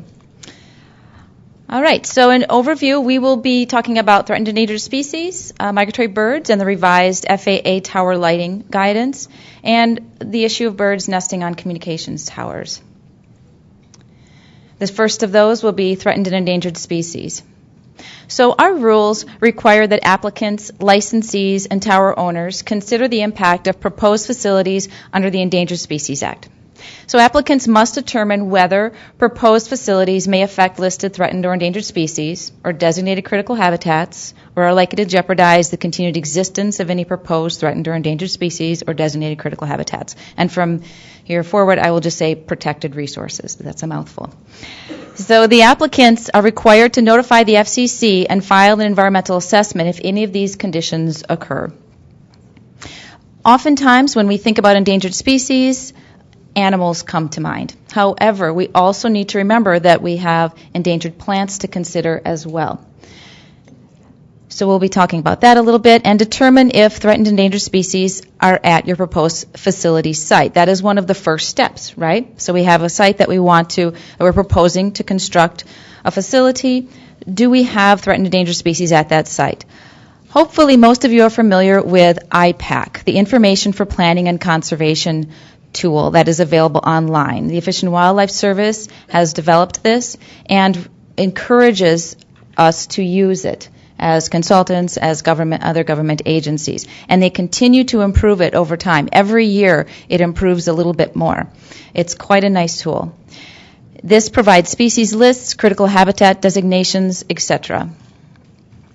So I'm going to walk you through it a little bit. It may look a little different than the last time you saw, definitely the last time you saw this presentation, but maybe even the last time you used it, because again, they continue to improve it and change it a little bit.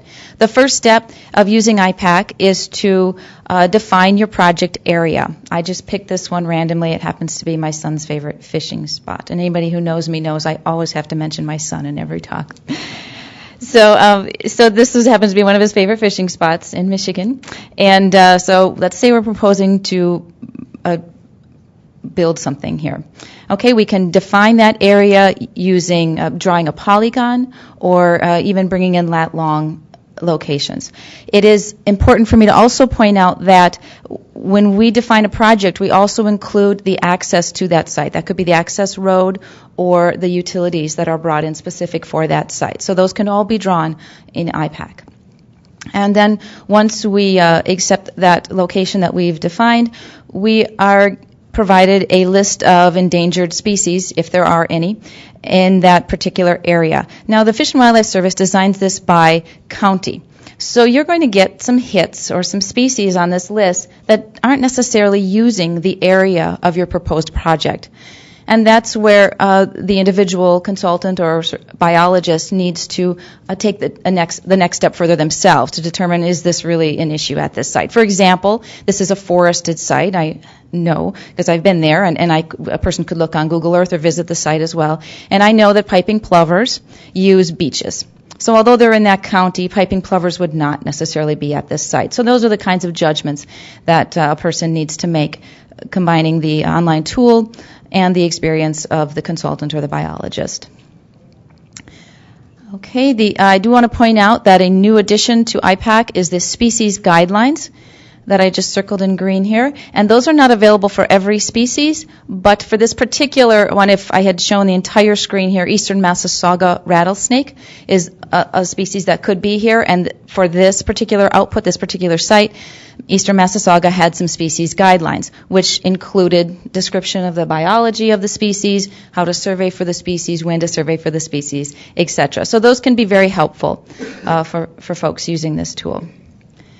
I also want to point out, and I won't go through each of these today, you can do that on your own when you're exploring IPAC, but the resources that are also available via IPAC include not only the list of endangered species for that county, but also migratory birds that may be affected. There are more migratory birds than are listed in IPAC. These are just the birds of conservation concern. There's the word facilities here, which I guess is a bit tiny, but facilities would include things like fish hatcheries, national wildlife refuges, etc. And wetlands are also included in IPAC. So if you have wetlands in this project area that you've designated, those would be listed in your IPAC output. Okay, and once the next step in IPAC, after you've reviewed your species list, would be let me just go back, to define your project. That's the blue box there. And from there, you can get information about where the local office is. This happens to be the Michigan Ecological Services Field Office in East Lansing, Michigan, and the contact information, etc. So you're able to take it that next step further. Okay, so that helps you understand, with the use of your knowledge of the site and the habitat at the site, what species could possibly be there, and then an understanding of they're in the county, but are they actually present at the site? So that gives you a good start. So if listed or proposed threatened or these protected resources are present, but would not be affected by the proposed antenna structure, That is something that if you have to do an EA, you would, or an EA is triggered, that you would explain how you determined that there would be no effect and provide materials with citations that form the basis for this determination. Sometimes the Fish and Wildlife Service says we're not interested in providing no effect determinations. We would like a biologist to do that. And some field offices are willing to provide a no effect determination. So it kind of depends on the region and the particular field office. If you are not if you're not triggered to do an EA for another reason, then this would be information you'd want to keep on file for that particular site. Okay, so if a proposed structure may affect but is not likely to adversely affect these protected resources, that's a good time to get and obtain a letter from the Fish and Wildlife Service concurring with the applicant's informal biological assessment. If the Fish and Wildlife Service proposes measures to mitigate effects, thereby getting to your not likely to adversely affect determination, then those should be included as measures with your Fish and Wildlife Service concurrence. Okay, if these species are present, protected species are present or protected resources are present, and if the proposed antenna structure may affect and is likely to adversely affect these protected resources, that is a time to prepare a formal biological assessment. And the applicant should provide the formal biological assessment to the FCC for formal consultation with the Fish and Wildlife Service. These adverse effects would also trigger your environmental assessment for that proposed project. Okay, so in summary, if protected species are present but would not be affected by your project, maintain that relevant documentation or include it in an EA, or if you're doing an EA for another purpose. If the protected species are present but are not affected, then that determination can be made by the Fish and Wildlife Service or a qualified biologist as well. If the species are present, of course, and not likely to adversely affect protected species, Fish and Wildlife Service concurrence is important. And likely to adversely affect protected species or protected resources, an environmental assessment is triggered, and it's possible that you may be required to be involved in a U.S. Fish and Wildlife Service incidental take statement. One thing I wanted to point out about IPAC is that it does not work in Hawaii. That is the one state that is not useful. And for that situation, you would actually need to go to the field office and work with them directly to determine if your project would have adverse effects on species. There are a lot of endangered resources in Hawaii, and they would prefer that you go directly to them. Okay, moving on to the second topic, migratory birds and revised FAA tower lighting. Although I've been with the FAA or the FCC for 4.5 years, I've been working on this issue since 2003.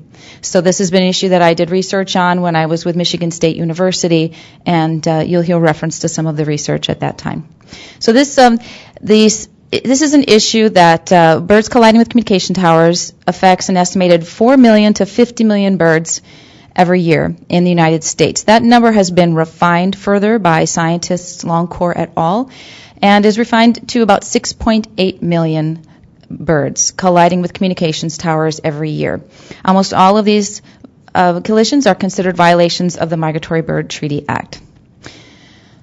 The work that I was involved in before coming to the FCC included a research project where we looked at which variables were related to birds colliding with communications towers. We did a large study in Michigan and a little bit in New Jersey. And the most frequently detected birds, detected as bird fatalities under communications towers, were songbirds, vireos, warblers, thrushes, sparrows.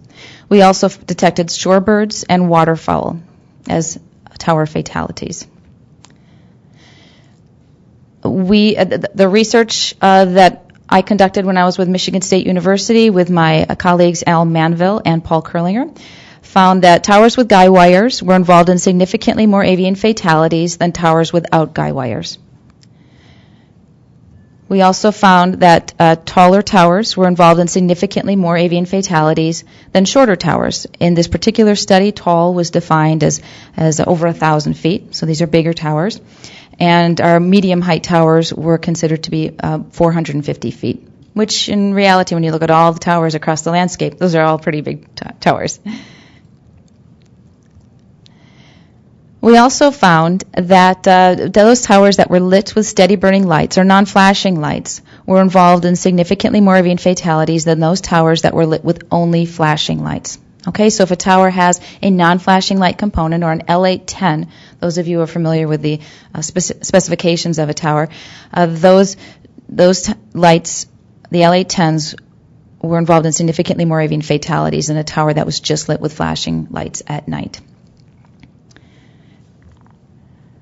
We found a 50 to 70% reduction in bird fatalities by eliminating those non-flashing lights. And when you're talking about 6.8 million birds per year, 50 to 70% reduction is a lot of birds. And another thing I want to point out is that when you're dealing with existing towers, this is something that can be changed. It is very uncommon for a tower to change in height or to remove guy wires, of course, but a light change is actually something that is part of regular maintenance of a communications tower. And historically, the only towers that were lit with only flashing lights were those towers with white flashing lights, L865s. Those towers did not include a non-flashing light component, but anything else was red lights, and prior to December 2015 also included an L810 non-flashing red light component. But then, after many years, we saw the advisory circular released by the Federal Aviation Administration. It came out on December 4th of 2015, and this is commonly known as 70/7460-1L. 1L is the nickname for it, I guess, or the new advisory circular. And this allows us to light towers without non-flashing lights, whether it's red or white. It does not. They do not include the non-flashing or the L810 light component. Okay, so for the new FAA lighting standards, it allows new towers to be constructed with only flashing lights. And for the existing towers that were built before the new advisory circular came out, they are allowed to extinguish the non-flashing lights on towers that are over 350 feet tall, and to reprogram the non-flashing lights to flash on towers that are 150 to 350 feet tall. So if you think about that on the landscape, oftentimes, usually, those towers that are taller than 350 feet, they have multiple levels of flashing lights. So if you extinguish the non-flashing lights, you still have a couple, at least, levels of flashing lights. But if you go shorter than 350 feet, you only have one level, typically, of flashing lights. So if you just extinguish your non-flashing lights, you're still left with just one level of flashing lights. And it's my understanding that the FAA found it was still important to have a couple of levels of flashing lights on those towers, which is why it's important to reprogram those non-flashing lights on towers shorter than 350 feet. So the new standards, they are definitely applied to new construction and encouraged for existing towers. I placed our public notice on our table over there next to the candy, and that explains the FCC's approach to encouraging those transitions on existing towers. Let's see, what else do I want to tell you? The important thing here, the extinguishing of the non-flashing lights, or the L810s, reduces construction costs for tower owners and maintenance costs, in addition to reducing migratory bird collisions by 50 to 70%. So it is a real win-win situation for the birds and for the tower owners. Another benefit of this, or another perk of this, is that most of the time this can be done from the ground. We all understand that it is expensive and challenging to put people up on a tower, and this can be done from the ground level. It does not require climbing the tower. So how do we go about doing this? Well, I have another handout that's available. It takes you step by step. It's the most current version of how to go about doing this. So this is still considered a lighting deviation process, even though you're just transitioning from the old advisory circular to the new advisory circular. So to do this, the tower owner or the person helping them needs to file a marking and lighting study electronically with the FAA, requesting the elimination or omission of the steady burning or L810 lights, or requesting that the steady burning lights flash. And you do this using Form 7460-1 with the FAA. This also includes a notice of proposed construction or alteration designation, and to designate that structure type a deviation from red obstruction light standards. Again, these details are listed in the handout that's available by the Candy. So once the FAA has approved the request and assigned an FAA study number, at that time the owner can file the FCC Form 854 using our ASR, or Antenna Structure Registration. When in the ASR, select MD for modification and choose the appropriate lighting style, which there's guidance on the handout as well as in the ASR modification section. And the FCC typically approves this application within 24 hours. It's more of an updating of our database than an actual review and approval of it. Once those lighting changes have been granted by the FCC, those non-flashing lights, or those LA10 lights, can be extinguished on towers taller than 350 feet and reprogrammed to flash in concert with the LA64, or the other flashing lights, on towers 150 to 350 feet. Again, it typically does not require tower climbing, but it's important to note that as the FAA requires, flashing red light should flash at 30 flashes per minute, plus or minus 3 flashes per minute. So similar to the steady burning light issue on communications towers, the L810s, it's also important to point out that the security lighting underneath a communications tower can also attract in migratory birds. This has been noticed or documented in recent scientific studies that even street lights or porch lights can attract in migratory birds. So I always recommend to tower owners and operators that they use a motion detector down-shielded light for security, if at all possible. And I have never had anyone say that was not possible. It seems to be a common thing for people to use, and it's beneficial to keeping our night skies dark as well as migratory bird considerations. So going back to other migratory bird-related things, an environmental assessment trigger that Erica mentioned earlier is for towers over 450 feet. There's concern that these towers are involved in increased bird fatalities, and it does trigger environmental assessment. So when you're writing an environmental assessment, it's important to include a section on migratory bird, it's very helpful. I will typically ask you to do this later on when I review it, or make suggestions at least, that you include whether you have used a motion detector lighting system or not as a security lighting, whether the tower will include L810 lights, which typically I haven't seen a tower application come through since the new advisory circular with steady burning lights, but that's an important thing to consider. And then any other efforts that you have included to reduce the impacts to migratory birds. This could also include bird flight diverters, which is something the Fish and Wildlife Service will request once in a while. Speaking of the Fish and Wildlife Service, it is helpful to seek comment from them on migratory bird issues for towers that are over 450 feet.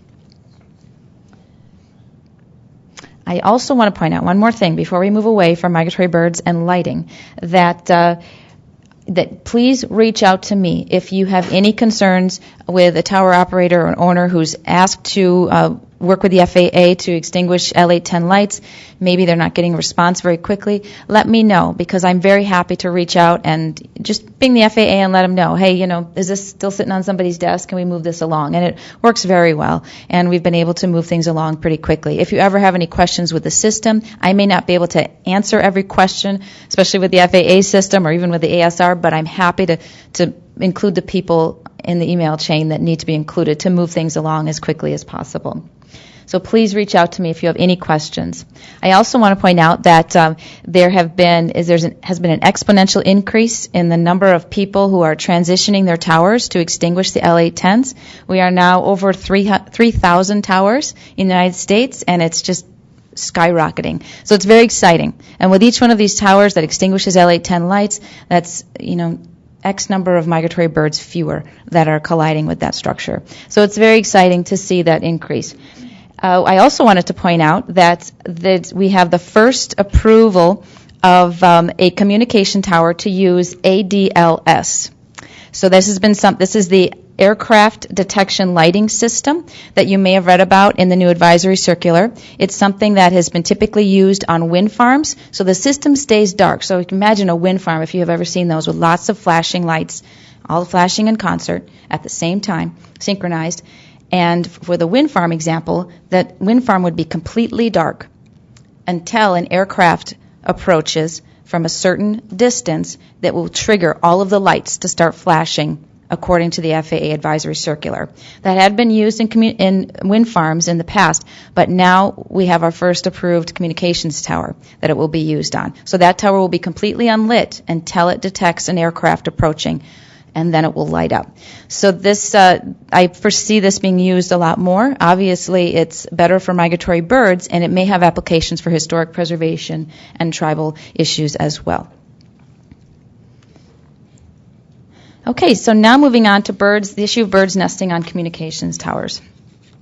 And I worked with the Fish and Wildlife Service here in D.C., the headquarters, to make sure that I was sharing the accurate information with you, and I'm going to continue to work with them to see if we can expedite, streamline, make this process more transparent for the industry and for us. So as many of us know, the number of nests on towers is increasing. Another exponential increase in many ways, I suspect, if we analyze the data.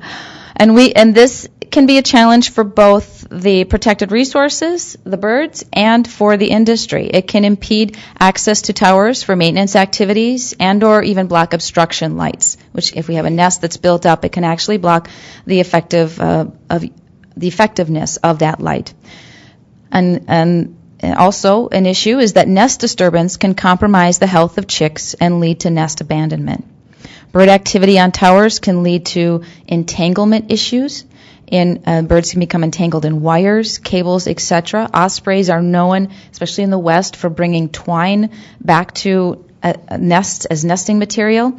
And then you basically have young birds in a high location with a bunch of ropes. And that can be very dangerous. So we have had birds entangled in nests on towers. And so that is not necessarily good for PR for the tower industry. So we have some challenges that we can make easier. The two acts that we need to consider typically, sometimes the Endangered Species Act, but Bald and Golden Eagle Protection Act, BGEPA, as the Fish and Wildlife Service refers to it, for North America's 2 eagle species. We also have the Migratory Bird Treaty Act for ospreys and most other birds. And oftentimes ospreys have additional state protection, which folks should be aware of when they're dealing with this issue. Songbirds are also considered to be a challenge with some of the industry, and we all probably have all seen robins nesting on our front porches and over top of buildings next to communications towers. And so what do we do in that situation? Well, songbirds are protected by MBTA, the Migratory Bird Treaty Act, and it's important not to touch the nest, the eggs, or the young. And it's also a good rule to try not to flush the birds from the nest, especially for extended periods of time. When flush, I mean spook the bird away from the nest. The adult. We want to keep those adults doing whatever they need to do at that nest. Young birds and eggs are have some similarities to a human infant. They don't thermoregulate very well. So if they're exposed to sun in a very hot situation, they can overheat. If it's a cold, rainy day, they can become too cold. And so we need that adult there to do whatever needs to be done for those youngsters. And it's important to not flush the adult bird from the nest if at all possible, at least not for an extended period of time during inclement weather. That can often be done just by avoiding the area, going in the building, and not continuing to go in and out and spook the bird. And some birds may just sit on the nest regardless of what you're doing, and that makes it a lot easier. So that is a key thing to remember, is to minimize the disturbance of that adult. Especially for osprey, we'll go down to the second bullet there, to contact the Fish and Wildlife Service and state natural resources agencies before construction or maintenance activities on towers with nests. That's not necessarily true with songbirds. It's important just to keep them on the nest as much as you can. But for ospreys, you may want to take that next step of checking it out with the state natural resources agencies and the Fish and Wildlife Service. It may require permits to be underneath that structure, but typically there's a little bit more leniency when a bird is just protected by the Migratory Bird Treaty Act. The Fish and Wildlife Service encouraged me to share with you that it's helpful to work with Fish and Wildlife Service law enforcement, even if you don't foresee an issue, to have that communication with them. They know that you're putting your best management practices out there and that you're making an effort to minimize impacts. Again, this oftentimes with Migratory Bird Treaty Act, the Fish and Wildlife Service almost defers to the state natural resources agencies for something like protecting an osprey, and I'm guessing that's because there's probably additional state protection for that bird, but not necessarily the federal protection besides Migratory Bird Treaty Act. Again, of course, if a bird is entangled, it's important to include a wildlife rehabilitator to help get the bird out of that precarious situation, and in addition to contacting the Fish and Wildlife Service and state. And it's helpful to minimize excess wires that are on the structure. Attaching wires to the tower using shrink wrap or taping wires together can be helpful. This has been an additional concern with the Endangered Species Act when the California condor is involved. So if anybody works in California condor country, these are additional concerns. And microtrash, and it's not the word that spell check recognizes, but microtrash is an issue with California condors because they can tend to consume zip ties and cigarette butts and things you wouldn't think they would consume, and that obviously can be a problem for those organisms. Okay, moving on to the next slide. This is a direct quote from the Fish and Wildlife Service. Eagles are different, and we have different rules for eagles. They are protected in addition from the Migratory Bird Treaty Act, and they're protected by BGEPA, or the Bald and Golden Eagle Protection Act. The permitting does come through the Fish and Wildlife Service. There are regional thresholds for take for eagles, and compensation can be sought for violations. So BGEPA is more strict than Migratory Bird Treaty Act. Again, it is important not to touch the nest, the eggs, or the young. And when we talk about nests, it's important to not touch these nests during the active season and the inactive season.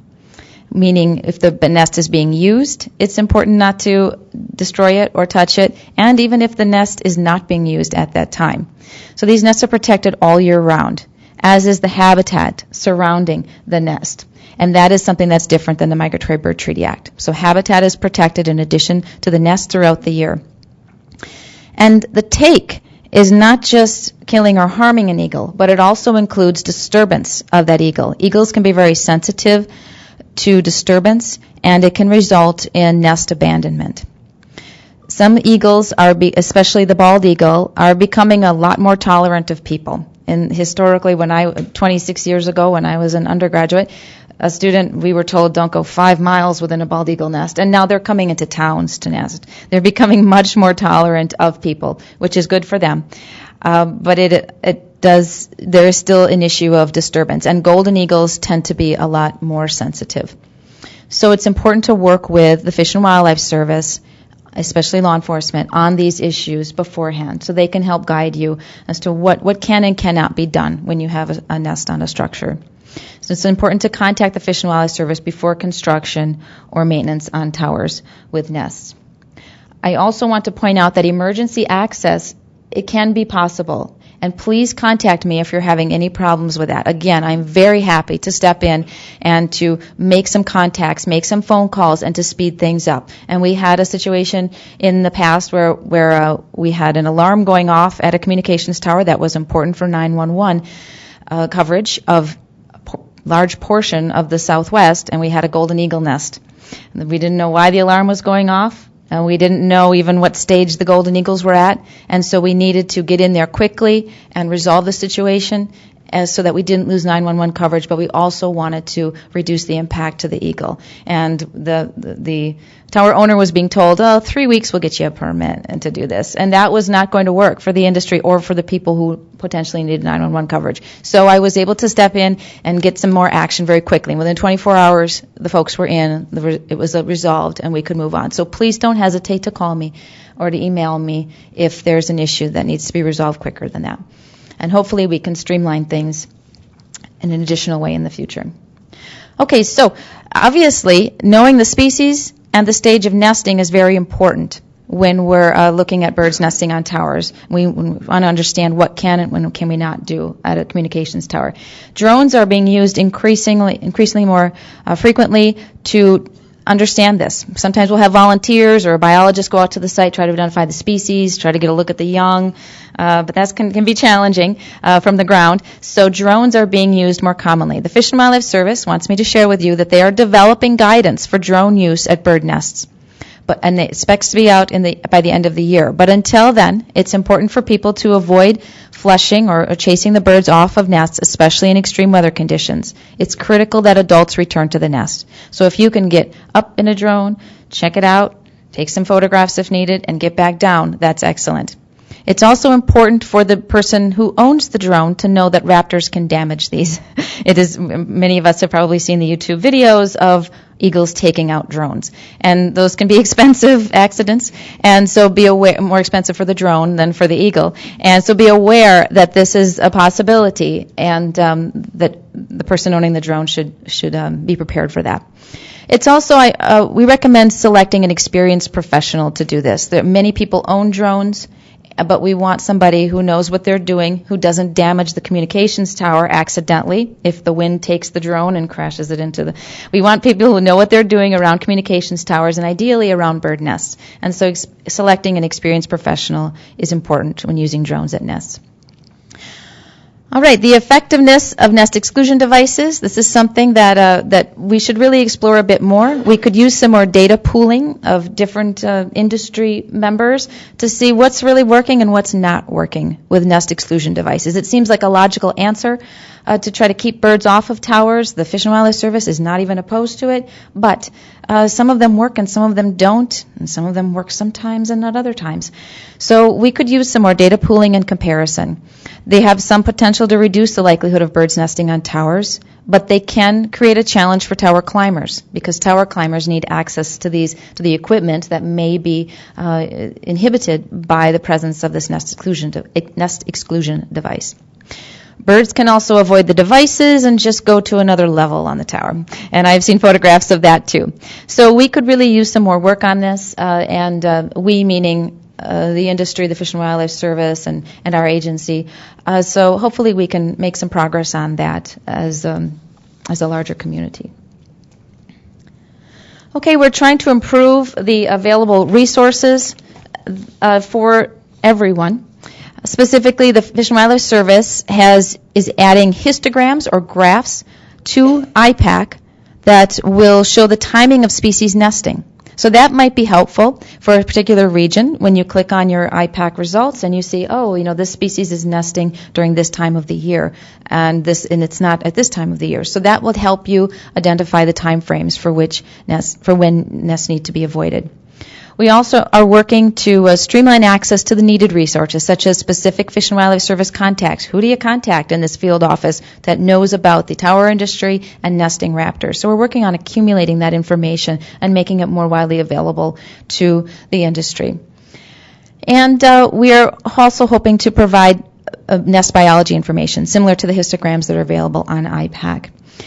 We are also possibly going to be having a training on this issue next spring here in this room. So we're working on bringing people together who know about this issue, who are challenged by this issue, to answer some of these questions and to try to make things a little more streamlined, a little more readily available to people, and to try to just make the situation a little bit better for folks. Again, I encourage you to contact me with specific challenges that you might have on this issue or any other issue. Okay, and we were wrapping up before 4 o'clock when we lose our closed captioning. So I do have a little bit of time for questions, right? Yes, you do. All right. And there's my email address if you need it. And anybody who can identify the bird in the lower right-hand corner can have the rest of the candy, if you want. But no one who's ever been here before and seen me tell you what bird it is. Oh, that was a good guess, a good educated guess. Yes. Yeah, I just wanted to mention about the Fish and Wildlife Service voluntary guidelines for television. Yep. And you did mention, I just wanted to throw it out there. Yes. We had a suggestion that I mentioned, and I did not mention that. The Fish and Wildlife Service has voluntary guidelines for reducing the impacts of communications towers to migratory birds. And this is available online, and email me if you need a copy of it. Thank you for mentioning it. They are fairly recent guidelines from 2015, I think. Eric Kirshner provided those. And basically, shorter towers better, towers built in developed areas better, unlit towers better, unguided towers better, towers not in wetlands, towers not next to important bird areas, issues like that. So those are excellent guidelines that I should have mentioned. So thank you for bringing that up. All right. Where is that favorite fishing spot? We are from Michigan and should have this information. You get the best questions. That's a good one. I will share it. It is actually by the Tippy Dam in the Manistee National Forest. Yes, so the Tippy Dam is a place where Indiana bats hibernate. And so it has some really neat things going for it. At dusk, you can see the endangered bats flying over your head, and the water's cold because it's coming out from underneath the dam. And there are brook trout and brown trout, and the water's fast, so it's kind of exciting. So yes, it's a good time. All right, is it encouraged to deploy a bird of prey, for example, an owl statue on top of the tower to trick birds to not build nests? Is this an option? I would say it's definitely an option. Many different things have been attempted to reduce the attractiveness of a site to birds, and this could be a possibility. And again, we don't have good data to say whether this is effective or not. So I will just say that is a possibility as long as it's fine with the tower owner. To keep vultures, now this one we do have some good data on. To keep vultures from roosting on communications towers, we actually, and I say we, I mean the science community, not the FCC, but the science community has done research on the use of effigies, and they're actually dead vultures that are hung upside down. They may be a little disturbing to look at, but they actually function fairly well to keep vultures from roosting on a communications tower. So those can be very helpful. People have also used lasers and bright lights on communications towers that seem to disturb ospreys. But we could use more data on that one to see how effective it is. Okay, we have 2 minutes. Do you need to wrap anything up? We probably should do some form of wrap-up because it's on the agenda, and we're very much bound by our rules and our agenda. But if you have more questions for Joelle, like upside-down condors, no. then take advantage of the opportunity. I guess what I will say is that I know some of the questions, for instance, weren't asked during the DASA small cells session, because we needed to move on. Send your questions to Jill Springer. She's very efficient. She's very capable. I like her a lot, and she's more efficient than I am about getting responses to emails from the right people. So send those questions to Jill.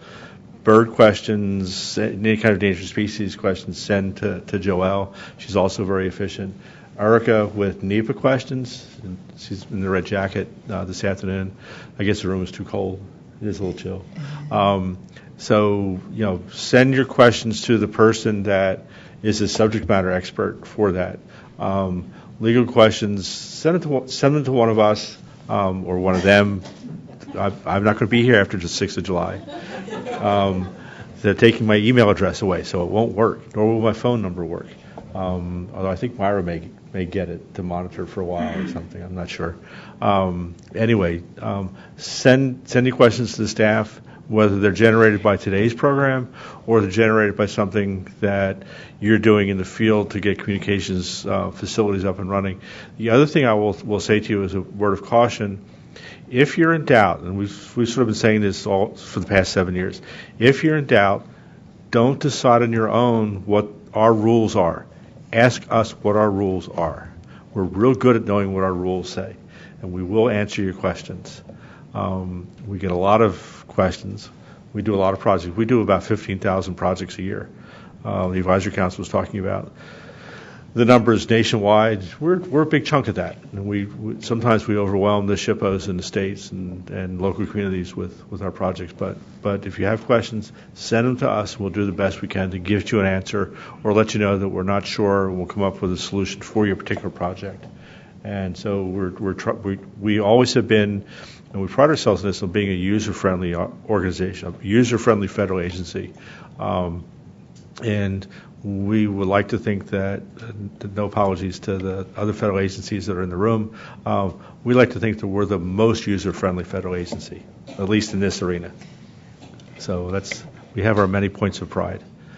So are there any questions for folks in the room or online that you want to send in real quick? Our closed captioning system, and because we're a federal agency, there's Act 504, I think is the number, that requires us whenever we do a webcast to close caption it. So, which is why we had to take a break because the closed caption machine was getting tired. And it is a machine which has interesting ways of interpreting what we're saying. But send your questions in, and we'll monitor the live questions for the next day or two, so you can always use that, live questions at scc.gov. So I guess with that, because it's 4 o'clock, and we said we've done at 4 o'clock, and because I see some people being anxious about flight arrangements and things like that, we're done, but we still can use the room for a little while if you have questions or whatever it is that you want. And there's more candy back there, so I'm sure Joelle doesn't want to take it back to her office. It just gets tempting, doesn't it? Yeah, especially late in the afternoon. And please take the notepads and all the handouts and things like that. So, we printed all that stuff out for a purpose. So I thank you again for coming. Thank you for your attention today and for the past 7 years we've been doing this. And thank you for your kind words on my pending retirement. I like working here. It's been a very interesting experience. Some good people to work with, both here and then the consulting firms and things. You asked a lot of challenging questions, so I will miss that part. But I'm not going to miss incomplete forms. So well, thank you. Thank you very much for coming.